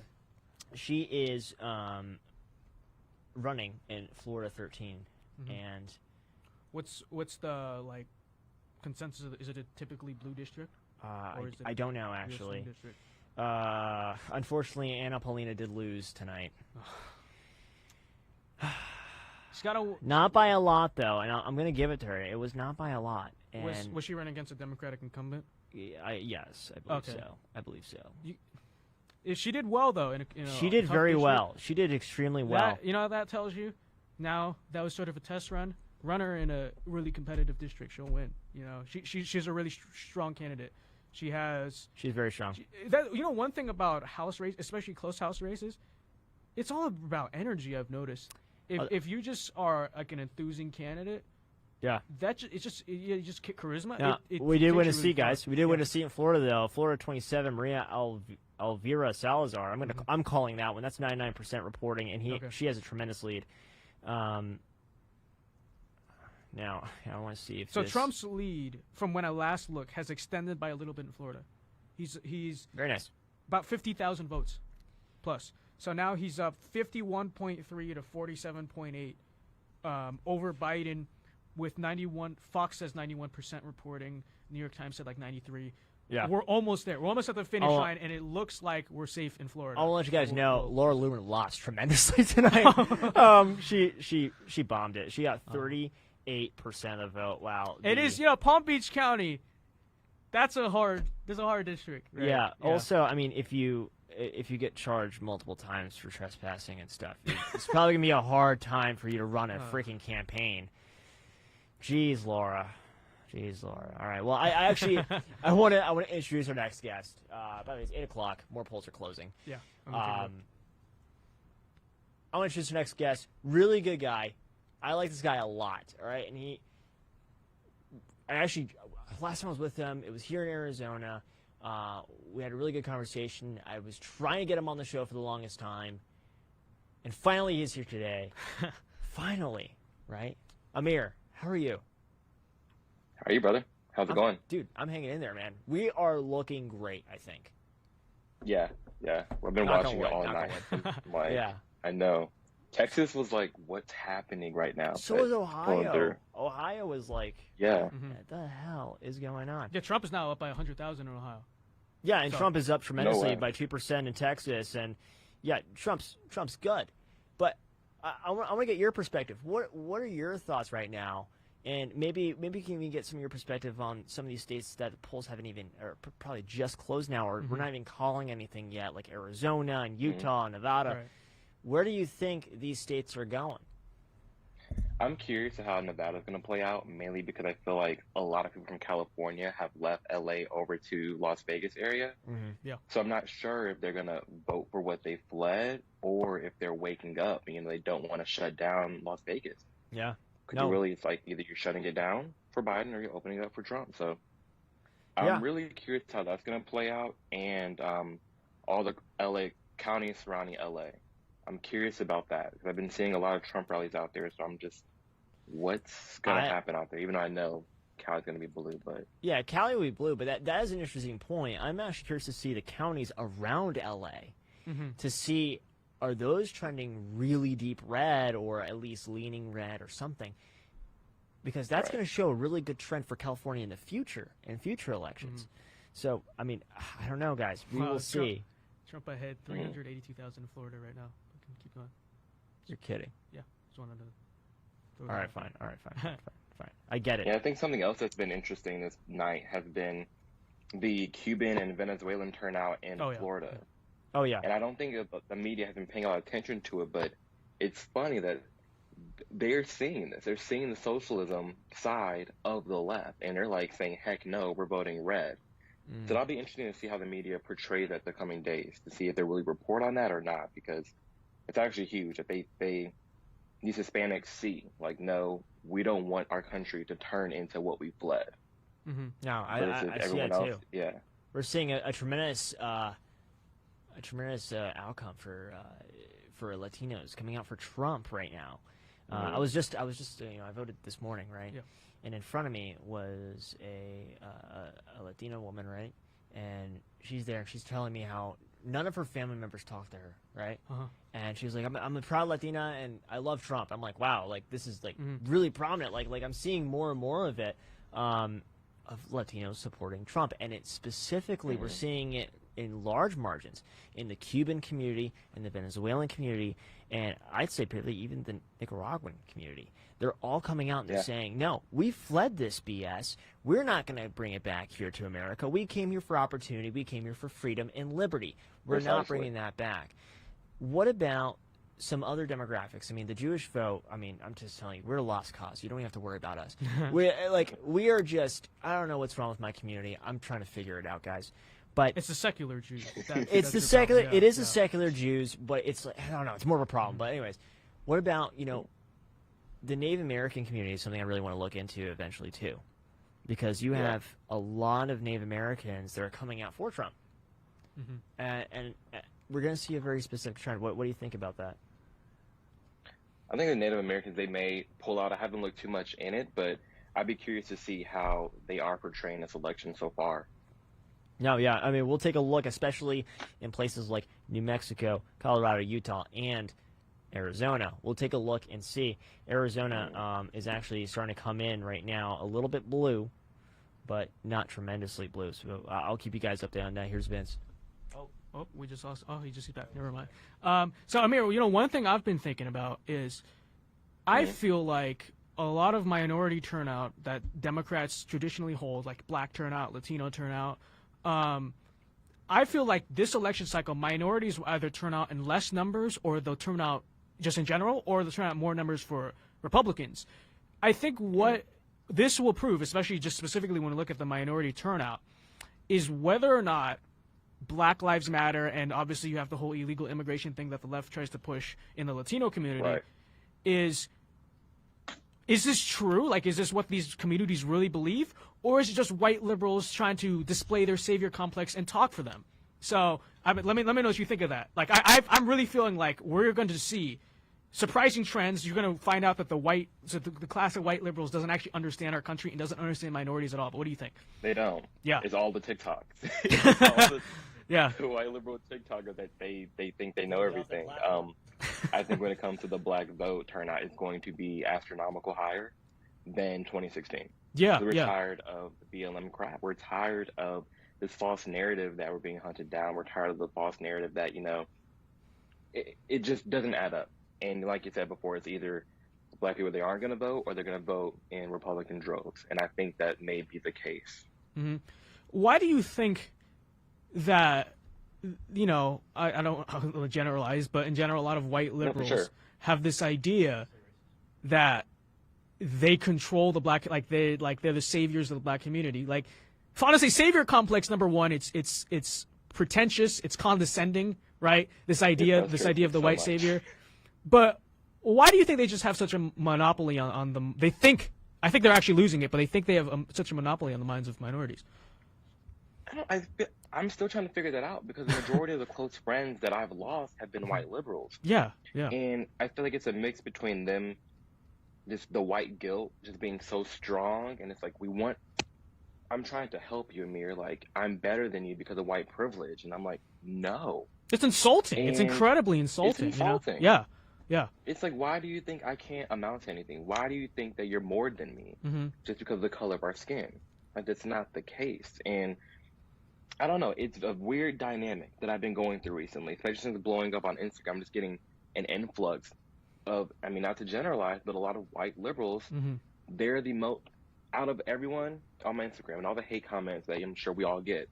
Yeah. The most hate comments that I get that call me racist and homophobic are from white liberals. I don't understand how that makes any sense to them. I just truly don't.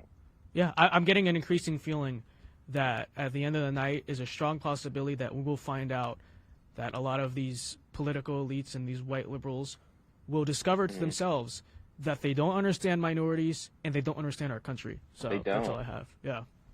They don't. Thank you.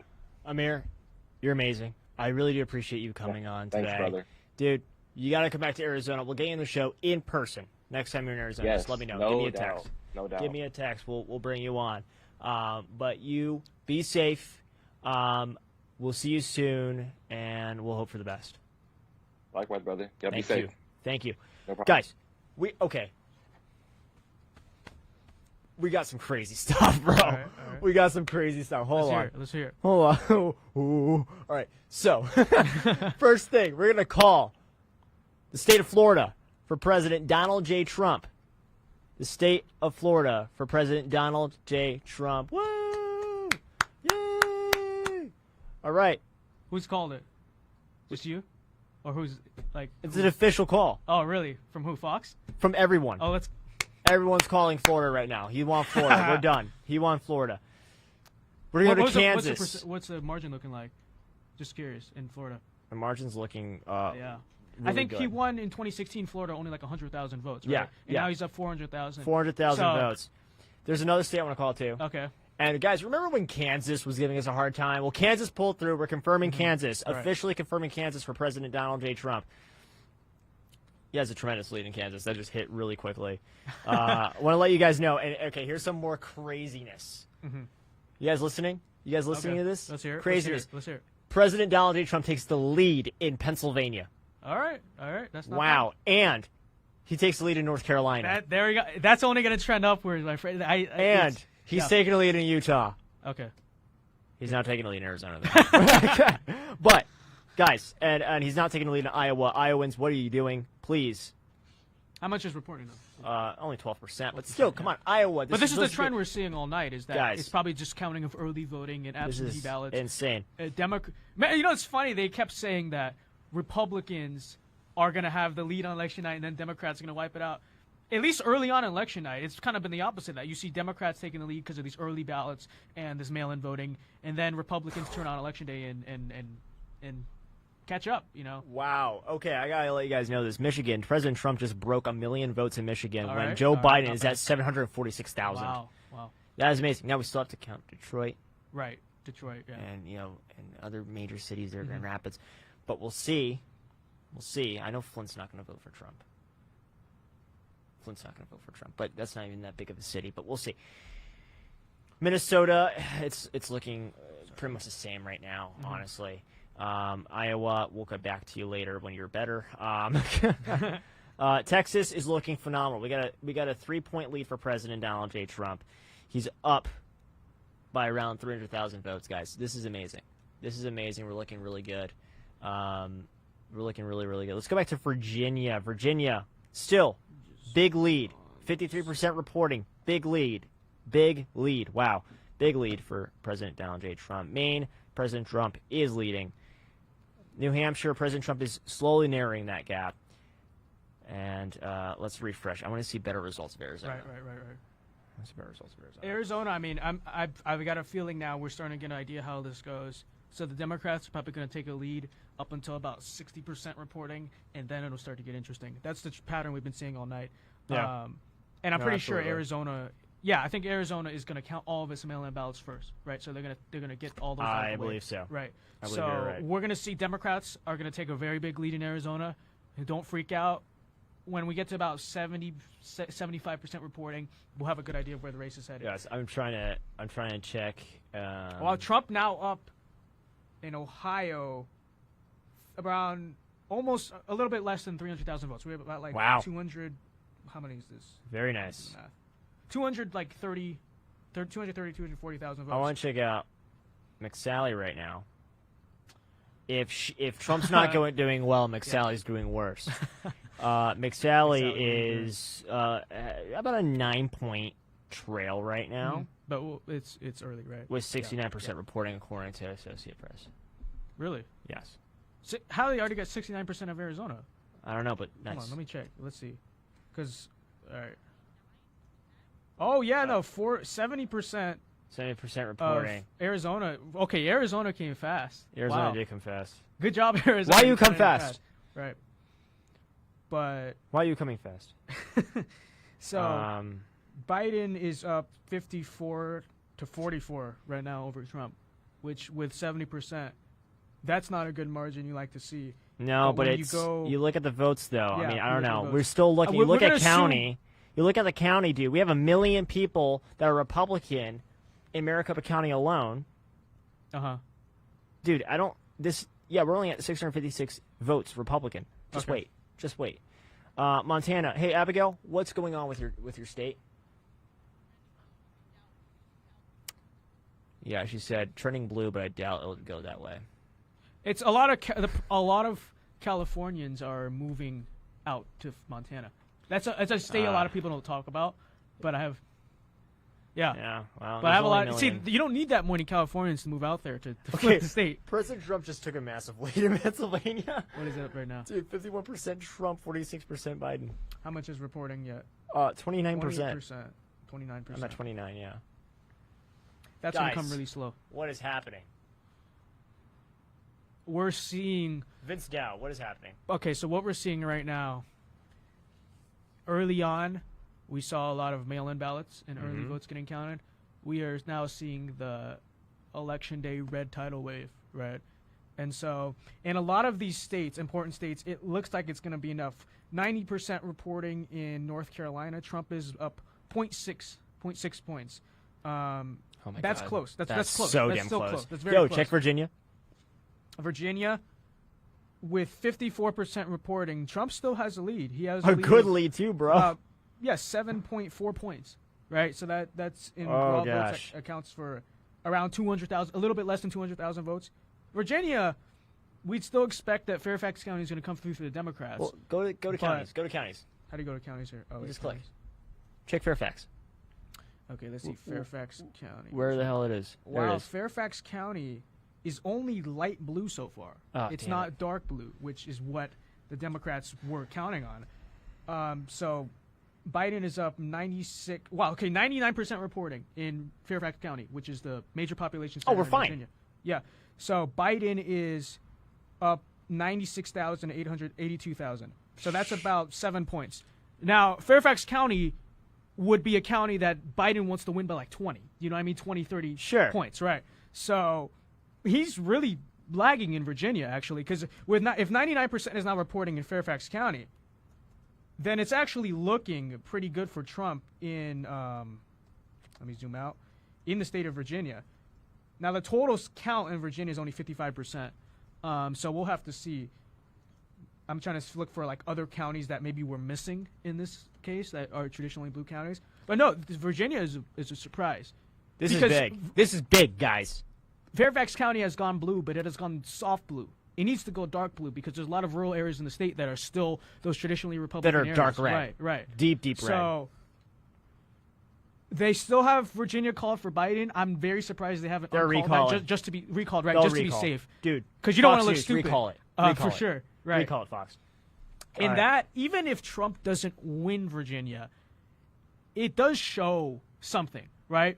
Because it has not gone red since Bush, right? 2004, I believe, right? That's the last time Virginia went red. Ever since then, it's been a pretty safe blue state for the Democrats. Yeah. What we're seeing now is, I think, because Ralph Northam, believe it or not, before he wore blackface and got caught for it, he was actually a pretty moderate guy. He was a pretty moderate Democrat. Now, until it was after birth. He feels like he has to make it up to the far left. Interesting question to ask yourself. In that process, has he abandoned a lot of moderate voters that are now like, oh, screw this?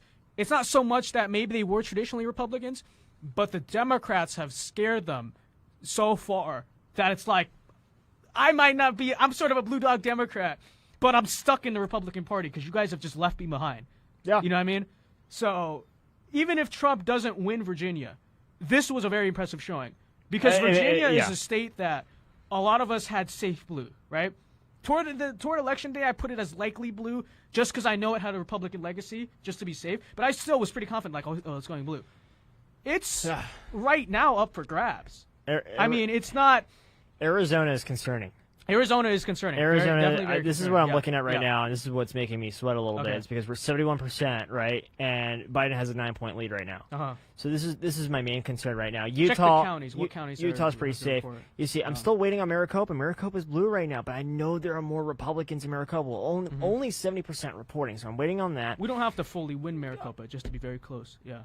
No, we don't. Yeah, I mean Navajo. By the way, we're talking about Native American vote. Navajo is Trump right now, at least for now. Apache's not reporting quite yet. Greenlee's red. Gila County, Pinal County, Pima, Santa Cruz. Yeah, I mean, Yuma County is red, expected. Mojave County is red, expected. But I don't know, guys. I'm seeing a couple different possibilities happening here. I mean, Maricopa, I know, is going to be a pretty close one, but I know there are more Republicans in the state of Arizona than there are Democrats. As long as everyone here voted, we should be good to go. So, yeah. Wait, hold on, we're getting reports now. Hold on, yeah.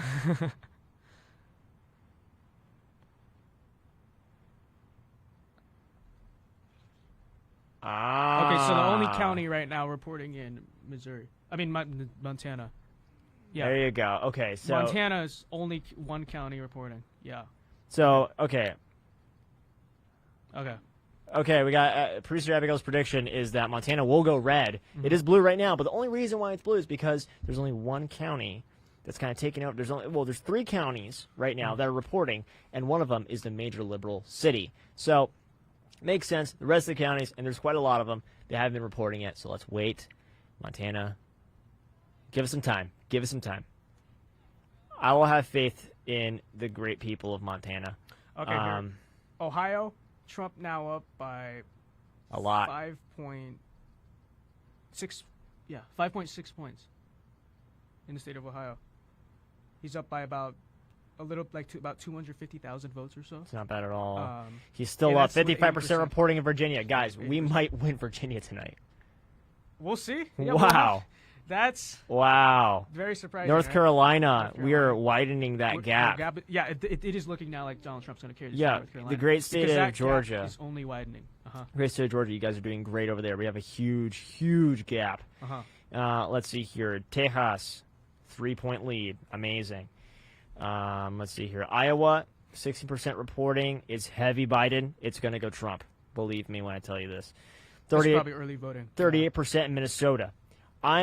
We're getting shellacked. That's the one place we're getting shellacked. No, Why? because it's 38% reporting. Okay. I have faith in my people in Minnesota. After what they went through, I have faith in my people in Minnesota. Hopefully, yeah. At least a better turnout than 2016 is what I'm hoping for. Well, that's going to be hard because Trump won by the narrowest margin basically possible in 2016. It was like 20,000 votes in total. I don't know, man. So we don't can see need it happen. Minnesota to win. We don't. Right. We don't. Let's But go it's a back to my state- map. yeah. Let's go back to my map here. Right. So we don't need Minnesota. Right. But right now, okay, all the other Rust Belt states, Pennsylvania, Michigan, Wisconsin, and I guess you could say Ohio is technically a Rust Belt state too, right? All right now trending red, right? And some of these states, like Michigan, is only 35% reporting. Wisconsin, the polls are still open, and we're only reporting at 39%. There's a massive gap right now. But we are ahead in right now. Pennsylvania. There's a massive gap in Pennsylvania right Minnesota. now. Yeah. Minnesota is, but Wisconsin, huge gap. Michigan, huge gap. Ohio, huge gap. Pennsylvania, huge gap. North Carolina, we're getting that gap a little bit bigger. Great state of Virginia, big gap again. Georgia, big gap. I mean, guys, this is huge. Yeah. Like, we're looking at, wow. Gosh, man, if we were to win every single state that right now is trending, we get 311. we get 311. Well, I'm still waiting on Nevada. Nevada's toss-up. Actually, let's check in And Arizona's New Hampshire. toss-up. New Hampshire, they said was going to come lightning fast. It's coming lightning slow. Still 30%. Lightning slow. Lightning slow. Yeah, no, they're coming real slow. 32% reporting. They were like one of the first people to open. So, I mean, to close. So, what the hell? Maine's looking really great for Donnie, for the Big Donald. The second So district, right? that's not bad at all. It's not bad at all. All right. So hopefully we can close the gap in Arizona. That's like, for me, my best strategy for Trump getting to 270 is sort of like hold the Rust Belt on defense and then go on offense and just win one or two states in the Rust Belt. I mean, hold the Sun Belt on defense. Yeah. And just go win one or two states in the Rust Belt. I mean, we got. So if we win like multiple states in the Rust Belt, we don't need Arizona, but it's nice because the Rust Belt is typically seen as more competitive. Yeah. It's harder. It's more of an uphill battle for Republicans to win. You'd want to keep the historically red state of Arizona. Hey, Andrew, can you pull up the map that we have created of the states that we've called real quick?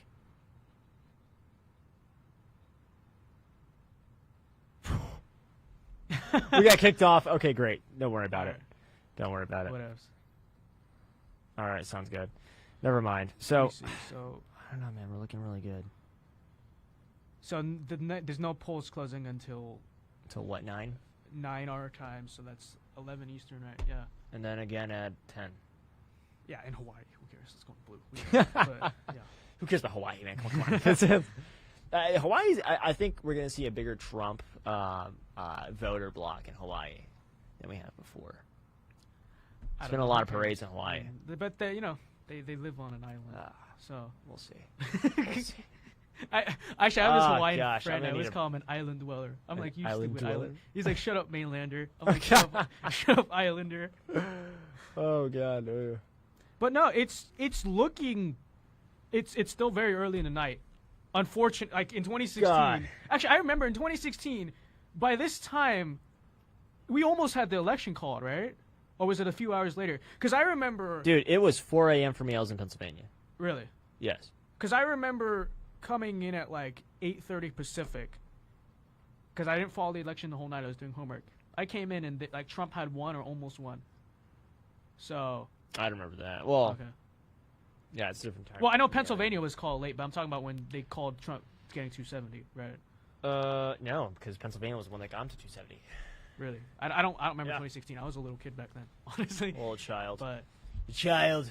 But we are okay. We are looking pretty good, guys. Honestly, I mean, I really want to keep my eyes on Arizona. Honestly, I don't want Mark Kelly. Mark Kelly is bought out by the Chinese, and I don't want that man to win. And oh gosh, come on, AZ, what are you doing? We're not even getting updates. I'm gonna go on azcentral.com here. All right, go ahead, do that. And Let's figure look at some out other states. Georgia, we still only have 58%, but Trump is up by double digits now in Georgia. It's about 11 or so. Right? Oh, phenomenal. So 58% reporting. Yeah. Obviously. I don't know why Fox didn't call Florida yet. I mean, come on, man. Who did call Florida? I thought can't Fox remember. did call Florida. No, they didn't. Okay. But we're gonna, Florida. we can call Florida, definitely. Let's see what else we got going on. So North Carolina, 0.8, that's holding steady with 91% reporting. So it seems, especially considering that most of that early vote was for Biden, it just seems like we're holding North Carolina. For Arizona, we got, I'm on AZ Central, we got 73% of votes counted. Joe Biden's at 1.2 million, and Trump's at 1 million. Almost at 1.1 million. So he can close this gap. I mean, it's going to be tough, though. Yeah. That's going to be real tough. Because, I mean, you're talking about... God, if Joe Jorgensen just didn't run... Come on, Joe Jorgensen. He stole 30,000 votes from Downey. This is why I absolutely despise the Libertarian Party. Hey, I was once a Libertarian. No, I don't despise... But I converted. I don't despise, like, libertarians. I do. The party. I mean, the LP, can't stand. Can't stand. I love everyone in the LP, but I don't. It's one of those things where I'm just like, really? Why? Right now, Jorgensen's just playing spoiler for Trump. Who? I mean... Who? What? Yeah. Jorgensen? Yeah. Yeah, she's stupid. I don't like her. We would have, I mean, not total spoiler, but we'd be a little bit closer in Arizona. We'd be a little bit closer, yeah. Oh my gosh, guys. Guys. Let's take a look at AP. I've been seeing a lot of people in the control room are looking at AP. So New Hampshire, still 34% reporting. They're coming really slow. Virginia is still called. Confusing, right? Confusing. I think they're going to have to recall the state. Maybe I'm not saying it's going to go red still, but you got to recall it. You can't call it for Biden. Yeah, especially this early. You like, cannot call the state of Virginia for like, Biden right bro, now. Look at that margin though. And that was something I was honestly. It just went up. Wow. I literally I put my mouse on it, right, or my cursor rather, yeah. and it just went up. It just went up by a couple little points. Mm-hmm. Little points. Yeah. See, Virginia. I think the news media just got too cocky with. Like that was one of the states where I was like, be careful a little bit, because I was expecting it to go Democrat, but you got to remember it's Virginia. Like, yeah. Yes, it has not gone Republican since 2004, but it is still Virginia. The Speaker of the House up until 2018, I believe, was a Republican, right? So yeah, there is still room for Republicans to do decently in Virginia. It's not quite the deep blue state that I think the news media was ready to say that was. Especially when you consider the fact that Ralph Northam has pushed really far to the left. Though a lot of moderates in Virginia seem to have flipped. We could definitely see, and regardless of whether Trump wins Virginia, because he did way better. Better than any of us expected in the state of Virginia. It's so amazing. Oh, they think we got the map back? All right, let's see here. Yes, you do. Phenomenal. Okay. So we're looking pretty good. Yeah.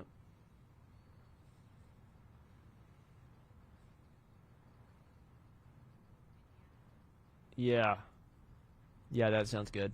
That sounds good for me. Okay. Yeah, I mean, I'll be honest. I'm looking at this map right now of what we've called, and all the toss-up states are still toss-up states, right? Yeah, but then you got Florida is called. Florida's called, yep. Which is a phenomenal sign. And I'll be honest, man. I mean, I'm looking at trends right now, and it's looking pretty damn good. I think I might have gotten a little bit too nervous about Florida. Because he's now won, we're pretty much certain, by a bigger margin 2016 by a couple 100,000 votes. Yeah. So that is actually... Dude, we just widened the gap in Pennsylvania. Pennsylvania, be careful of Pennsylvania, because I bet you they're going to be counting the mail-in ballots second. When logic says... why don't you count the mail-in ballots first? That just makes sense, right? Okay, but, to give perspective, right? Philly County, where is it? Is reporting 22%. Okay. Lehigh County. So we still have a long way to go. But you have a couple of them here in smaller counties that are reporting 100%. They're all red. They're deep red, right. Center County. So the Democrats still have a lot of room in Pennsylvania, it looks like. In Philadelphia, they do. Because Pennsylvania only 22% reporting. That's going to be a lot. Hopefully, what we could end up seeing is that, the riots and the chaos in Philadelphia, it just holds back enough Democrats from voting or being enthusiastic about Biden, just enough so that we can hold the state. That's going to be really crucial. We'll see, man. I am nervous, and Montana is still not moving, Abigail. Still not moving. We'll see. I'll have patience, I promise. State's back in time, she said. All right. Stuff from the early 2000s, phenomenal.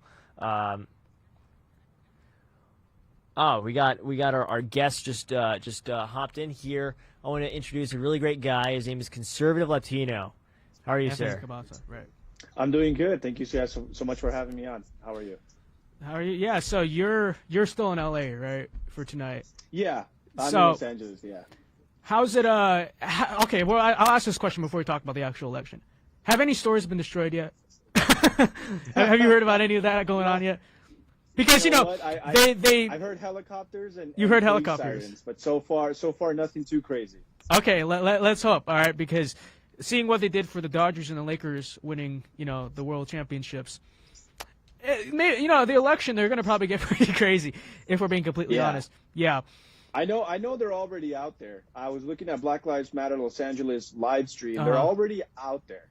So they're ready, and LAPD has already issued a statement that they are ready to go. If anything were to happen or any kind of unrest, they're ready to respond. I think they got like a county-wide tactical alert to be on standby. So, my gosh. just in case the party of love and tolerance loses, Yeah, of course, right? Those silly Proud Boys are gonna go burn down this. Oh, okay, really? Are you serious? But yeah, so. I want to ask you a question. So, what we seem to be seeing, at least in Florida, which we've seen a lot of results out of already, it looks like it's called for Trump, right? Right. The Hispanic voters in Florida, which Hillary did decently well with in 2016, have really jumped ship. Especially the Cubans, but a lot of different Hispanics. What do you see there? And what do you think is causing it? And what do you because obviously Latinos are the fastest growing demographic group in America. How do you think going forward, how important is the Latino vote going to be, and how do we reach them? Because it seems like we're sort of starting to find something, right? So I'll give you the floor. Yeah, absolutely. So you're absolutely right. I think that a lot of the Latinos that maybe voted Democrat in 2016 jumped the ship because they see how far left the left has gone. This is something that I get a lot from first-time Republican voters, from first-time voters actually here in California. That have never voted before, or never voted Republican, that voted for Donald Trump and voted for Republican state assembly, congressional districts, that they have seen that the left has just gone so far left. I think that maybe even 2016, Hillary Clinton was a lot more moderate. I don't think that she was as far left. She's an evil woman, don't get me wrong, but I don't think that the policies being presented at that time. The most progressive candidate was Bernie Sanders, and he ended up losing the nomination from the DNC. But I think that what that did was it emboldened a lot of progressives. That you had a Bernie Sanders who was presenting so many socialist and progressive policies that it emboldened them, and their anger for Trump has been so much that they're just very outspoken about their policies and what they're trying to accomplish. So, you have sites like Black Lives Matter who have openly admitted that they're trained Marxists, that Marxism is their ideology. You can't hide that anymore. It's been recorded, it's documented. They try to take it down, but the internet's forever. And so what's happening in places like Florida and not just Florida, but like I just mentioned, California, is these Latinos that were once maybe okay, you know what, we'll continue to vote Democrat because they're kind of moderate, and sure, maybe I'm not for abortion, but they're not really pushing that, as opposed to now where they're like, yeah, third trimester abortion, sure, why not? Everyone can just get an abortion. And then not just that, but Joe Biden being asked, at one of his town halls, by that lady that said that she had a son that was 8 years old and wanted to transition to a girl, saying would your administration allow for that? And he's like, yeah, of course, of course we would allow that. So what people don't understand about the Latino and the Hispanic vote is that we're very naturally conservative. I'm from Mexican descent myself. My mother immigrated from Mexico, and a lot of Mexican nationals identify as Catholic or Christian. And so when we hear things like that we're trying to change the gender of children, of 8-year-olds, we're like, wait, what the heck? Like, where did this come from? It's almost like it came from left field, like pun intended, it came from left field. And so I think that moving forward, Republicans need to use that ammo that is being given by the grassroots left, the progressive left, and where they're trying to take this country, and use that to appeal and remind Latinos, hey, you are conservative. Hey, you are Christian. You are Catholic. Your vote matters. And if you do not vote, because it's no known secret that evangelicals just don't vote in this country, and I'm sure that it's a lot of Hispanic and Latinos that don't vote, they need to sell that message. They need to continue to bash it into these conservative in nature Hispanics and Latinos and saying, guys, the Democratic Party of 2008 is no more. What we are seeing in the Democratic Party today, it aligns more with what you guys fled. Just take a look at the policies, the same progressive speeches. You have the president of Venezuela, the dictator, saying that, my comrade Biden, talking about how him and Biden are buddies. This scared Florida voters that maybe in 2016 voted for a more moderate DNC than today, where we have Joe Biden just openly saying, yeah, we're just going to go ahead and pass all those progressive agendas. It's so interesting because despite all we heard in the 2016 cycle about how Trump hates Hispanics, some people said he wants to exterminate Latinos. I remember someone on, I believe it was MSNBC, literally came out and said he's trying to exterminate Latinos. And yeah, he actually did better with Latinos than, I believe, Mitt Romney and John McCain, a lot of other past Republicans. Do you think that trend continues? This election cycle, he's going to do surprisingly well, with all, not just Cubans, but all Hispanic groups? Yeah, I definitely do think that, I was reading this book. It's called The Hispanic Republican. And it talks about how historically the Latino vote has always voted about 1/3 for Republicans. So Republicans can almost always bet on a 1/3 of the vote of the Latino demographic. I think that what we will see is if Latinos this election, not necessarily, it maybe won't be 50% or 60% of Latinos that vote, because we need to understand that there's just a lot more Latinos voting this time around. Yeah. So maybe it'll still look like 35%, 30% of Latinos voting for Trump. But when you look at the amount of Latinos that didn't vote for him in 2016 compared to now, there's already millions more. I mean, I'm rallying up the total. And I mean, of course, I'm assuming that in these predominantly Hispanic counties that because they have more votes there, it's the Hispanics turning out, and a lot more of them are voting Republican now. I've spoken to dozens of people, if not hundreds and thousands of new Republican voters here in California, Mexican, Hispanic, Latino, Honduran, people from Central America, South America that have never voted before or that previously voted Democrat, and they're now voting Republican. So I think that what we will see is, again, it might be a little bit higher. I'm hoping, hopefully in the 40% percentile, but we just need to remember that there's just a lot more Latinos voting on both sides. So again, we might not get that 40, 45%, even 50%, but we are getting millions more to show up at the polls. And to be honest, that's a step in the right direction. So one last thing I want to get your opinion on. So I'm also Latino. I have a Puerto Rican family. A lot of my cousins and some family members and some family friends who are also Latino have told me that I am not Latino anymore simply because I vote for Donald Trump, simply because I support the president, I'm a Republican, blah, blah, blah. One, have you experienced the same thing? Two, if so, how do you deal with it?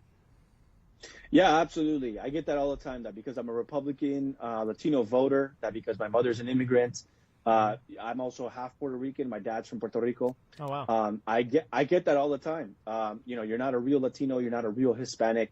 And to be honest, it's one of those things that you just have to overcome as an individual. And I think that it helps that I'm a Christian, because I know that the Bible teaches us how we're always just going to be persecuted for standing up for our beliefs, our Christian morals and values. And I think that never in the history, at least since I've been alive, has our values and our morals been more on the ticket, on the presidential candidacy, and just representatives that are running with more Christian values and morals. And I think that it's just one of those things that Latinos have to wake up and realize, hey, it's not even so much that they're going to call you a sellout. It's just they're going to hate you anyways, because you stand up for, you're pro-life. You defend the Constitution. You're a proud American. Just being a proud American enough is going to get you called a sellout. Because if you love America more than your home country, you're a sellout. But then why are we here then? Like, exactly. Why are we here if we're not going to love this country passionately? And so it's just one of those things that I've learned to just kind of get over it. I used to kind of like argue with people back in like 2017, 18 when I was a brand new Republican. I'd argue with them and be like, no, I'm not a racist. No, that's not how I think. No, I'm still an ally to this. Now I'm just like, you know what, dude? It's been 3 years. You continue to call me the same you slander me in this. Call me whatever you want. I'm still going to vote this way. And I've been able to reach a huge demographic of Latinos and Hispanics that are voting for the first time because I make them realize that as Christians, we're always going to be persecuted. There's never going to be a time where as Christians and Catholics or Catholic Christians and as Protestants, that we're not going to be name called or ridiculed or persecuted for what we believe in and what we stand for. Yeah. So I would say to those people, just we need to get over it. We need to stand strong in Christ, and we need to just vote what we truly believe. And to us, that foundation is Christ, is the Bible. Amazing. Well, thank you for coming on. Keep up the amazing work. Thank you. And we'll see what happens tonight, all right? Thank you for joining us. All right. Thank you so much. All right. So we are going to go ahead and take a quick break. Bro, just leave me on the set. I got you.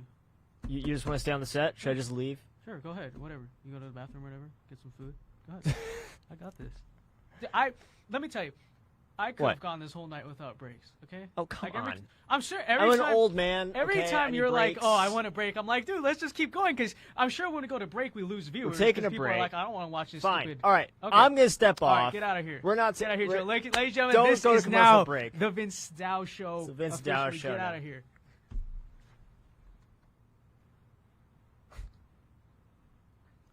Sorry.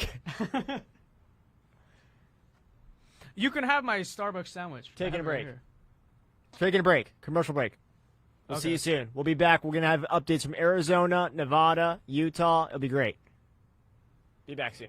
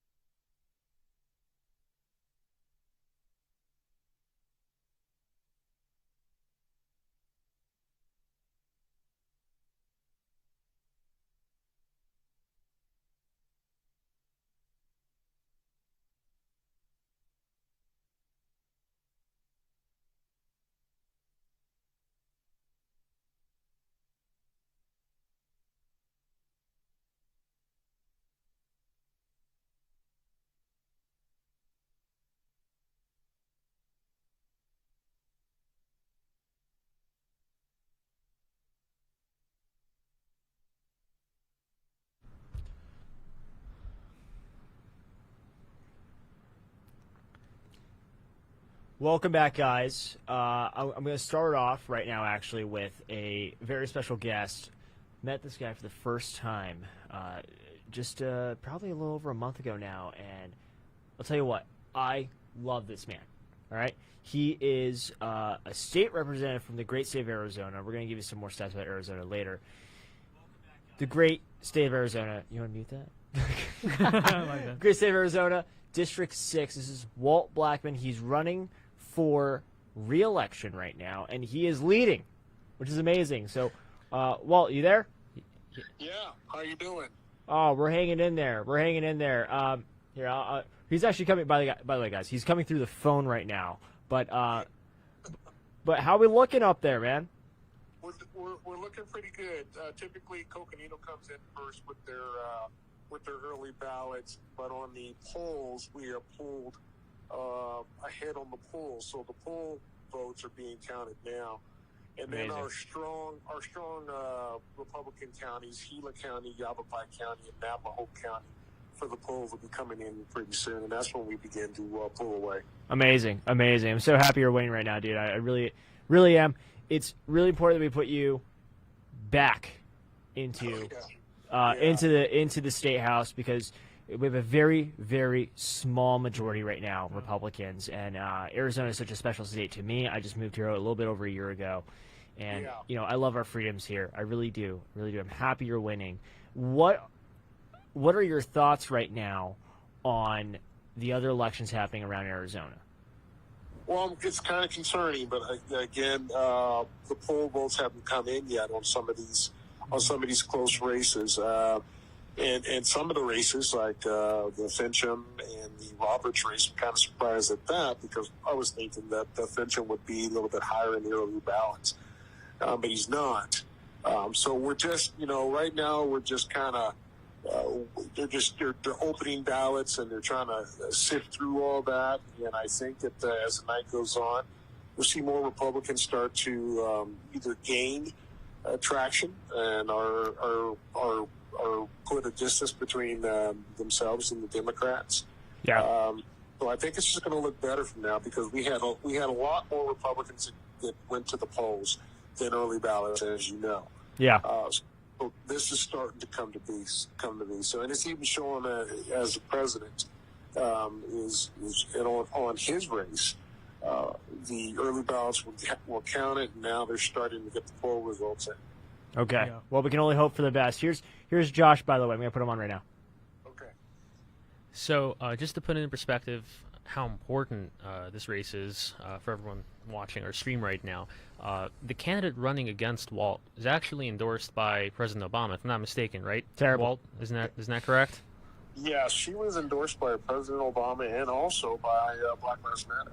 So, yes. And why do you think they're going out of their way like this for a state race? We have a former president going out of his way endorsing a candidate for a state legislative district race. Why do you think he cares so much about this?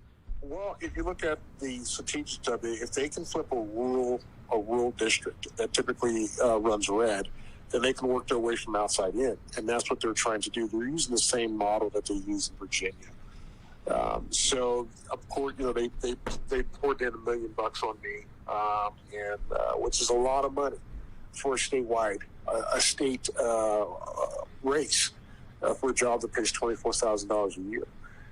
So they are really aggressively trying to turn the state, and they're trying to do it by using rural Arizona to do it. If they can flip rural Arizona, then urban areas and suburban areas will be easier to flip. Well, one thing I'd like to add, I believe that the president going out of his way to endorse your opponent just reaffirms how fearful the left is of a black conservative like yourself. And yes, they are, and it just says that they want to be able to control the black vote. And if you're outside of the black vote, they want to shut you down. And this is what they've been trying to do for 6 months. And however, we're gonna prevail. We're gonna be victorious. And I feel confident that we're just gonna keep moving forward. And then the Democrats are going to have to try to buy a seat somewhere else, but not in LD6. Absolutely, no. You're You're absolutely right. Just a moment here. Vince, did you have something that you wanted to ask Walt? Here, just a moment. We have our other co-host, Vince, over here. Well, so perhaps the thing I love best about Arizona, I'm from California. Sorry, I apologize. Okay, I know, I'm sorry. Some people have to be from there. But one thing I really appreciate about Arizona is the gun laws. Like, it is a complete freedom state. And yet it's concerning to me because I love this state so much. I love coming out here. It's concerning to me just how narrow that, tiny majority in our state house and how narrow the state's becoming. How much do you think you ensure that the Second Amendment in its purest form as a constitutional carry state survives in Arizona? Well, if we lose the House, then it won't survive. Yeah. It was a federal level, but we know the two bills that the Democrats are running, SB 1624 and 1625, will continue to push it through the House this time instead of the Senate, and they'll just run the table on their Second Amendment rights. That's why it's very important that these polls that we get accurate counts and we not only keep the majority but increase it. So that's it's. I just bought an AR, so I guess I'll be the first to go to jail because I'm not turning mine in. So I think we're going to do well. I do though. I believe we're going to do well. All right. Well, thank you very much. I'll hand it back over. Hey, well, it's Joe again. You just said you just bought an AR. I'm an AR fanatic. All right, I love ARs. I customize mine. This guy left one in my room. Yeah, I left one in his room. He's staying with me. I left it. Yeah, just so he can get used to America since he's from California.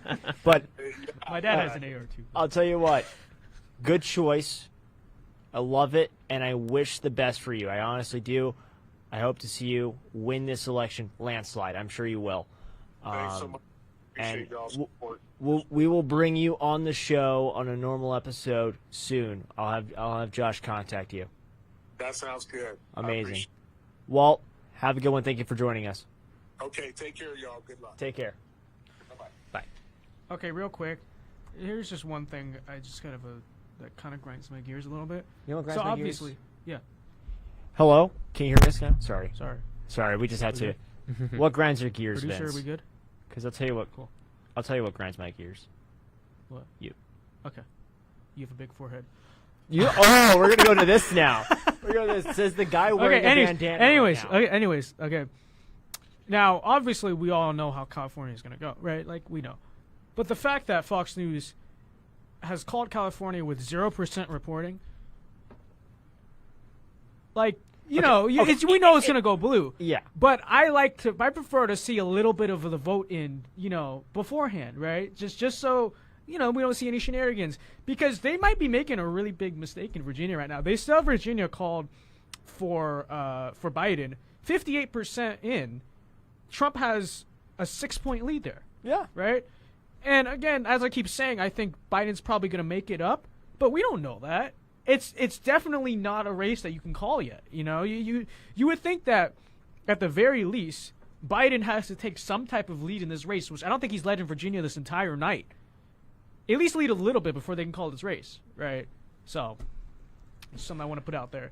Now, the major news channels have called the state of New Hampshire for Biden, but Joe wants to hold off. We're not going to. Okay, I'll tell you why. I'll I'll tell you exactly why we're not going to. Right?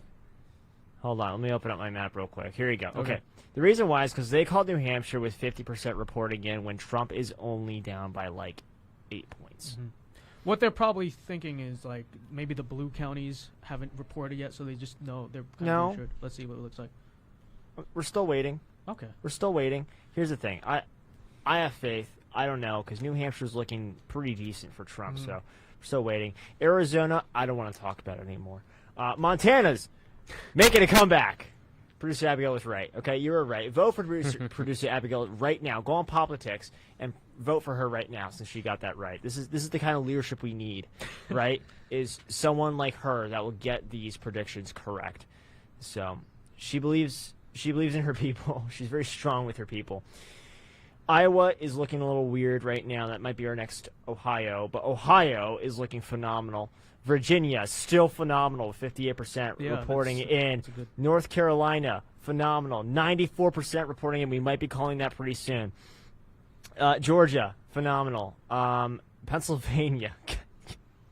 Pennsylvania is a state you should hold your horses on because I don't think they're counting their mail-in ballots first.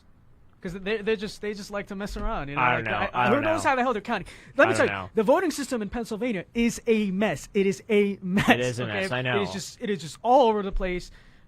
Let's get about 78. Well, actually, we're not going to. Let's be honest. We're not going to have Pennsylvania. Probably not going to have Pennsylvania called tonight, but we don't need Pennsylvania. But we don't need Pennsylvania. That's true. Wisconsin, the state officials there believe that by early tomorrow morning in Eastern time, which will still probably be late at night for us, they should have the results all in. Okay, guys. So. You know it's.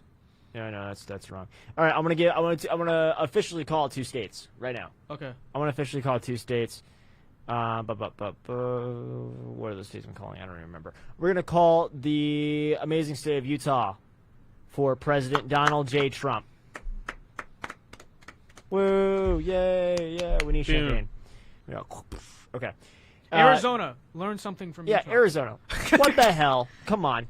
I still believe in my people, but. We'll see.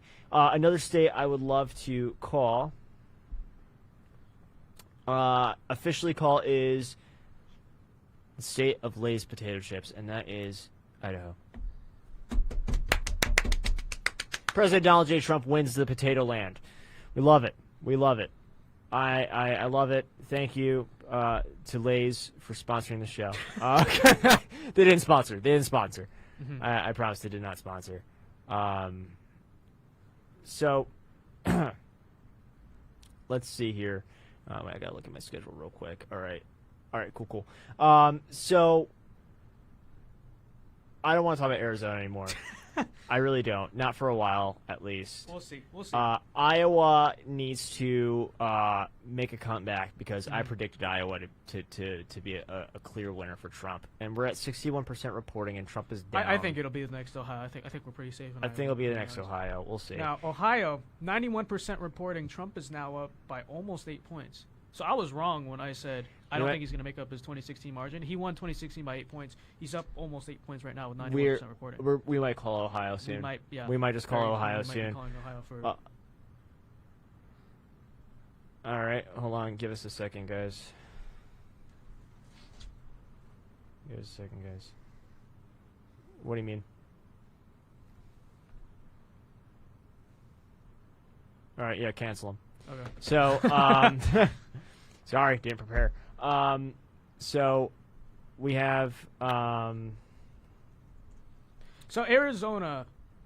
I said I don't want to talk. About it. Well, I want to talk about it. Oh, That's probably our biggest problem state, right? Because if we really win Arizona, then we are entirely on offense in this election. You know what I mean? If we don't win Arizona. If we do win Arizona, we go on offense. Oh yeah, right? no. Because I would see the Rust Belt sort of as offense for us, and the Sun Belt sort of as defense, right? We got to defend the Rust Belt. I mean, with the Sun Belt, sorry. So if we don't need Arizona to get to 270, but it helps because you don't want to have to rely too much on the Rust Belt, as well as Trump's doing right now, right? It's more, the Sun Belt's more reliably Republican than the Rust Belt. Yeah, no, I think so, and I think honestly, I don't know why Georgia's taking so long to count their votes. They're 66% reporting right now. I mean, it's one of those things where it's like, okay, I mean, it's looking like Georgia's going to hold. I mean, I don't know if they have outstanding mail ballots that they still have to count. Let's take a look at Texas. Texas is looking really good at 500,000 votes for Trump over Joe Biden. 74% reporting. 74% reporting, so it's looking pretty good for President Trump right now in the Lone Star State. Montana making a great comeback with 32% reporting. 50% of the vote is for Trump. Joe Biden only has 47.5%. So we're looking pretty good. Nevada is one of the only states in the mainland that's not reporting anything. So come on, the system is a mess. Nevada, yeah, because you copied California 6 months ago and it didn't work out for you. I'm sorry. I'll tell you what, though. I said earlier, we're sleeping on Nevada. This morning, Nevada was 1 point plus for Trump. That is a possibility. That is absolutely a possibility. We will see what happens in Nevada. So, oh gosh, I accidentally opened Adobe Bridge by accident. I don't know what's going on, guys. It is just that time where you're like, it's 9:10 right now, right? We're okay. We're in sort of limbo mode right now, but we're kind of losing our minds. No, I am a perfectly stable genius. Oh, I'm a perfectly I'm a stable genius. Yes, I'm an unstable genius, no, is what I am. Stable genius, I want to go ahead and introduce someone though, and this is someone that Josh, you know this person more than I do. Yes, So I do. Can you give us a quick rundown who this person is, and I'll introduce him? So, this is the story. This is the story of Keith. Yes. So, Keith, who recently graduated from William and Mary, he DM'd me on Instagram. Now, typically these are bots. Typically, these are people that are spamming me or doing something annoying. But I noticed that Keith genuinely wanted to understand more about conservatism and more about President Trump and why he should consider supporting him. He was in the middle, and I respect people who are in the middle and are open-minded, so I took the time to speak with Keith, to text back and forth and have a phone call with him eventually. And Keith has come out, at least on this show, he will come out as a conservative for the first time. He will come out. He has been hesitant, and we cannot blame him because he doesn't know that many Trump supporters, and we're just welcoming him into the family right now for the first time for the world to see. So, Keith, thank you for coming on. We're really happy to have you. Welcome on. Tell us a little bit about yourself and how did you end up going through this transformation? Okay.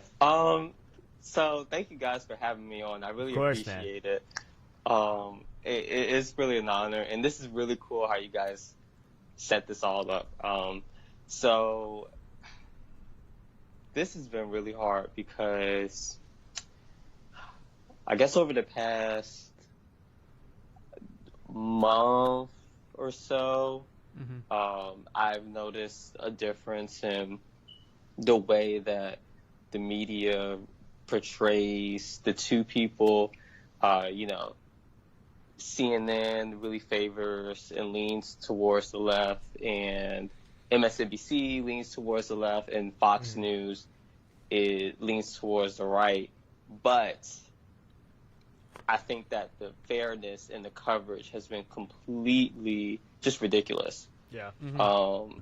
And I started to realize this, I guess, during the debates. There was interesting things that Joe Biden said that CNN did not emphasize on, and the things that they were not covering that really caught me by surprise. And I'm just like screaming at my TV, like, why are you guys not saying what is a big deal, but you guys are putting under the rug because it's not important to talk about?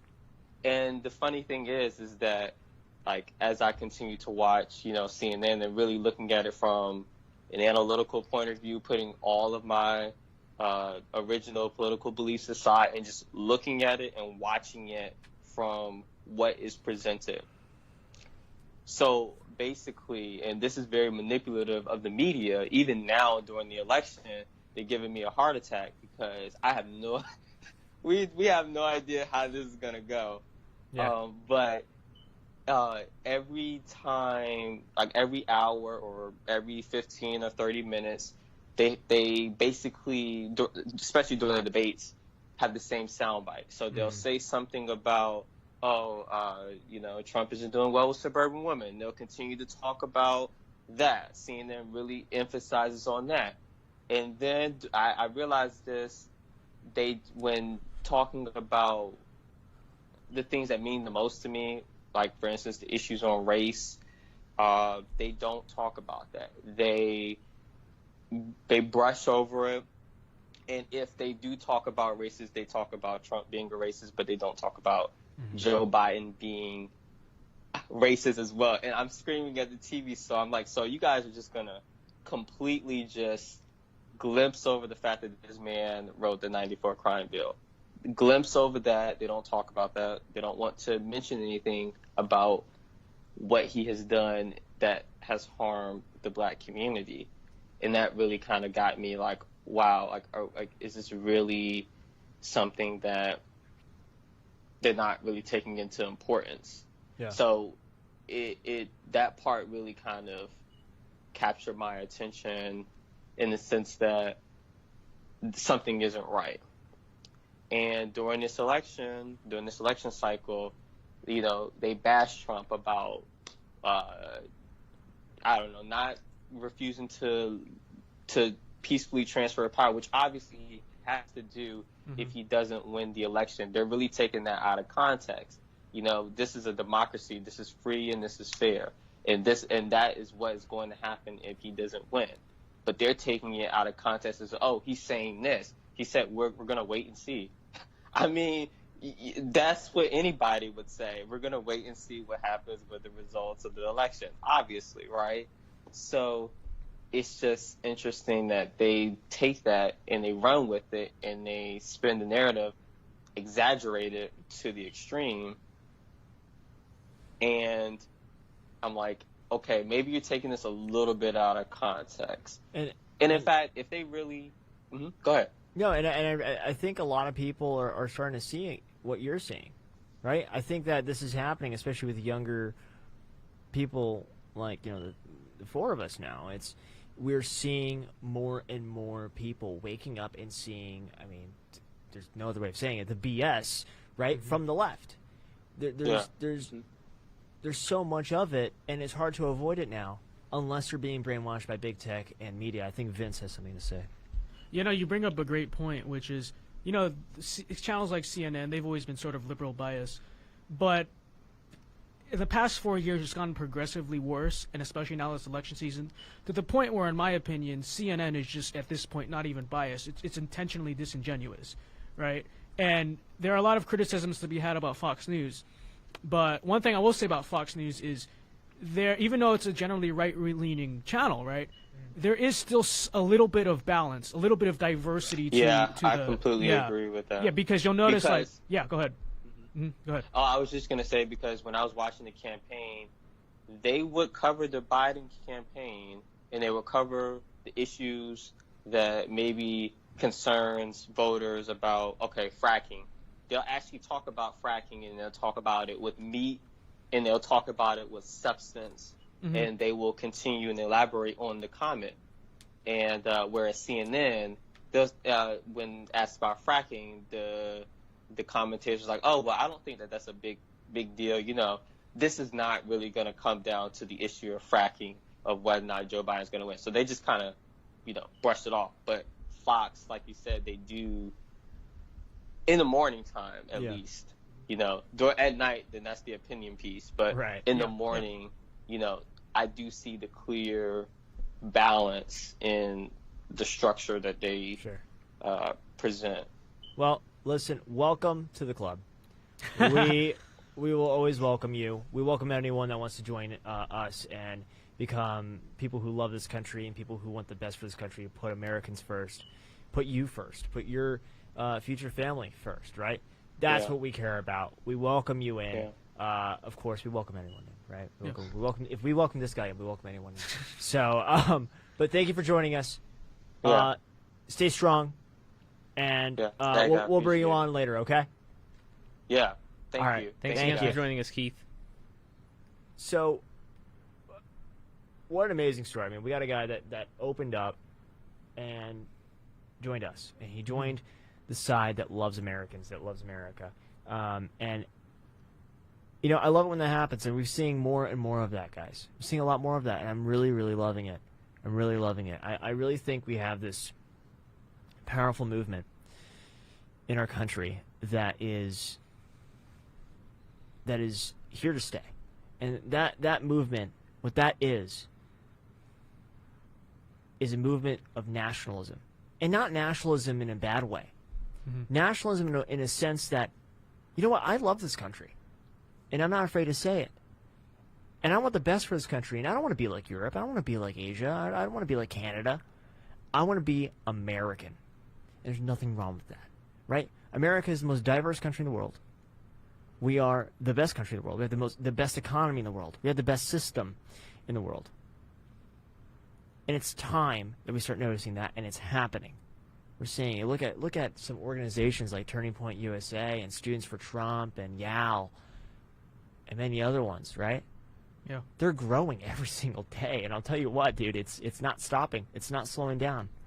And it's phenomenal. Phenomenal. I've heard a lot of people say, and this is regardless of how the election results turn out tonight. I've heard a lot of people say that Trump has sort of, the Trump era and Trump and Make America Great Again has sort of outcasted like a lot of certain groups that Republicans need to win in the future. But I don't see it. You know, for as much as people said in 2016, especially, I mean, black votes, he did pretty abysmally. But, you know, Hispanic votes, he actually did better than the past two, right, Republican candidates. And I've noticed ever since 2016, you have a lot more of these groups that Republicans generally struggle with. There is now a conversation. I mean, there's now a open conversation in a lot of these communities, you know, that would have never been had before. And the conversation might not be winning at the moment, you know, our side of the dialogue, but it's there. When was the last time you ever heard Republicans basically try to actually make the argument that, no, actually, we did more for the black community than the Democrats did, right? Yeah. That's open. It's there. And the more it's just talked about, the more someone's going to hear it and come on board. So even if the opposition gets angrier because we are talking about it, don't conflate that with the actual numbers of what's going on. Right. And one thing you mentioned, you know, we've done more. And I'd say we've done more in a sense of not just an action of doing more when it comes to policy making. I think we've actually done more when it comes to the motivation behind said policy. Because if you look at the Civil Rights Act, which was signed by LBJ, right? LBJ is a Democrat, right? What did he say before signing the Civil Rights Act? The Negroes are getting uppity. We need to give them something to keep them in place. And we're going to have them voting for the next 100 years. Yeah. We're going to have them voting Democrat for the next 100 years. That's the motivation. That's their motivation to do stuff for the black community. No. You know what Republicans' motivation is? This is their motivation. Trump says, we have a problem in the community, and it's not their fault. We're going to help them out. We're going to give them a helping hand. We're going to put opportunity zones. We're going to put permanent funding on HBCUs. And we are going to lift up that community. And the same thing goes for the Latino community. And the same thing goes for the LGBT community. These communities have been brainwashed by the mainstream fake news media, and as well as the corrupt Democrat Party. And they are brainwashed to think that Democrats actually give a damn about them, and they don't. They don't. All they care about are votes. You'll see House candidates, or people in the House of Representatives that are Democrat, they will only see you once a year, right? And it's when they need your vote, right? Yeah. They won't see you anytime other than that. Senate candidates, they'll see you every 6 years. Presidents, they'll only see you every 4 years if they're Democrat. But President Trump, after he won the election in 2016, he had a thank you tour. He hit all of these places. And even after that, he did conferences. He did everything. So, you know, I'm just saying, President Trump, okay. Yeah. I think God. he really opened actually the Republican Party and conservatism to a lot of new people. Most importantly, I would say, is like that Midwestern working class. You know, the blue wall that Hillary tried to hold. Win or lose the Rust Belt, there's now something there. It's competitive, right? It's something that Republicans can try for. Republicans can try for Michigan in future elections, you know, and Pennsylvania and those states. So that's just something to consider. Fox News is now projecting that Biden wins Arizona, which there's only 73% of the vote in, but he is up by like 8 points. We're not calling it. So we're not going to call it yet. We're not calling it. But Arizona, you let me down, man. And that definitely helps Biden a lot, because then okay, so this basically guarantees almost that we're not going to have conclusive results by then tonight. Right, if Biden has won Arizona, because a lot of these Rust Belt states that are now going to decide the election, right, we won't have results in definitively. Michigan said it's going to take like till Friday probably to get their results in. Pennsylvania, we all know Pennsylvania. Wisconsin will be called by the end of the night, most likely. But without winning Arizona, Trump needs a second Rust Belt state, at least, to get to 270. Okay, Wisconsin will get called today. Michigan probably won't get called today. Well, Iowa the has officials turned in red, by the way, Michigan guys. said no, Iowa has turned red. Montana has turned red. So let's take a look at the map. We're gonna officially call California, Oregon, and Washington. Right. We don't need graphics for that one. That one's just stupid and waste of time, anyways. So let's see how's Texas doing right now. 75% in. All right. Okay, that's not bad. 4 point holding lead. a steady lead, yeah. 4 point lead for President Trump in Texas. 75% reporting. Georgia, 70% in. We're talking about a 10-point lead right now. It looks like we're going to hold Georgia. That's a lot for Biden. It looks like we're going to hold Georgia. Virginia, we got a 3-point lead in Virginia, 61% reporting. So it's starting to slip, right, from Trump. Just a tad, though. We're looking over in Ohio. We have a massive lead, 94% reporting. Pennsylvania, 49% reporting. Big lead for President Trump, double digits.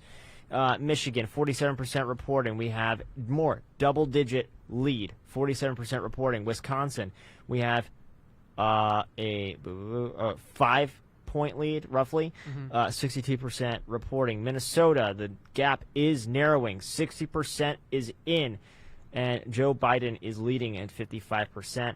Montana, 33% is in, 50.9% for President Trump. Nevada is still 0% nothing reporting. Come on, that's why you don't change the voting system a few months before the election. Literally 6 months. Because it's ridiculous. Look at New York Times. When did polls here. close? 10 p.m. Eastern time. So that they closed a couple hours ago in Nevada, right? No, it closed at 8. 8, right? All time. So we nothing on New York Times. And it's blank. It's blank on the map. Dude, it's just blank right now. Ridiculous. It's the only state in the mainland that is. Besides Alaska and Hawaii, right? I said mainland. Oh, sorry. Come on, man. You listening? Nope, I'm not. I've tuned you out completely. Oh my god. So let me think. So now, Biden. We haven't called Arizona yet, but it's likely going to Biden. Unfortunate, because Arizona, you guys really let me down. But in that case, let's see. So Trump has to do better in the Rust Belt now. So the best strategy I had, the best look we would have had, is if we won Arizona, held the rest of the Sun Belt, get Maine 2nd District, and in that case we only need one Rust Belt state to win. Now we're going to need either 2 or to take Pennsylvania, right? That'll get us to 70, yeah. But we don't want to rely on Pennsylvania because it's the messiest voting state. It has the messiest voting system of all. Yeah. It's messy. So, if we wanted the results tonight, at least in Trump winning tonight, that's basically been thrown out the window because of Arizona. It's very unlikely. I mean, unless Michigan pulls off a miracle and actually gets all their votes in and Trump wins there, then that'll be, we can say that. But they have said unlikely. They state officials there, so maybe they'll impress us. Yeah, but it's not. It's we looking have like yet to see. There's still plenty left. If we have a Trump win, it's probably not going to be tonight. It's going to be in the days to come. So if we, I'm creating a map right now to see. Yeah. I honestly think we're going to take all of this. But it looks like we are holding on to North Carolina, looking good. Georgia, we still have. It's only 70% in, but there's a lot that the Democrats have to make up. They're down by almost 10 points right now. So, in the last 30%, that's going to be a lot. We don't need it. We don't need PA. Yeah. We don't need PA. We don't need Nevada. We don't need Arizona. We don't even need Virginia to get to 271. Which state did you? Okay, you have Michigan and Wisconsin. Michigan, Wisconsin. Yeah. Is what we so need. if we can win Michigan and Wisconsin tonight, we will be at 271. Which might not be a guaranteed actual electoral college victory because you never know, some freaking elector could go rogue. That's they're allowed to, in some states, right? I don't know about that. That is news to me. Yeah, if there's some states that mandate that like the electors Yes. have to vote like with the popular vote of the state. Isn't it their constitutional obligation though? Do states actually? No, the give them an electors. option? The electors can decide who to vote for. They can totally go rogue. That would be a constitutional crisis. Yeah, it's only happened a few It would times be in a history. constitutional crisis though if that happened. So it would be very atypical. Yeah, but we would assume probably if Trump did win, in the votes, and then some elector goes rogue, we'd probably expect that other ones, hopefully, that maybe they were from Democrat states, but they think it's immoral, and so they vote for Trump just to balance that out. But we never know. We don't want a 271 victory. I want at least 285-ish to play it safe. But we don't know that's going to be an option. We don't know. It's a close election. It's going to be a close election. But, losing Arizona. That hurts. Yeah. It No, hurts a that lot. hurt. Yeah. Oh, is weed legal in Arizona now? 207 passed. All right. Congratulations, potheads. Thank you. What? Thank you for the little. But that's just going to encourage more leftists hippies to come into our state and ruin it. I'll tell you then, that does not. The hypothetical. Let's say Trump wins tonight. Yeah. Doesn't look good for Arizona in 2022, right? Because he'll be the incumbent. We'll see lower turnout for the incumbent party, and it's probably going to be another blue wave year if Trump wins in 2022. In 2022, if Trump wins tonight, probably going to be another blue wave year. So we could, and Doug Ducey, right? Oh, this Doug is his last Ducey? term, right? Yeah, he's done. He's terming out. So 2022. He's not going to have. There's be no incumbent advantage for the Republican, which makes it a lot tougher. And for a fact, Democrats are going to put a bunch, especially if Trump is president. Democrats are going to put a bunch of money into Arizona. So I'm skeptical. I'm really skeptical about AZ right now. I really am. You're holding out faith. Joe and I. This is just something that happened earlier this year. Yeah. Joe and I were at I believe it was a women's march. It was the women's march. The women's march. We were celebrating femininity or whatever. In front of the state capitol, and we didn't plan on doing this, but we ended up just improvising just to see what would happen. And to our surprise, we ended up uncovering voter registration fraud from a. I won't say the name of the group, but there was Wait, you're not going to say the name of AZ Blue? He could say it. It's fine. I wasn't sure if you wanted to mention it or not. AZ Blue 2020 or something like that. We were posing as illegals. We'll just call him something stupid like AZ Blue 2020. Yeah, and we ended up asking him how we can register to vote even if we're illegals, and the guy was giving us instructions, the owner of this group, and he told us how we can get away with voting at the federal election and how to be able to register even if we were illegals. He gave us instructions on this video, and for ourselves, we got to see firsthand how easy it is to manipulate the voting system in this state, and that was a little bit after I moved here, so I was quite appalled. And I do question, and I'm sure Trump questions the results in this state too, because there is a lot of fraud. James O'Keefe was playing a big role. Yeah, the state. James O'Keefe was. He's got to get it within a closer margin to even have that argument, though. No, he'll do it. Because it's like Biden is up by. He'll use our video as evidence. Yeah, no, but that's exactly what I would hope. By the way, thanks to this guy that got viral, actually. Yeah. Well, we have to get the word out there because PolitiFact ended up going out of their way labeling it fake. Why? Why did that happen, Joe? Do you want to say why? All right, my yarmulke just fell. All right, well, it's right here. This means business. Thank you, guys. All right, His yarmulke PolitiFact. If you're watching this, but you're not, but if you're watching this, we got a problem. We got beef. But what I'm saying is, they emailed me, asked me for a comment. They were going to fact check the video. They were saying that nothing was illegal about it. I said, well, what about the U.S. Code? Because it was clearly a violation of the U.S. Code. And what they did was they still said it was false. He said, oh, we're not going to use the U.S. Code. Therefore, fact check false. And completely false, by the way, which is BS. So I hate PolitiFact because he fact checked me. Just Google my name and Josh's name. You'll see us on their website. It's great. It's great. It's great. Yeah. You want to call the Senate race Yeah, in so Alabama? we won the Senate race in Alabama. Doug Jones is unseated, so we got We one. just gained one a back. Senate seat, people, but we also lost one in Arizona. Yeah. I don't want to talk about it. I don't want to talk about it. I do want to go ahead and also Tom Cotton won, by the way. Yeah. Congrats to Tom Cotton. I want to introduce a very special guest to the show. She's been on Cup of Joe before. She hasn't been on the show on the news set, though. She was back when we were in the apartment doing it super, like, Josh was in the other room, and it was terrible. So now we're in this fancy studio. She comes to join us again. Sophia Fisher, how are you? Thank you so much for having me on the show. Excited to be here. I mean, this is such an exciting time. Yeah. I mean, we have so many people coming out to support the president, and I really do think that we are going to see a win tonight, but a lot of uncertainty still, and with Pennsylvania especially, we have Philly calling a lid tonight. I mean, this is crazy. I don't think this has ever happened. They are waiting until the morning to count the rest of the votes.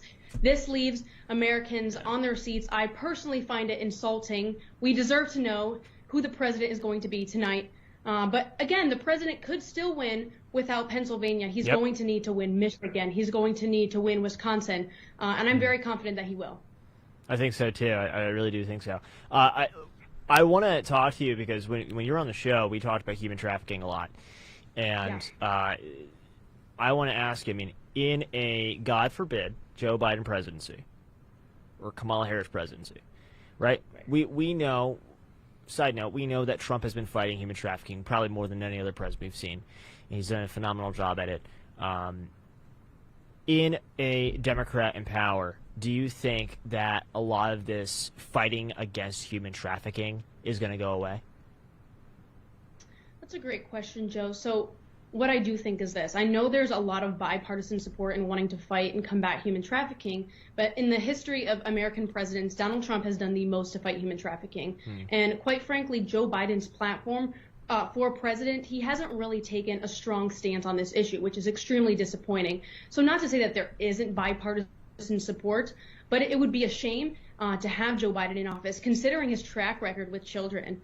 I mean, this is a man who you'll just see countless videos with his conduct. I mean, the way that he conducts himself with women and children, touching them inappropriately. I would be surprised if he were to come out strong against human trafficking, because this is a man who hasn't honestly taken that strong of a stance on it. So, again, bipartisan support is on both sides of the aisle here, but Trump is doing a lot to fight it, so it would be a shame. Yeah, no, I mean, I think there's a lot that, I mean, we need to know about when it comes to Joe Biden, about his stance on this. He hasn't really said much about it, so, I mean, we'll see. So what about, I mean, another thing we talked about was specifically also the border and how that also has to do a little bit. You said it's not as much when it comes to percentages, but it still is something, right? Do you think, I think it's a pretty easy answer, but Joe Biden's going to just completely get rid of security on the border to kind of open it up to any human trafficker that wants to come through?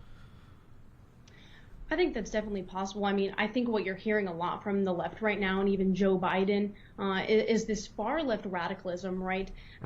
This desire to decrease security and just invite everyone in. I think that we can still love our neighbor, but stand for strong borders. I know we discussed before on your show that 85% of those trafficked in America are from here. So we know it's a domestic crime. It still happens across the border, and with a strong border, you're naturally just going to know what's coming in and what's coming out.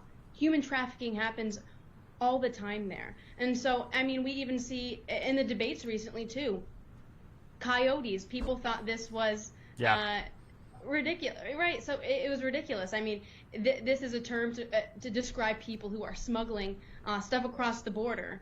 And honestly, it's pathetic. The reaction from the left was pathetic.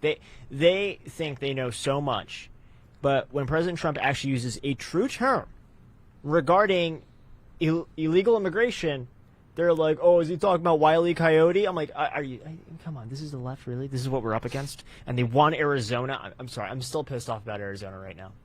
I am too. I'm a little disappointed. However, I mean, there were other states such as Florida that were crucial. So Arizona definitely is a blow. It's disappointing. But I still have hope, again, if he wins and pulls through with Wisconsin and Michigan.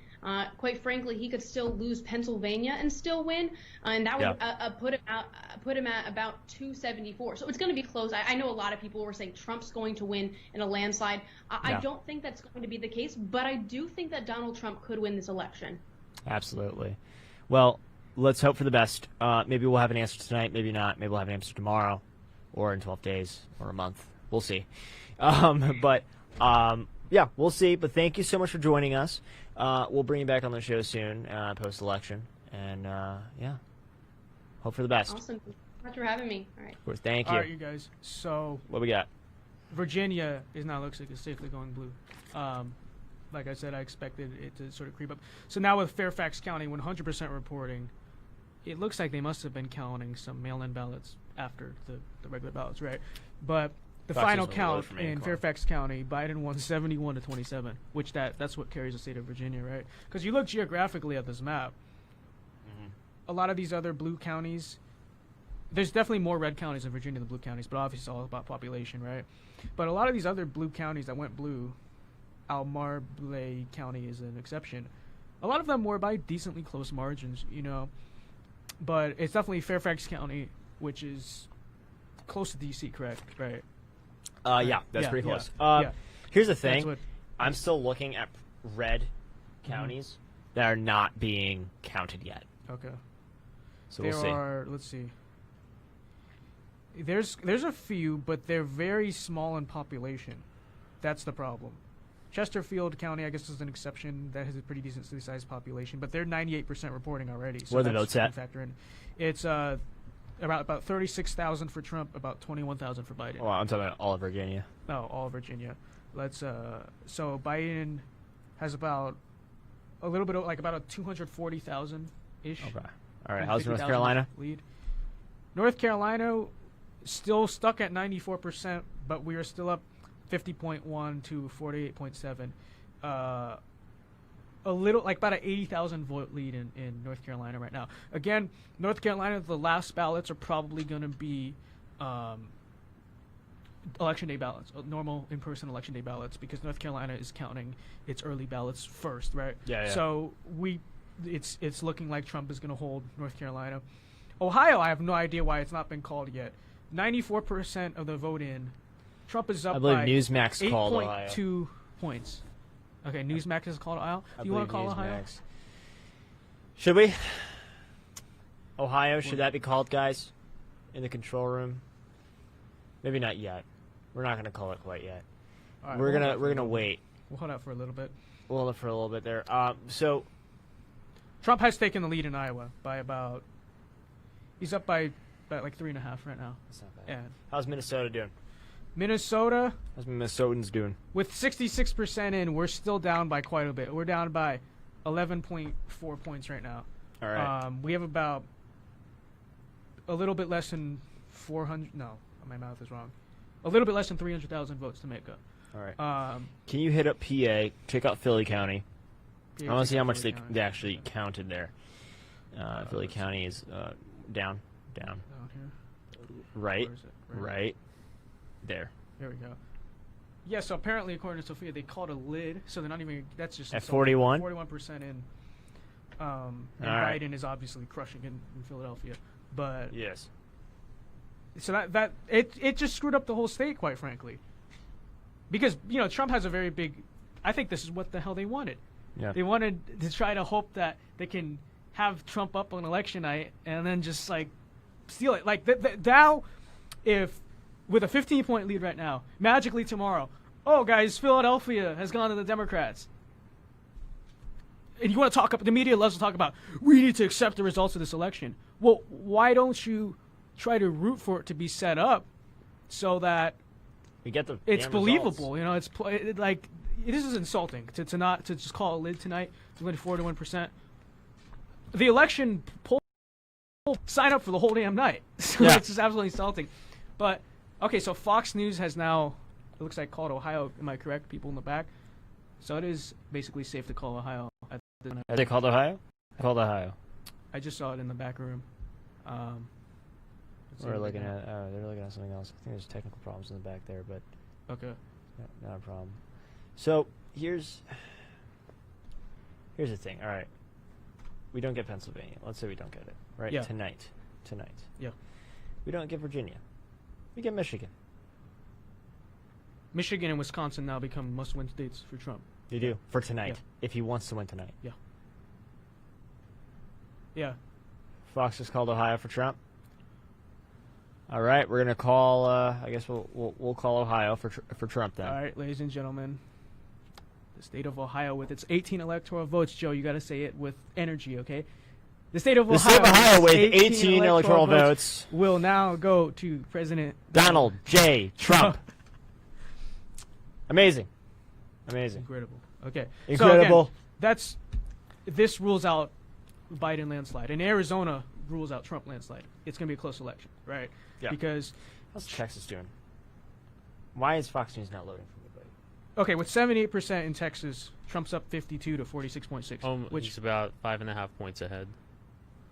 All right, not bad. Yeah. Okay, not bad. Yeah. That's not a big deal. We got this. All right, what's the percentage?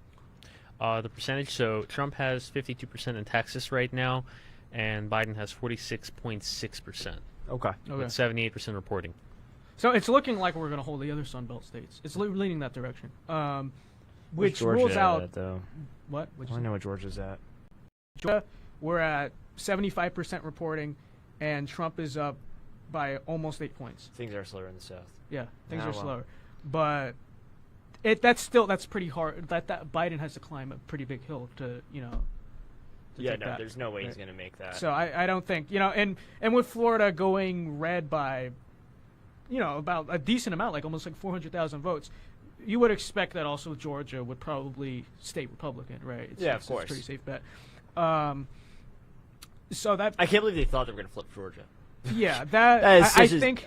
No. So if Biden loses, I think they're going to regret spending all that time in Georgia. Oh yeah, you know what I mean? Yeah. And even to lesser extent Florida, because honestly, the Biden campaign strategy, minus staying in the basement, which is self-explanatory, has been a little bit odd, right? Yeah. Because they spent what seems like an excessive. Because I heard that they weren't going to get cocky like Hillary. That's one thing they vowed, right? And they said that. But and yet they spent a bunch of time campaigning in Texas. Yeah. A bunch of time in Texas and a bunch of time in Georgia. Yeah. Barely ever went to Michigan or Wisconsin, right? Yeah. Hit up Minnesota a little bit. Still kind of odd, right? But it was just such a weird sort of campaign strategy for them to spend so much time in Georgia, Texas, and frankly even Florida, because it feels like in the later stages Florida is probably where Biden spent the most time, and Kamala, right? They knew they didn't need to win the election, and they didn't, but they spent a bunch of time there, and they may have neglected the Rust Belt. I mean, we'll see. Maybe they are confident in the Rust Belt, but I think it might be overconfidence in a lot of ways. We see it in Michigan and Wisconsin right now. There's still a lot of the vote to get in, but Trump is leading by a decent amount in Michigan and Wisconsin. And Pennsylvania, but Philadelphia is going to screw that all up. So we won't know. I already have a clue about Pennsylvania. There's a reason why it's called Philadelphia. Okay, 1%. This Nevada finally has votes in, ladies and gentlemen. Okay, good job. President Trump wins Nevada. Idiots. No, I'm just kidding. Don't say that. We're gonna get fact checked. Okay, but only 1% reporting right now. I believe the rural areas of Nevada usually report first, and Trump is winning pretty big right now. But let's see which counties are reporting. Okay, I click on the counties and they're all blank. Very nice. Oh my god, very nice. Oh wait, yeah, no, Nevada's a mess. It's a mess. It's a mess. So one path to victory that I was holding out, hoping for, was even if we don't do well in the Rust Belt. Actually, never mind. We lost Arizona, so never mind. We have to throw that out the window because that was another path to victory I was thinking of. Yeah, losing Arizona, it makes you a lot more anxious, because that gives Trump way less paths to victory. Yeah, I'm a little. Because keep in mind, Biden has not really lost a key state yet for him. What do you guys think? Well, Florida. No, but Florida, he never needed to win. He never needed to win Florida. Ohio. Oh, same thing with Ohio. He never needed to win Ohio. All Biden has to do is lock the must-win states for Biden are the Rust Belt states, Right. Like Minnesota, Wisconsin, Michigan, Pennsylvania. We've yet to get any results in any of those, like if he wins race calls there. these, So Trump has dude, Arizona. he doesn't even win if he wins Wisconsin, Michigan, and Pennsylvania. He doesn't even win. No, but you have Virginia red. That's why. Oh yeah, Turn sorry. Virginia. Yeah. So There he you go. wins. Yeah, I forgot about that. No, so that's the thing. Trump has lost Arizona, which was a pretty important state for him, right? Again, not a necessary state for Biden to win. So you can see, I mean, Democrats, they always complain about the Electoral College, but you can tell they have an obvious advantage still in the Electoral College, right? Because they just run up the score in California and New York. But we still have a long ways to go in this election, folks.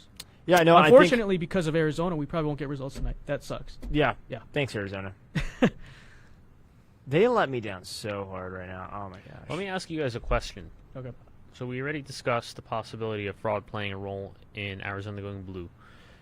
Would you also consider the exile of Californians into this state a leading reason for why it went blue? That has something to do with it. I honestly do think it's, I don't know, because we were at the rally, right? We went to Trump rallies. We went to, we went everywhere, right? Good year, yeah. Good year. We did Super Saturdays with Students for Trump. We did a lot of stuff, and it's like the momentum and enthusiasm was through the roof, and Harris and Biden were here like twice or three times. And they had like no one come to their stuff. No one came to their stuff, so that's why I don't understand at all how they won. By the way, by that much, right? We're talking about a 53.5. Like, if it, me personally, I think if Biden were to win Arizona, it would be down to a hair. Now, guys, but this is not. Let's there's something wrong with this. Let's also remember. I mean, yeah, it's called, but let's also remember, this is only 74% in. It's a lot of points. It's 200,000 votes off, right? Mm-hmm. All right, that's like a hard maybe, you know. But yeah, I mean, we'll think, see. We'll see. You know what? Something else to consider is John McCain. We know, towards the end of his life, yeah, he was. Correct me if I'm wrong. He was very popular in the state of Arizona, right? I don't know. Extremely popular here. Well, he was popular here, but he definitely put a very big dent in the conservative movement in the state. Yeah, and the GOP. Yeah, because I'm sure there are some registered Republicans tonight who voted for Biden because of that McCain and it wasn't most of Republicans in the state, but in a state that's increasingly trending blue due to migration of Californians and people from all these other different states, that can be enough, you know what I mean? Yeah. To flip it. And these things happen throughout time, throughout different states, throughout the country. We're going to see even traditionally blue states eventually become hard Republican. I think you're swing seeing states as well. This is why I think it's so important for Republicans to really become a working class party.